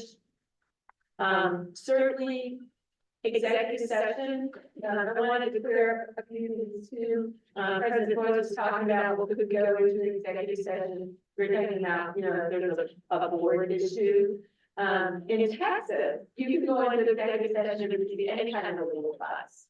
And in New Mexico, you can only go in under the privilege, attorney-client privilege exception, if it's about pending regret litigation. So for example, in a case where, let's say you had a complaint against the board member, and that complaint included a threatened lawsuit, then we could go into executive session because of the written threat of the lawsuit. It can't be the possibility they might sue, it actually has to be an identifiable threat. But if we have an identifiable threat of a lawsuit, then you can go into executive session to discuss the merits of that threat. Well, there's examples in the open meetings that are compliance guide by the Attorney General, but it can't be just because that's the kind of heard they're gonna sue, or it's the kind of thing that people sue over and they're really, really mad. It can't be a veiled threat. Tort claims notice, you've probably already figured out that under our state law, you have to give a notice before you protect the right to sue. Tort claims notice is by definition a threat of litigation. HRB Human Rights Bureau, EEOC, complaint, again, because that's an exhaustion of administrative remedies, I think that's a threat to sue, because that's the first step. But a state complaint for special ed, unless it's accompanied by a threat, that's just following a procedural safeguard. Due process complaint for special ed, that's threat. If it's not considered litigation, it's threat and litigation. But you're kind of getting that it has to be a real discernible threat, not just, I think, let's see, they're really, really pissed off. Okay, but there are other bases that we can go into executive session with legal counsel. So let's say you have a student issue, bullying issue or something, and it's going to be personally identifiable, and you want to know what your legal counsel thinks as well. Then as long as we're attacking it to limited personnel matter, personally identifiable student information, the adjudicatory process that Board Member King was asking about earlier today, collective bargaining strategy, real property discussions, State Audit Act issues. If you're under an exception and you want your legal counsel there to help with that discussion and get their legal advice, you can also bring legal counsel in on any of those items. And then the Attorney General does allow, if it's not threatened or pending litigation, for me to meet with each one of you, or send a one-way letter, as long as we're not doing a rolling forum where everybody's replying, it's, getting to see each other reply. Then I or whoever is advising you legally, can use other means. I do want to say that the other ethical thing I try and really be mindful of is if you're already getting legal advice in an area, and I know sometimes that can be annoying, because I tend to be just like very, okay, I'm getting, I can't interfere with other legal counsel's representation. And ethically, they can't be interfering with mine, and so that's why I'm like, okay, I'm gonna get out of the way. Obviously, if it's our firm, then the whole firm is responsible for that advice, but I want to be clear. What are you getting? If it's our firm, I wanna make sure I'm clear that I get with Stephanie and Andy or whoever it is, and that we're aligned, so that we don't create chaos for you all. But if we're talking about another firm, I can't interfere with their representation. They should have been interfering with mine. And so that's why I'm careful with trying to make sure, this doesn't matter to me who you're using, I just wanna make sure that I'm ethically honoring what choices you made about that representation. So, few things to remember, our representation ethically, and NMR Rule 16, that's our ethical rules. That we represent the organization, through its newly authorized constituents, so we've already identified those authorized constituents and how that works. We have to act in the best interest of the district, so there's no way Dr. Layton can call me and yet, our firm to help you figure out how to circumvent the law, same with the board, so that's always gonna be a right line. And then, as I've already said, there's a dispute between the board and superintendent, it doesn't matter which panel, law firm, or lawyer it is. You cannot use public funds to represent the individual administrator, the representation is of the board. So, that's it. Any questions about that? How it works? Does it sometimes feel unethical and weird? Look at this. Figured out how to do the repercussion. Okay. So that's over the case. I am staying for that. Oh, that's You're smart. Yeah. Because I thought, well, you would just sit Yeah, but before you say that, I am very jealous of Taos apricot trees. I grew up, the first home my parents lived in when I was growing up. Over by the main campus, little house on Columbia Southeast, had this huge apricot tree. And I still remember, I was probably about 4 when they had a bumper problem here, and every male that my family knew, cousins, uncles, they were all invited over, and they were taking to climb up, ladders and big trees. Back then, when general were a little bit more, and now probably men and women climbing up those ladders. But back then, I just remember all these men coming over with big sacks and filling up grocery sacks with apricots. And so I told my husband ever since, I want to have an apricot tree. But our apricot tree won't produce, and they always say it's because of our late frost, our early spring frost. But you guys frost more than we do. What part of town are you Right, North Campus now. But do you prune it? Do you prune it? I think so, Yeah. Well, You think pruning might be the issue? yeah, don't give it a break. Cause the apricots, we've had frost, but we haven't had the last couple of years, so it's been all the time. In fact, You guys produce the best apricot Tree though.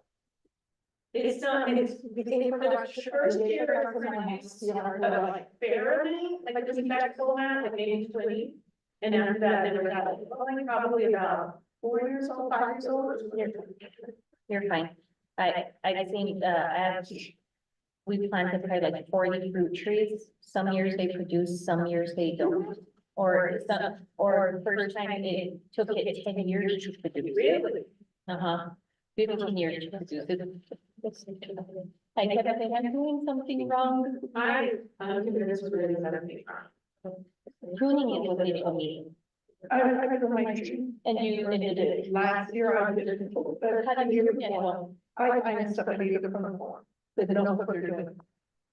Give me their number. Okay. You can. Okay, let's go on my screen.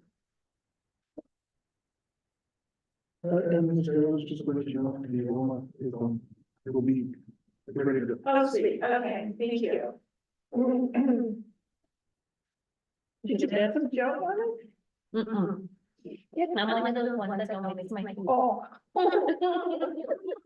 Like, I'm gonna go get me, I'm one of those ones that don't mix my food, I'm gonna go get me some tortillas after. Oh. You pick me. I didn't really have to go my treat before I get on the road. Mm-hmm. All right, so this is the topic that, I'm really glad that Dr. Lake brought up early. So that we could, make sure that everyone was kind of comfortable with where we were going. I think it's so important to have a healthy conversation about things like evaluation early on. It's all that, you know, this is our relationship, and the healthier we can keep the relationship, the better. So I wanted to hit this, instrument and process, including your policies and make some suggestions. Now, the timing of when you act on any of the suggestions, if at all, you're gonna want to consider that we're now, well, not tomorrow, we're in September. Of the fiscal year. So we're a few months into our fiscal year, and into our contract year, which begins in the fiscal year. But under state law, the board does have a duty to evaluate the superintendent. State law says nothing about how often. I mean, obviously, the duty to evaluate, would be annually, but beyond annually, there's no mandated evaluation instrument. No mandated, timeline. So what you typically, in law, so where you typically go is you look at policy and you look at the contract itself in case the contract negotiated anything having to do with evaluation. I don't like what the contracts do because sometimes we forget to look at the contract. So if there is some language that I don't think there is in your case, but yeah, I don't think so. But if there is, for some reason, we want to make sure that it is, again, master calendar, that if it's sometime, something the board is supposed to do, it needs to be on the master calendar.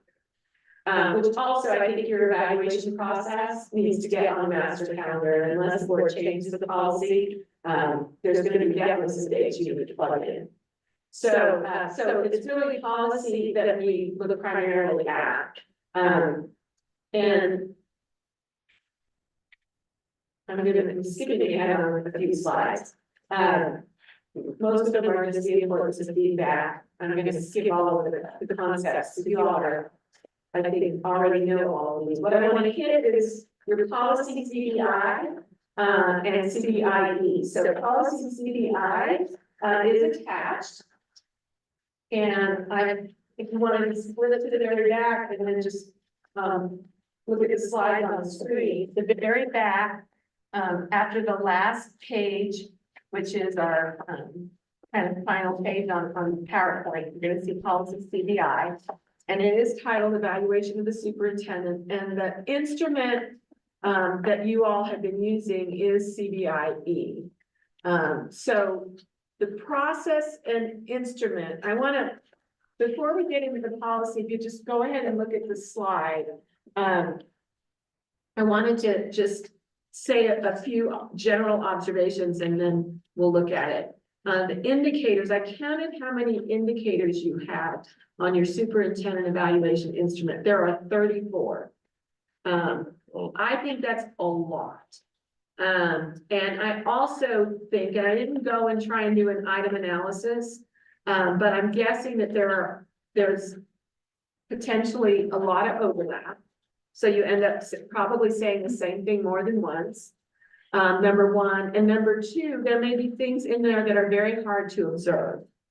And so, you know, I really think it's important that you look at how are we going to know that, and up front decide that with the superintendent. Like, I think it's important the superintendent be able to say to you, how am I going to show you this? One thing that I have some superintendents do is they'll come with notebooks, like three ring binders of proof of all these items, and then it pisses off the board because they're like, look, if I'm not convinced by now you're doing it, now you want me to go through this, like it's annoying. And so here they've had their entire cabinet, who by that time is annoyed because you put your cabinet day and night into, you know, 3 notebooks of proof. The board's annoyed because now you're expected by the superintendent to go through these 3 notebooks of proof. And it doesn't help the relationship. So I think it's really important that as an evaluative matter, that you go into executive session with the superintendent, not to talk globally about the instrument, but for the superintendent to be able to say, okay, indicator number one, this is how I'm trying to show you this. This is what I've been doing. Like now you've seen him, in the saddle for a few months. It's not too early to go in with a blank instrument and him say, this is what this means to me. And you guys laugh and go, no, that's not what we're looking for at all. That is evaluative. You're having an evaluative exchange of what he understands you're expecting of him and how he's planning on getting that to you and your reaction to that. So one of the things I would think about is that kind of early feedback. I also think that you need to look at your ranking system. Right now, you only have 2 ranks, satisfactory, unsatisfactory. Now, I think you probably do that because of a state law reason, but I don't think you have to do it in that way. And you need to think about how that affects the person that you're trying to shape to be successful. And so if you're forced into satisfactory, unsatisfactory, you may really be sending the wrong message. And so I would think about your rankings. You have a section in there about goals and right now you've got like blanks for 4, but you can create more. Again, when you've got 34 indicators plus goals, and those goals may or may not even necessarily be aligned with the strategic plan, I would be really looking at, instead of goals that are disassociated with the strategic plan, if you're gonna have goals in there, look at, and strategic plan approach is multi-year, but look at what within the strategic plan that we can hold the superintendent responsible for within a year, that are our priorities. So I would have a conversation around that. And then I would really look at how scores and comments are treated, and I'll explain that a little bit more. Now, in terms of committees, since we talked about committees earlier, many boards who want to approach the instrument and the process, I suggested that they form a committee. So 2 board members who goes and looks at, and I definitely recommend that at least one of those members be a member that's had experience with the current instrument, at least more than once. So they already know the pain of the existing instrument, whatever that pain might be. And that committee of 2 people come up with recommendations, of course, they're non-binding, recommendations for both the evaluation and the process that they're gonna take to the board. But I recommend that before that committee of 2 take the recommendations to the board, they go to the superintendent. They sit down with the superintendent and say, these are our recommendations and why, to hopefully gain his alliance. He may have some additional suggestions they hadn't thought of. And so the ideal is that that committee goes then to the board to say, and we met with the superintendent and we all agree. So it's a joint, becomes a joint recommendation between the 2 board members and Dr. Bay. And then you're gonna want to consider timing. So the problem with the timing piece is that if you decide that you're gonna make a bunch of changes halfway through the evaluation cycle, which also means you need to be clear what is the evaluation cycle, and that's talked to you about that based on your policy, then you can't really, unless the superintendent so loves the new one better than the old one, and is fine with switching halfway through the evaluation year because he thinks it's more clear. You're really not going to want to change your instrument on the superintendent halfway through the evaluation cycle. Again, unless the superintendent says, this is way easier for me to make sense of. So before we switch over, I want to hit what you currently have in your policy. So on the policy itself, what you have is that by policy, you've got this section on formative and summative. And in formative, you're supposed to meet quarterly. And it specified that you're going to meet in March, June, and September. Well, first of all, that's formative with your year end being in sometime in August. With the schedule that ends, it's confusing. The superintendent is supposed to give a copy of the evaluation and submit it to the board for somebody no later than August. But you're supposed to schedule a meeting with the rest of the board, no later than December 15th. So that's the summative, so the full evaluation cycle of your policy starts in March. That makes sense to me, because your fiscal year and your contract year is, your contract year follows your fiscal year. Plus, in March, when you're doing formative, you're beginning, you're starting to get heavy into the budget cycle, you're heading into the budget cycle. Your evaluation is tracking your fiscal year in terms of you're evaluating how did the superintendent do with collective bargaining, you know, which also culminates toward the end of the fiscal year. How did the superintendent do with the budget? When you're not, if you're doing your end of year evaluation before budget's even complete, then you're either talking about last year or you're talking about how you think it's gonna go. And not how it went. And so one of the things I really encourage my boards to do is get their policy aligned with the fiscal year. A lot of this is inherited from the old board, the board election cycle. And that election cycle has changed since then, and the policies for some reason didn't get changed to align to recognize the new election cycle. And really, regardless of the election cycle, it should follow the fiscal year. So now some superintendents get nervous, they're like, well, I don't want to find out, so fiscal year would be, you know, by June 30th. And so the superintendent doesn't want to find out, you know, in early June, that he or she, in this case, is performing poorly. But the truth is, as far as superintendent contract extension, you're not gonna let the extension, if the superintendent is doing well, you're not gonna wanna come to the last month of the end of the evaluation cycle, at end of the evaluation cycle, and end of the contract year to extend that contract. You're gonna, if things are going well, typically, and I'm just speaking typically, that board's gonna want to have that extra year on that evaluation. So if you come up from, if you've got a 2-year contract and you're ending year 1, and that's a good evaluation, you're gonna add a second year to that remaining year. You see what I'm saying? So you're never gonna leave the superintendent with the message that they gotta go out and start looking for another job. You're gonna be sending a message through your contract that you're happy. So I really think that be sending good communication to that superintendent. You want to make sure that you're evaluating the superintendent on the complete year at its conclusion. So to me, the other thing is you don't want to find yourself in policy, the more meetings than you end up doing. So if you don't meet March, June, and September, and then in December, you tell the superintendent you think he's doing a lousy job, he's gonna say to you, well, that's because you didn't tell me in March, June, and September that I needed to improve. I thought you were happy with me. And you're gonna go, yeah, we didn't follow our own policy. So I recommend that you can have evaluation meetings as often as you want. But I recommend that in policy, you only bind yourself to 2, mid-year and end of year. And that mid-year be in December and end of year be by end of fiscal year. Just make it how we think, and that's how we think about the cycle within the public schools.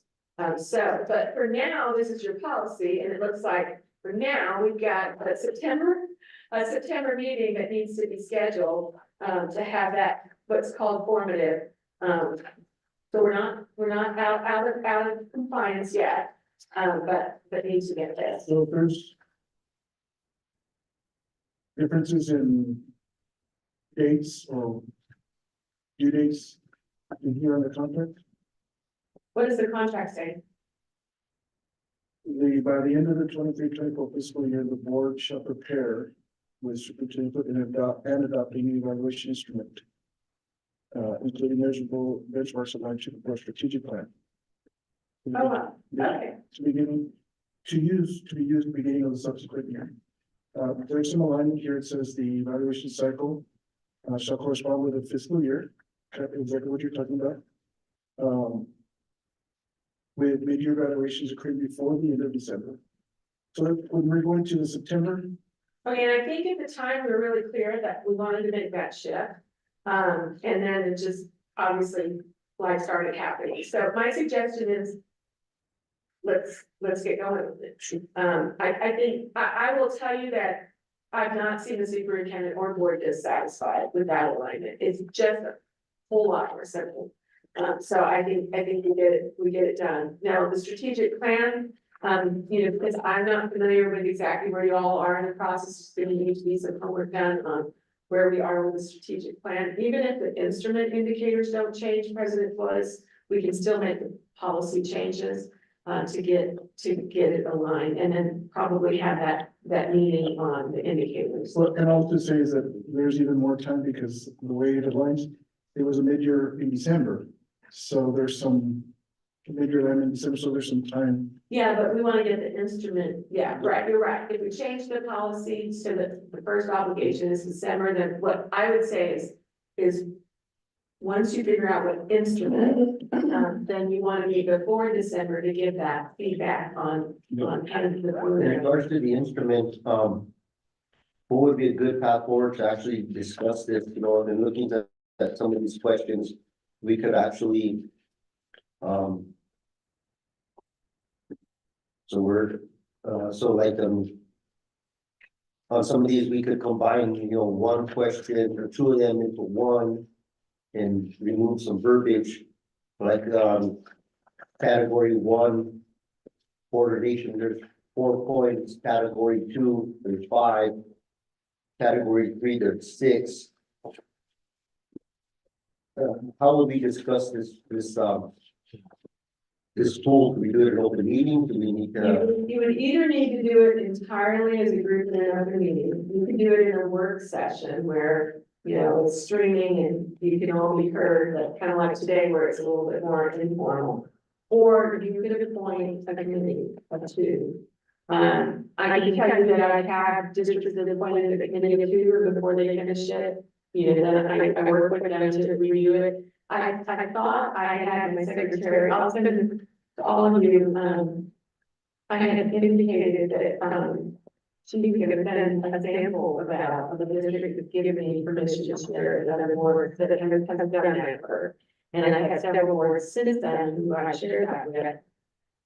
Take it and then, kind of adjust it to their own, but I think it's a more concise, it's fewer than 34 items, it's more concise, so it might be a document you kind of compare and contrast. Yeah, that's the word I was looking for, I guess, condense some of these. Yes, yeah.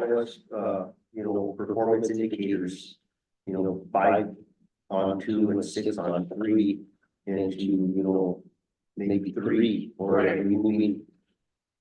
So, yeah, so we would have a discussion amongst the board, and then of course, in the open meeting, no problem with that. Which we need to happen.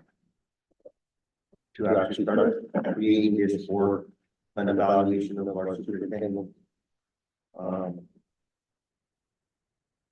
So do we need to do an actual evaluation now in September or formative?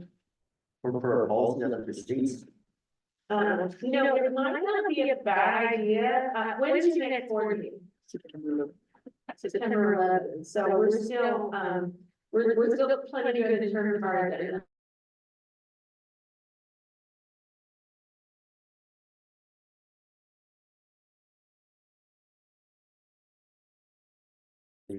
You could, the only thing is, it's really easy to get really bogged down. Because there's so many items, but you absolutely could, if you did it, I would try to do it in the context of a regular board meeting or do a work session. You could do it, you could absolutely. I would like to have a full board input on it, and I think we should have a special meeting. Where we would discuss this formally. What about, having a template in regards to Dana's office? Having that. Yeah. I'll send that to you. Yeah. It's part of materials. I'll send it to you. Does anything to give us information, so our time. Yeah, the other thing you can do is you certainly can Google, a lot of these are easy to pull, because they're public records, Google and sometimes, other states, other instruments, you may have some instruments, obviously there's gonna be things in Texas that we don't apply, but there may be some, language that you see, some indicators you see that are maybe say the same thing, but are a little bit more straightforward. You can also go to look at other NMSBA, how I showed you that in the drop down box, You could look at other exhibits that it would be the same one as CIE, but it might be a different instrument. To give you an idea of other words. If everybody does their homework coming in, President Flores, his idea of a work session, it could be very productive. But I also think that those who have lived through, the instrument the existing instrument that I rely on their wisdom. Oh, yeah, this one sounded the same as that one, so we ended up saying. That's happened before, so we thought we did this, instrument when we evaluated. For Renetta's purposes, and I think it's important that we do these evaluations, so we have a conversation with the superintendent so that they know how they're performing, and of course, that's the purpose of it.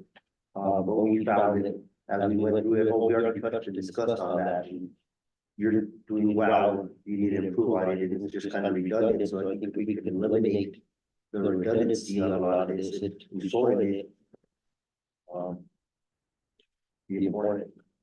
So, and then the scoring, so part of the satisfactory and unsatisfactory ties to, the state rule that says that it's just cause to terminate someone for uncorrected and unsatisfactory work performance. So I think that's why some boards have just done satisfactory and unsatisfactory. Say, okay, if you didn't use, and you don't fix it, we can terminate you over it.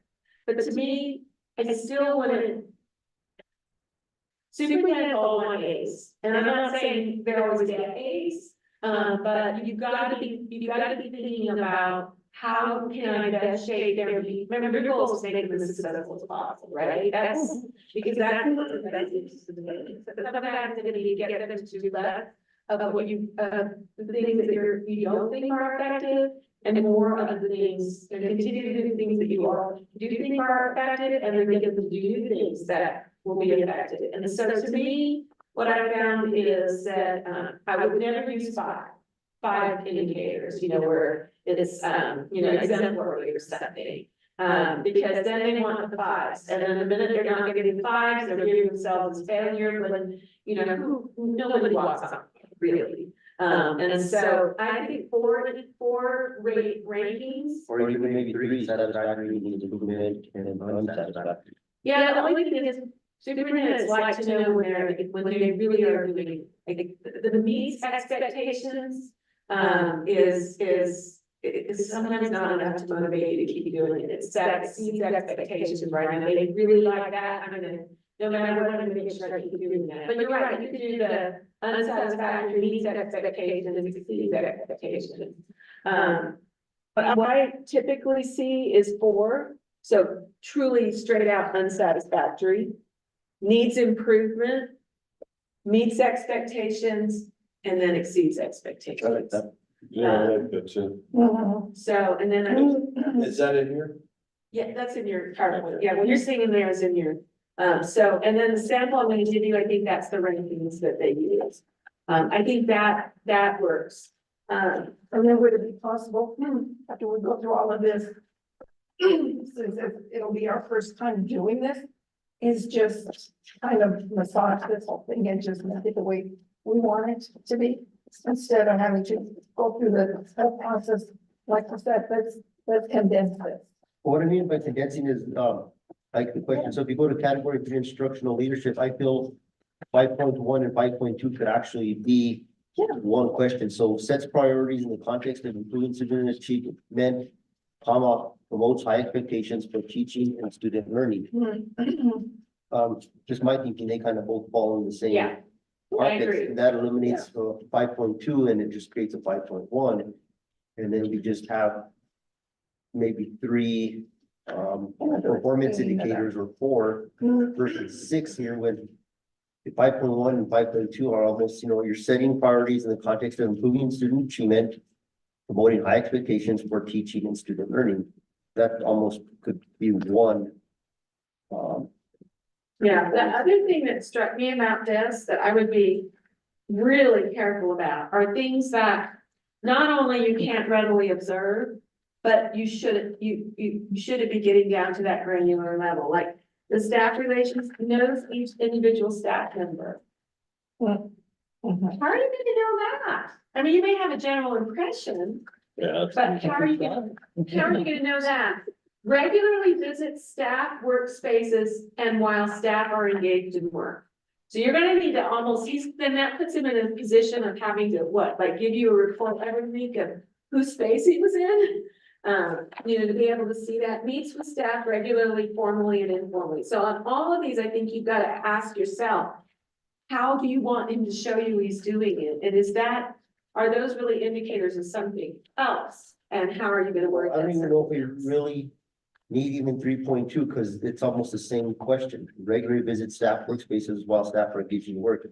I think it should just be number 3, is not that we need that one in there, but again, those are I agree. 2 performance indicators that are redundant. And I think it's very important that we do have a superintendent that is engaged with staff, that Right. visits the school sites, and I think as a board, we want to see that. I think over the course of the years that this has been developed, but when I first came on the board and we didn't renew the contract for former superintendent Dr. Weston, it was reported to the board through various avenues that they would never see the superintendent, that there was like, Right. there's factions, there's administration and the school site. So I believe over the course of the many years I've been on the board, this initially was created. The board did want to see and ensure that the superintendent is getting out of his office, getting out of administration and visiting. And there, that's easy because then you can say, so then the superintendent can say, okay, I'm gonna send you my calendar. I'm gonna get Anna's help to make sure that calendar stays true to what I'm actually doing. In other words, if I do something spontaneous, we'll add it on so that it shows that that's where I was. And I'll give it to the board. The other possibility might be, I'm not gonna give you the calendar, but I'm gonna give you a report, a weekly report of, I visited the high school. I met with, we did walkthroughs of the math wing, that sort of thing. And that might be in a board report. What we've seen, sorry to interrupt, but then is so on some of these evaluations, the superintendent has brought forward, yes, a big old stack of stuff, reading writers, but it's their board reports that they've given to the board throughout the course of the year that actually is evidence that yes, in March, so it's part of this. Are you visiting with staff? So Another way to approach this, since we're on kind of a short time frame, that I don't know how the other board members feel, but from my viewpoint, it wouldn't constitute any kind of rolling quorum. It wouldn't require a board meeting to set up a committee. Is maybe you have so much experience with this instrument, is maybe you meeting with Dr. Layton to kind of before the workshop, whatever workshop you're gonna have, to generate some ideas together of how to, because the thing you want to really be thinking about is, his question is gonna be, he's not gonna be opposed to show, he's gonna want to show you what the board wants to see. He's gonna be looking at it from how am I gonna show you that? And the concepts of what we don't want, the board does not want a superintendent that stays in his office all the time. Board doesn't want a superintendent that, has a second home in Phoenix and is flying home every weekend and not interacting with the community. The board we've had doesn't, that before too. the board doesn't want a superintendent who runs from the press, the board doesn't want a superintendent that, lets the board read about something in the newspaper. Before hearing about it from the superintendent. So I can do the list, not even knowing your history. And that's your anticipated events which may require board awareness and attention. Item 1. Right. So those kinds of things, maybe from the get-go, the two of you talk about the history of, because he knows the history. We don't want to wipe away that history. I mean, what doesn't work, doesn't work. But then you give feedback about, okay, well, how might I show that? And then through that collaboration, maybe come up with some, because what you want is it to be, back to the SMART goals, and I'm channeling board member Maya in this, simple, measurable, attainable, results oriented, time driven. And it keeps the board in their lane. The other thing about your policy that really made me nervous is, the board, look at the first paragraph of CGI. I don't know that I noticed this before in policies. I don't know of any board that does it. The board may request randomly selected employees of the district to provide confidential and anonymous feedback to the board as a component of the superintendent evaluation process. Yeah, I think that is so dang. yeah, that is very dangerous, and we don't want to be starting to solicit that, because then that could be context for a board member to say, well, I solicited so-and-so's Exactly. opinion to be utilizing the superintendent's evaluation. Exactly, so, this policy definitely needs some cleanup. You know, And I say that only because this way, the next evaluation will mirror this, what we designed. It's gonna be something that they've designed to evaluate our superintendent. And then it'll move on to the next and to the next without having it change or anything. This is gonna be what how we're going to evaluate. And just condensing and just, having something to really work with that works for us. right, right, well, I can tell you, as far as the policy itself, I drafted policies for other districts that do the twice a year aligned with the fiscal year. So it won't be hard for me to get back to you. I'll need to redline this is what I'll need to do, which will, but it wouldn't take long, and that could go for first reading on September 11th. Could I ask a question like this question here, 1.3, effectively works with the board at all board meetings? I mean, how do you say that the superintendent is not working with the board at board meetings, or how do you say that he is? Maybe he's not showing up to the meetings, maybe, I don't I understand. know, I agree with you, I mean, these are, they're vague in a way that and there again, the sample, and, Anna, if you wanna send me a reminder to send you the sample. But when I send you the sample, what you may find is that there's something more specific that gets at the same thing. So you could just, you could also you could collapse, you could modify the wording or substitute from the sample that I sent you. And I'm just looking at this instrument itself, and even just in the sheer numbering itself, like category 3. If you look at. Yeah, the number is, I saw that, I was like, did I do something wrong? But no, it's the number. Drawdowns. Yeah. The categories Yeah. are off itself, Yeah, we want to have like just a basic 4 performance measures. Is that what we're getting at, for each category? 3 and 4. and some of the things that I use for board reports, and just so, I'm glad we're discussing this is, where ones are sent weekly, they're categorized based on the actual instrument. So if it is, let's say, board relations, when I send a weekly summary, it's listed. It's showing, that's nice. Relations, category 1, and then you put -1.3, so on and so forth. Yep. So through the course of the year, everything that I work through the year is stated specifically for you to use. As part of this. As part of it. Yeah. Yes, exactly. Yeah, and I'll tell you, like that category 7, values and ethics, first of all, I can tell you right up front that if the superintendent violates the law, and it has a nexus to the school district, so, it's either made so much news that, it's become disruptive and, it's negated his authority, or it's tied to the school. He was driving the school van and was, intoxicated. I was buying beer in the. Yeah, I mean, obviously, these are wild hypotheticals, but that's a dischargeable offense. You don't need to be evaluating his value and ethics in category 7, like that. What concerns me about that, to me, what is important is things like explores and develops ways to find common ground in dealing with difficult and divisive issues. Another one that I know I recommend in almost all when I'm working with boards is accepts constructive criticism. A board superintendent that cannot say I made a mistake or cannot accept constructive criticism, but that doesn't need to be under values and ethics. To me, it's not about values and ethics. That one is about communication, or if we're talking about the board, it's board relations. But again, I think some of these, if we could. Go ahead. Quick on 7.1, excuse my interruption, so 7.2 and 7.3 almost could be included into one.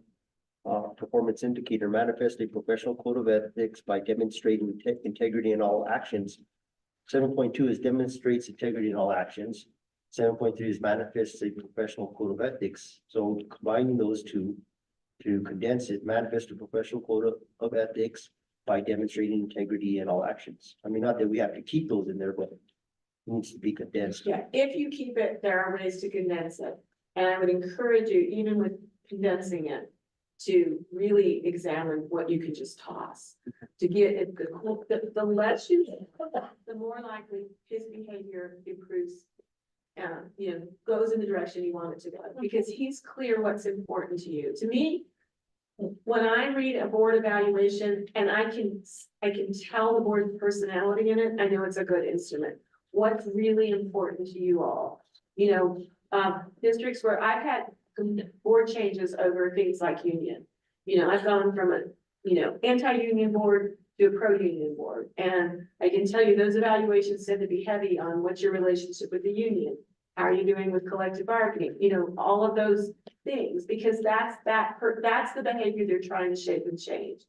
And I'm just using that as an example. I'm not suggesting that for you, but I'm saying, where does what's important to us come out? Obviously finance has been a big important thing. Getting out and about, I've already heard just, this morning I was hearing, how important, how much appreciated it was that Dr. Layton was at the football game last night and those efforts. So, that getting out and about, the things that are important to you, you can change the evaluation over time. Think of an evaluation as a way to shape behavior get the behavior that's most important to you.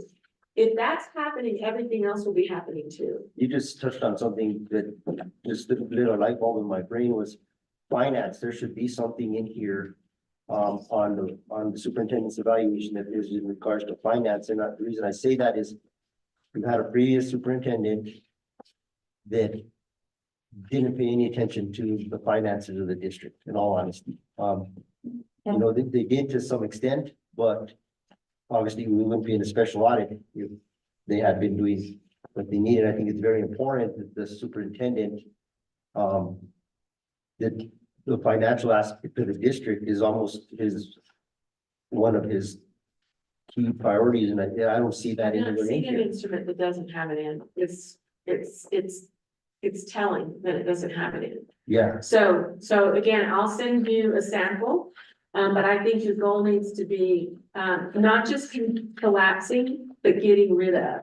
And having, what you want is a superintendent to be able to read the indicators and go, I know what they want. I know what they're looking for. I know how to, shape the behavior. I had a district, another example, a district where the former superintendent, HR, and again, I'm trying to give you examples, but like well, the human resources department had developed this sort of tyrant reputation. And so one of the things that, and the superintendent along with it, that it was just kind of anti-employee. And so when that new superintendent came in, the message of the board and superintendent is we're putting the human back in human resources. That the human resources department is a service department. That's right. And the board sent that message loud and clear to the superintendent. It didn't require too many indicators.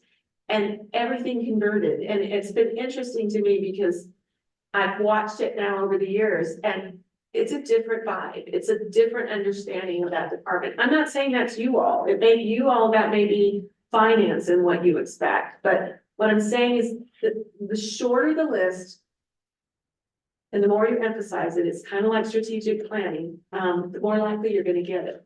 And the more likely Dr. Layton's not going to be frustrated feeling like, he's chasing his tail, trying to figure out how to please you all. There's That's nothing right. worse than That's that, right. is trying to, and remember, there's 5 of you, so you've got to give him the courtesy of, which brings me to another issue, the evaluation process. I feel really strongly in my work with boards that you all not average scores, that if you've got I think four rankings, if you've got 4 rankings, what I like to do is, first of all, suggest that you come with your comments. When I help with it, which I definitely don't have to, but when I help with it, what I do is I have the comments and scores sent to me. I combine them, and color code them. So, Susan's are purple and Keith's are red and Mark's are black, and Cynthia's are green, and, Naomi's are yellow. And so that you guys see them, he's not gonna see them that way, but you guys see them, I put them together where if Secretary Trujillo says, I love Dr. Layton's board report. And Board Member King says, I hate the board report, I dread trying to read it, it doesn't make sense. I put those comments right next to each other. And I flag them so that in that first executive session, you guys are explaining to each other why you don't like it and why she loves it. And then once she tells you why she doesn't like it, or why you don't like it, and you say what you want, she'll say, well, yeah, I agree with that, but what I like is this, and you're like, well, I agree with that, all right, well, then let's explain. Keep doing the weekly, but when you do the weekly, limit it to 3 pages with bullets, not 10 pages. So then you're sending one message, so we get everything coordinated. Get rid of the color coding, get rid of the voice so that he doesn't sit there and go, I can tell Keith said that. And it's one voice, we, us, One voice. That one was voice. very effective when you helped us with the Superintendent Trujillo's evaluation. That's what you did, I recall. But the longer it is, the more, no matter how you're doing it, I know you're committed to this because you've done it. The longer it is, the more unwieldy even that ideal is gonna be to meet because it's just too long. But if you can get them the 5 voices condensed to 1, and then the scores too, okay. You gave a 4 and he gave a 1. Why your 4, why his 1, and then what I typically have is then they'll say, okay, we'll change mine to a 1, I agree, or change mine to a 4, I agree. You ended up with him having one boss telling him one thing so that he's not chasing his tail trying to figure out how to please you all. Because what you guys want is to be pleased, and by pleased meaning pleased in the best interest of the district. Well, and not only that, he has a job to do, and it's his focus, it has to just be, the evaluation should just be mirror what he does, instead of having to, for him be obsessed by this evaluation and everything that he's wondering. I think it just lends itself to a lot of confusion and a lot of not being able to be effective in the job that you have to do. I'm doing the job, you know, and at the end of the day, I'm a numbers person, so I say, okay, the numbers speak for themselves. This is the story. This is my story of my work. And it's going to reflect everything that we're doing so far. Is, let's say we have an evaluation now. It's going to reflect everything he's already done. You know, so it just, there's just such a mirror, there's such a story without being just so overwhelmingly taxed. Let's just get through it. We're comfortable to work together as a team. We're one voice. We have a leadership, we have order, and let's let it evolve in such a way that it'll make Taos Municipal Schools a star. Can I ask you a question, Ms. Gaibo? So, you get the scoring. I give Superintendent a 1 per se, and Mr. King just loves Superintendent at all 5. And then there's something in between. Can we average those scores to give him an average of it so that he's looking at it not on an individual basis where, you know, President Flores, he doesn't like anything I do, and he's looking at just one individual board member, or Chief King. You know, I don't have to worry about King because Yeah. me and King are. So I never recommend that all 5 board members' scores show up. I never recommend that you know, oh, I got, you know, let's say if it's scoring of 1 to 4, I wouldn't want him to see that 2 board members scored in 1, 3 board members scored in 4. You know, if there's a split board, that what I recommend is that you go through and have that conversation of because again, that color coding and the 5 scores are I gonna like be it. in executive session with board only. And so you're gonna say to Mr. King, why did you give him, you know, an exceeds expectations when you just heard, several board members say, what happened the other day, where he, had a temper tantrum and threw a book in the middle of a staff meeting at the staff. And hit that staff member. That was a lawsuit. Yeah, and so why are you giving him an exceeds expectations for the staff relations? And, at that point, Mr. King might say, I wasn't thinking about that incident when I scored, let's change my score. Usually what starts happening is board members start then kind of negotiating, like giving their rationale and negotiating the score. But if you have a split board, when I've had a split board, which sometimes I'm in there because the board is split, and, one or two members think the board superintendent walks on water, and three members think that the superintendent is really got problems, then rather than showing the superintendent the 5 scores, I say, all right, in the end, because I do have you go into open session and approve you're not saying what's in the evaluation because you can't, but approve the evaluation as completed in executive. And so at some point, you as board president will say, we've got a split here. We're gonna need to take a vote on it. This incident happened, 3 of us can't excuse it. We think that it warrants an unsatisfactory. We're putting unsatisfactory in. If you want to vote against the evaluation, you can vote against the evaluation as being the evaluation. But if this evaluation passes, this is the evaluation going in the file. Because the averaging it then makes it seem like he's doing okay when he's not. When 3 of you think he's really, really not, and 2 of you just have this idea that he walks on water because maybe somehow you identify with him. And so it's kind of misspeaking to him, the fact that 3 of you think he's in trouble and the 3 of you are a majority. And so the better way to me is to have consensus around what's in his file rather than a compromised message. Does that make sense? Yes, that's kind of, Yes. yeah, that's what I was. And so what message sends to him, which of course you would share as well, that, that you need to know that despite that this is why we put you as unsatisfactory because of this incident. But, on the other hand, Mr. King really feels good about the fact that you're doing this or that, but we just don't feel like this. It's enough to sway our evaluation of you on this. But he's also gonna know when the vote happens, if that vote is 4-1 on that evaluation instrument, he's gonna see he has a split board or a 3-2. He's gonna see that he has a split board, but what goes in the file is unequivocal about what the majority of the board thinks about his performance.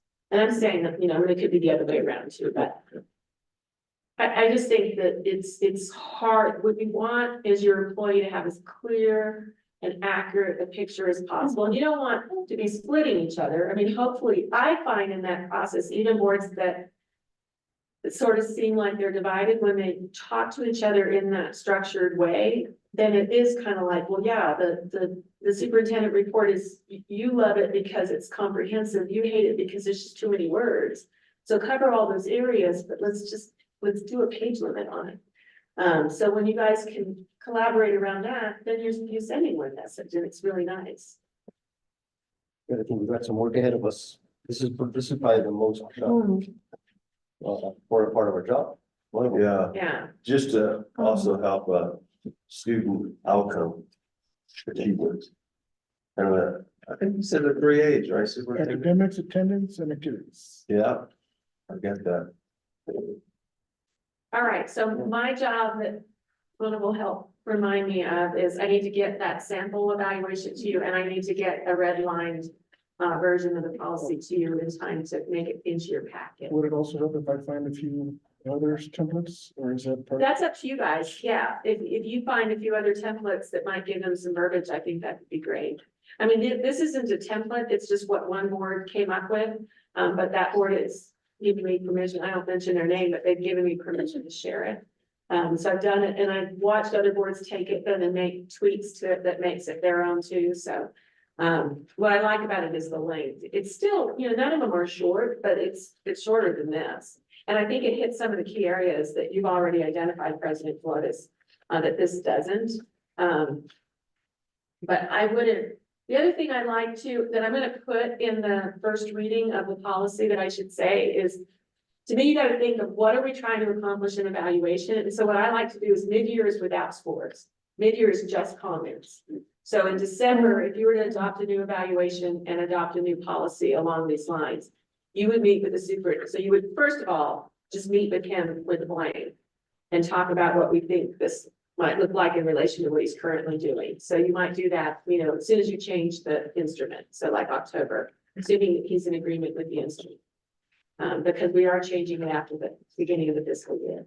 I think you're gonna like it better, but, and then in December, you're gonna go in with comments only. You're gonna reconcile the comments. You're gonna go through the same process I identified, but you're not gonna negotiate scores because there aren't gonna be scores.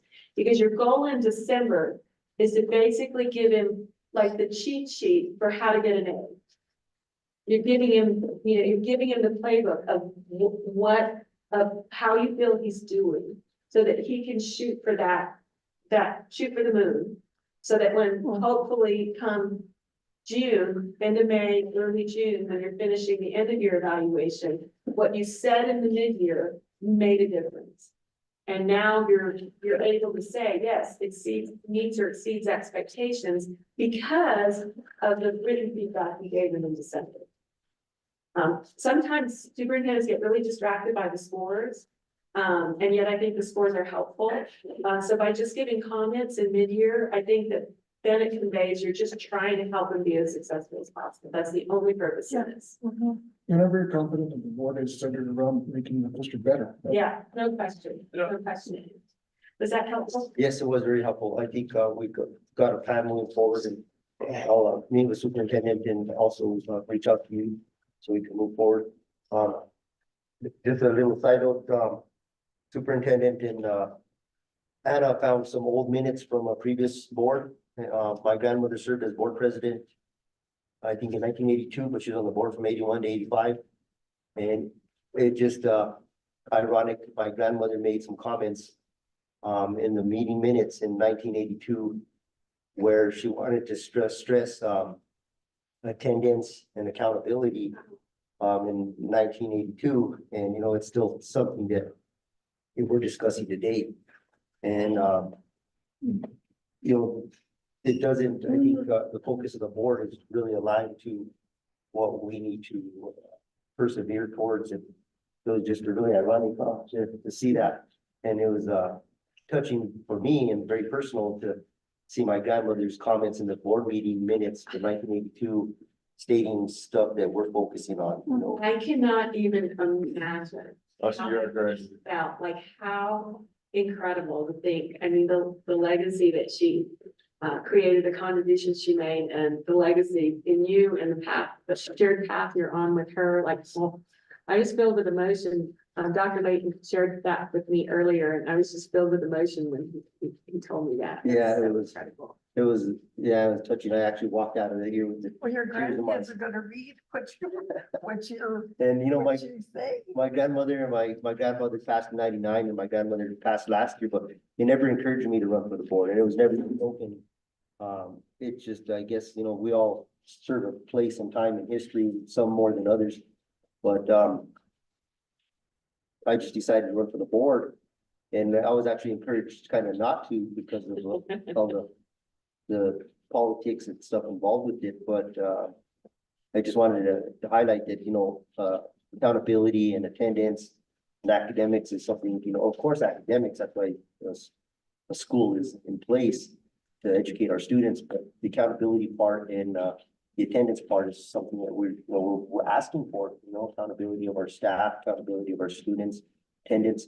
And then it talked about staff attendance. It was attendance not only the students, but staff. And we were hearing, you know, early part of the year where there was teachers not going into their classrooms, you know, calling in substitute teachers. We need to ensure that we're asking attendance of our teachers, not just our students. Right. No, it's, I guess that said. With our new policy. The kids are already hitting a pouch on the wall. They're destroying it. So I know you want to be, I think it's progressive, right? And it's unfortunate because, you know, I know I'm a parent and and I am the top cop. I don't know. It's almost, it's at home, you know, when you get something and, you know, so they're gonna like, you know, fight the system or what have you. And the high school took another policy. They said, hey, we're just not even gonna let that post. So, third, I guess they go back, right? On Tuesday, is the third. That's correct. So I don't know if there's another meeting. Okay, agenda wise, we're off the agenda now. Yeah, I'm sorry. Well, it's just, I don't know what you're gonna do. You can have a side conversation with the superintendent. Yeah, because they're already. Yeah, I don't know what's happening here. These kids are like, I think well, our next meeting, we'll have an update on that and we could thoroughly discuss that's the that. topic, I guess we could put on it. That's an agenda. item. Agenda item. Yeah. Can I say, on that note, I was at the spa last week and I saw, I met up with the guy that his parents had a bus. They ran buses and he was also a driver and he was telling me he was retired. And I said, oh, you can substitute. Oh, no, he said, I won't substitute. He said, the kids are terrible.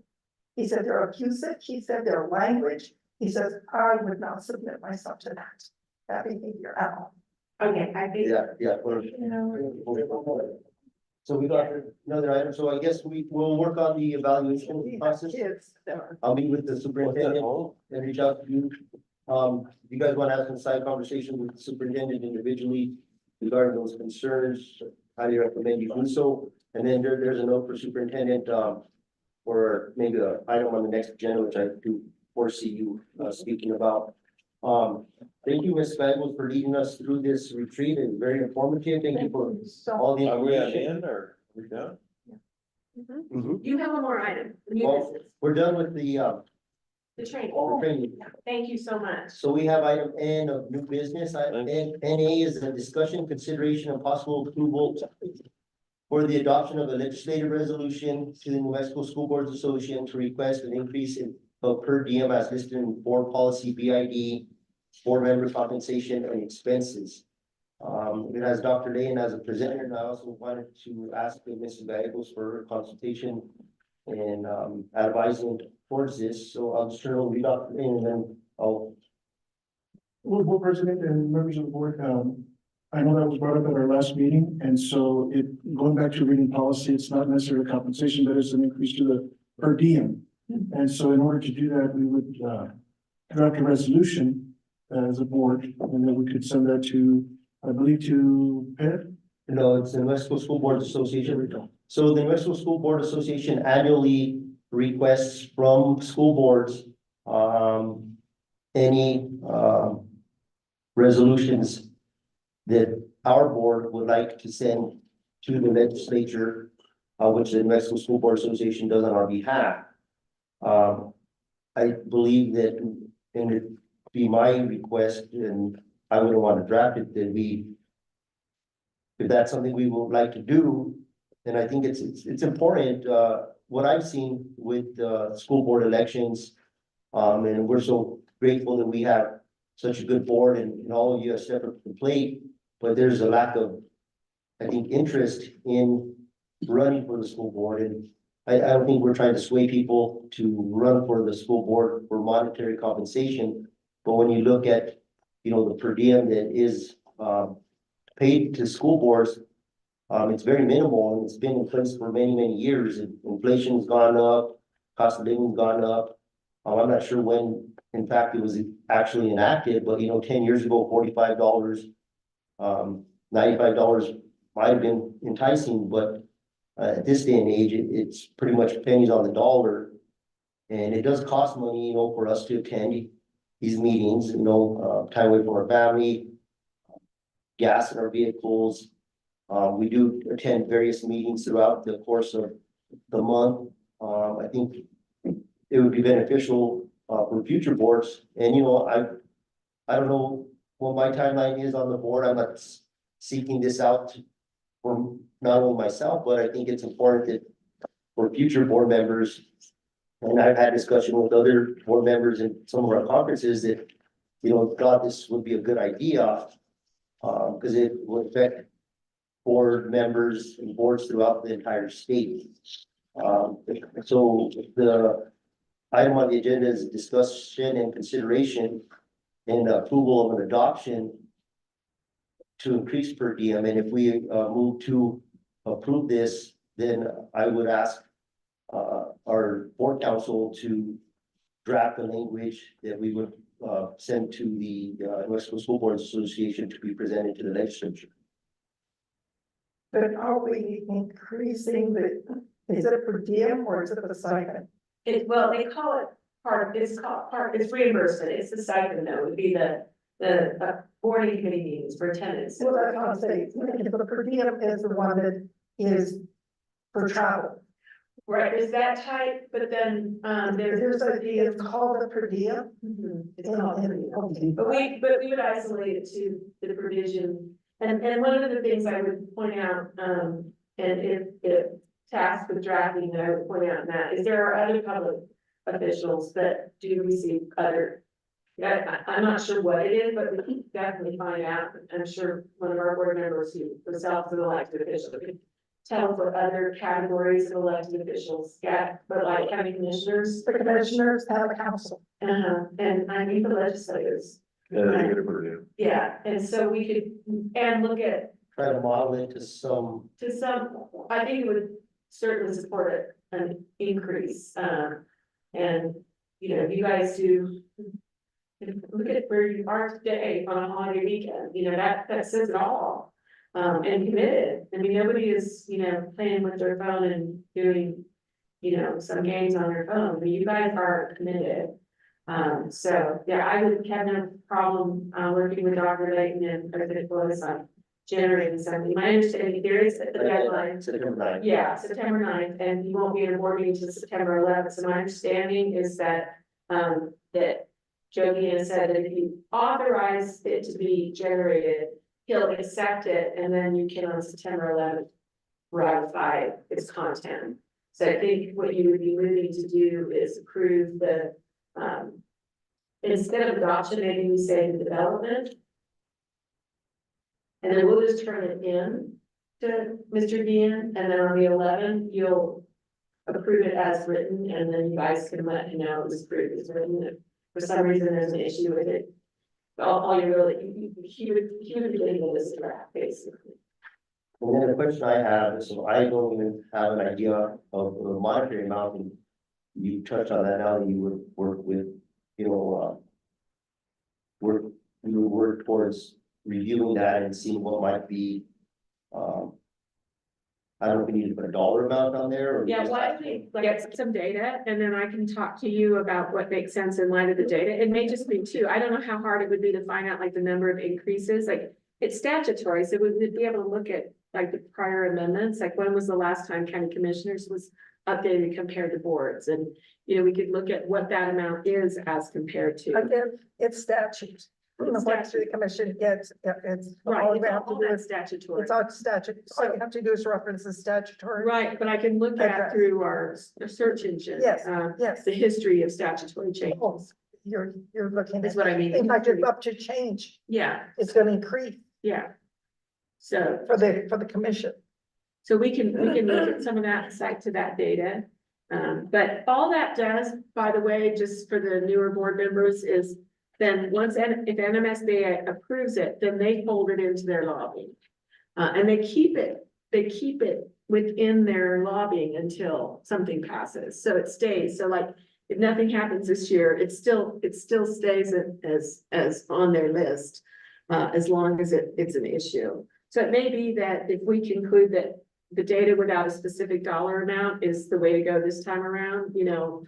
It doesn't keep them from, you know, we'll look at the data and, you know, I would talk We with can you let about them it. make that decision based on the dollar amount that is paid to the commission and to the council statutorily. Yeah, right, And it might mirror the same thing. yeah, We'll see. And I think what we're recognizing by putting this resolution forward is, you know, a voice from a school board that is, you know, recognized of doing positive things that, you know, school board members, I think, are to some extent underappreciated and undercompensated. They are the company, either both, and to the extent that when we think of a $30 million budget that we oversee, and the budget is our oversight. That is huge. Not even the county has a $30 million budget. Not even the town has a $30 million budget, but we do. Yeah, there's a lot of responsibility. It's a huge responsibility. Well, one thing that might help me if, if this goes through as President Flores is suggesting, it might help me in the drafting if you have like data like that you could send me, because, board member Trujillo, that would be really valuable. Okay. And then I'll work with you, President Flores and, Dr. Layton, on drafts back and forth, and then get some help from some of my colleagues in the office. Okay, we'll do. It's foundational. The education system is foundational. I mean, all that we're seeing in our society right now, the crumbling of ethics, it's family. Kids aren't reading and writing, they're not reading books. Kids walk in front of you now, they don't say, excuse me, we would get, Smacked in the back of the head. we would get, yeah, we would be. And it's sad, our society, I mean, it's really unfortunate. I mean, we really are, practices of, and it's just not, little old towels. I mean, every community, I have in regards to the radio, the satellite radio, and you hear different communities, Boston, workers. Towels used to be a great place to come and eat. We don't, we cook at home, this special occasion. We go to Santa Fe, Albuquerque, because there's more people there. And, and it's really unfortunate. And I know we're trying to do good things. I'm really encouraged with Superintendent Layton of just getting some things from his former community to Taos with the welcome back, and to see the appreciation of, a smile. It's contagious. So, yeah, I think it's sad to gotta sit here because you're like, okay, maybe I'm missing something, but now sitting in this chair, I'm not missing anything. It's just like, are you serious? And once again, teachers are not being appreciated. Parents, no, your kid is a little misbehaving. This is time to address it. Are they gonna grow up and be wards of the state? So let's deal with it now, before it's like, come over here, Johnny, and the teachers aren't being supported, and it's very unfortunate. But we have the responsibility of the children that are going to be the leaders of tomorrow. And it's So that's huge. the institution of education that we have to, let's try to, if it's a cell phone, so the kids can get back to learning. And they can, what is the saying? You'll be an adult all the rest of your life. There's a reason you're born as a kid. For those family, respect, community, and then we know, hey, I know what's right. I know I may want to, I think this, but I don't say it. Yeah. So if it's a board consensus, and not just on the board consensus, but after the discussion, at this time, I think I'm going to make a motion. So I'd like to make a motion, and correct me if I need to address anything, council. So I'd like to make a motion to allow and direct board council to work with the superintendent in the development of a legislative resolution to present to the New Mexico School Board Association to request an increase of per diem as listed in board policy, BID, board member compensation and expenses. Okay, and I give that information to you or to, If you send it directly to me, that would Okay. probably be good, so that if I work on the weekend, which of course, Dr. Layton, I can always reach him on the weekend too, but yeah, if you send it to me, you can copy him as well, but that'd be great. okay, So with that, there's a motion on the floor. I'll second. We have a second from board member King. Board Member Fletcher? Yes. Member King, Yes. Secretary Trujillo, Yes. President Flores. Yes. I think that, it's very historical on our end to actually recognize that and to move it forward and, maybe sometime that it does get adopted, it may not get adopted, but at least the legislature is recognizing and hearing from us that we as a board, as people in the trenches, doing the work that, we have a voice and it needs to be heard. And you talked about it when in the winter. I spoke with with our lobbyist, Mr. Archuleta, and his thing was that the board needs to start moving towards this to, adopt a resolution, and then through this adoption of this resolution, not only can we present it to the New Mexico School Boards Association, but we can also take it to Senator Gonzalez and Representative Ortiz so that they could actually introduce it also on their end and even put more emphasis on it. You talked about having them come maybe to us doing the work study. We could. Because, I think we need to visit, we haven't seen them. I think, we'll extend an invitation. I'll talk to Dr. Lane and see if we can get a presentation or work study with them of sorts. And President Flores, if I may, one of the things I recommend, so obviously with the motion that was made and just passed, it's clear that that's a legislative priority of the board, because that's how it's gonna go in.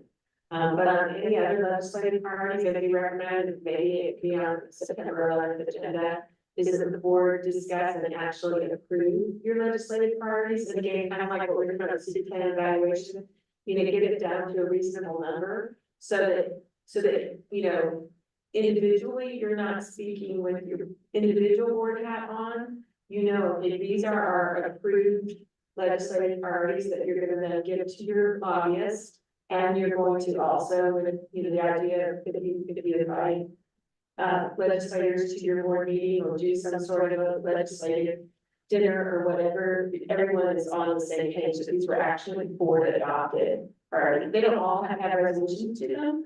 None of them do, but if you guys could kind of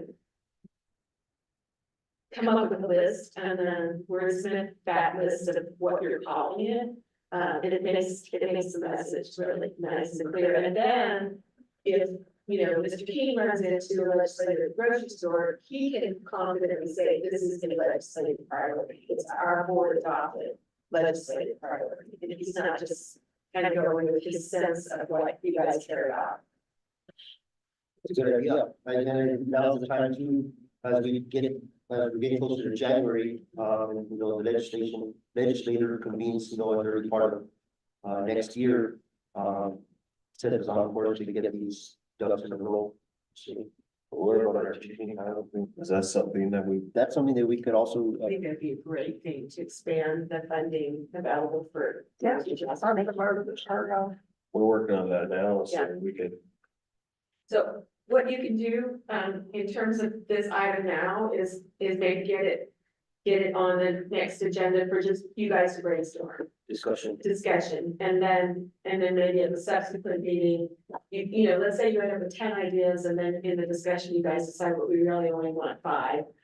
Then you could formalize it through a vote like at a second meeting. And that still puts you well ahead of the session and also gets you in a position to start talking to your representatives or Would that be an open or? all open. I think that's great. Teacher housing being one of them, and I think the board has some cool ideas. That we could actually, I'd ask the board to brainstorm,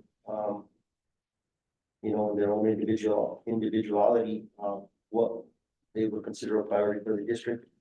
We could discuss it. Okay, so with, item N, being addressed, it moves us to item O, upcoming Taos Crystal School Board meeting. Our next meeting is September 11th, 2024. It is scheduled for 6 p.m. here at the administration building. Item P, any future topics or at this point in time, items to request be discussed at the next board meeting. I think we've spoken with Dr. Leyen to continue the housing discussion. I'm not sure if for the land committee, we did ask Vice President Spray, being that she's chairing the land committee. I think we actually want to appoint another board member to that committee. So I think the discussion on committees today, maybe we need to have a discussion on our board committees. Find out what they are. And talk about that language and maybe some discussion around the job descriptions. I can do that in the superintendent's report. Okay. Any other items? Superintendent evaluation policy. Yep. And then superintendent evaluation instrument. Which will be handled differently, so the instrument will just be, I guess it's, I don't know, we can talk more about what you wanna do with the instrument on September 11th, but the policy, if we could get a first reading on that policy. And then, what, Also, President. Mark, I said I would, I'll be open to sitting on that, what are we calling it? It's not the properties anymore, is it housing? This seems like they've already they've identified all the properties, now we're looking at. so what we had talked about at the last board meeting is to convene the committee. And I don't even know if it has a formal name, Well, we might have to Well, consider a subcommittee because the land component was to see about what the land is. This particular one, I would recommend, maybe a subcommittee of, or. I think we're getting into subject matter that's not on the agenda, and so I think what we just do, yeah, let's just make sure we're not deciding it, we're just talking about what the agenda topic's gonna be. Chris, a future topic, so, on that note, what we were gonna discuss the following meeting. Was or it was supposed to happen between now and the next meeting was the convening of the land committee, and I think, yeah, we'll discuss it at the following meeting, but. Having that committee bring a recommendation forward to the board as to, which areas of land or what land best constitutes placement of future housing. Because it seems like the board, through that discussion, we need a recommendation. As to what's most feasible to place in future housing. And I think with that being said, there was a request at our next meeting to appoint another board member to that committee. And at that meeting, we'll discuss the need for the creation of a subcommittee, if needed, and then we'll just have that discussion.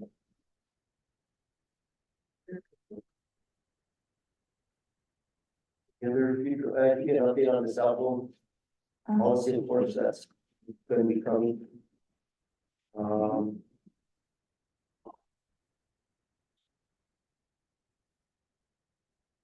Good.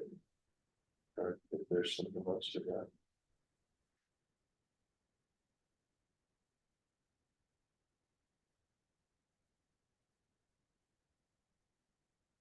Maybe get an update on your superintendent report of vacancies. Yeah, Where we stand.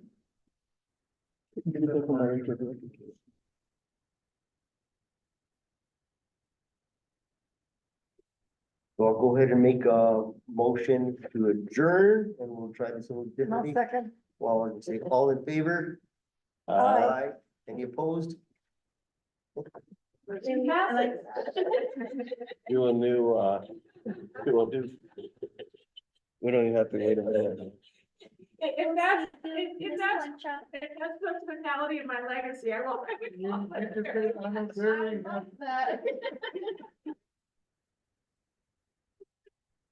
What'd you say, Orion? No, Being impactful. I was trying to.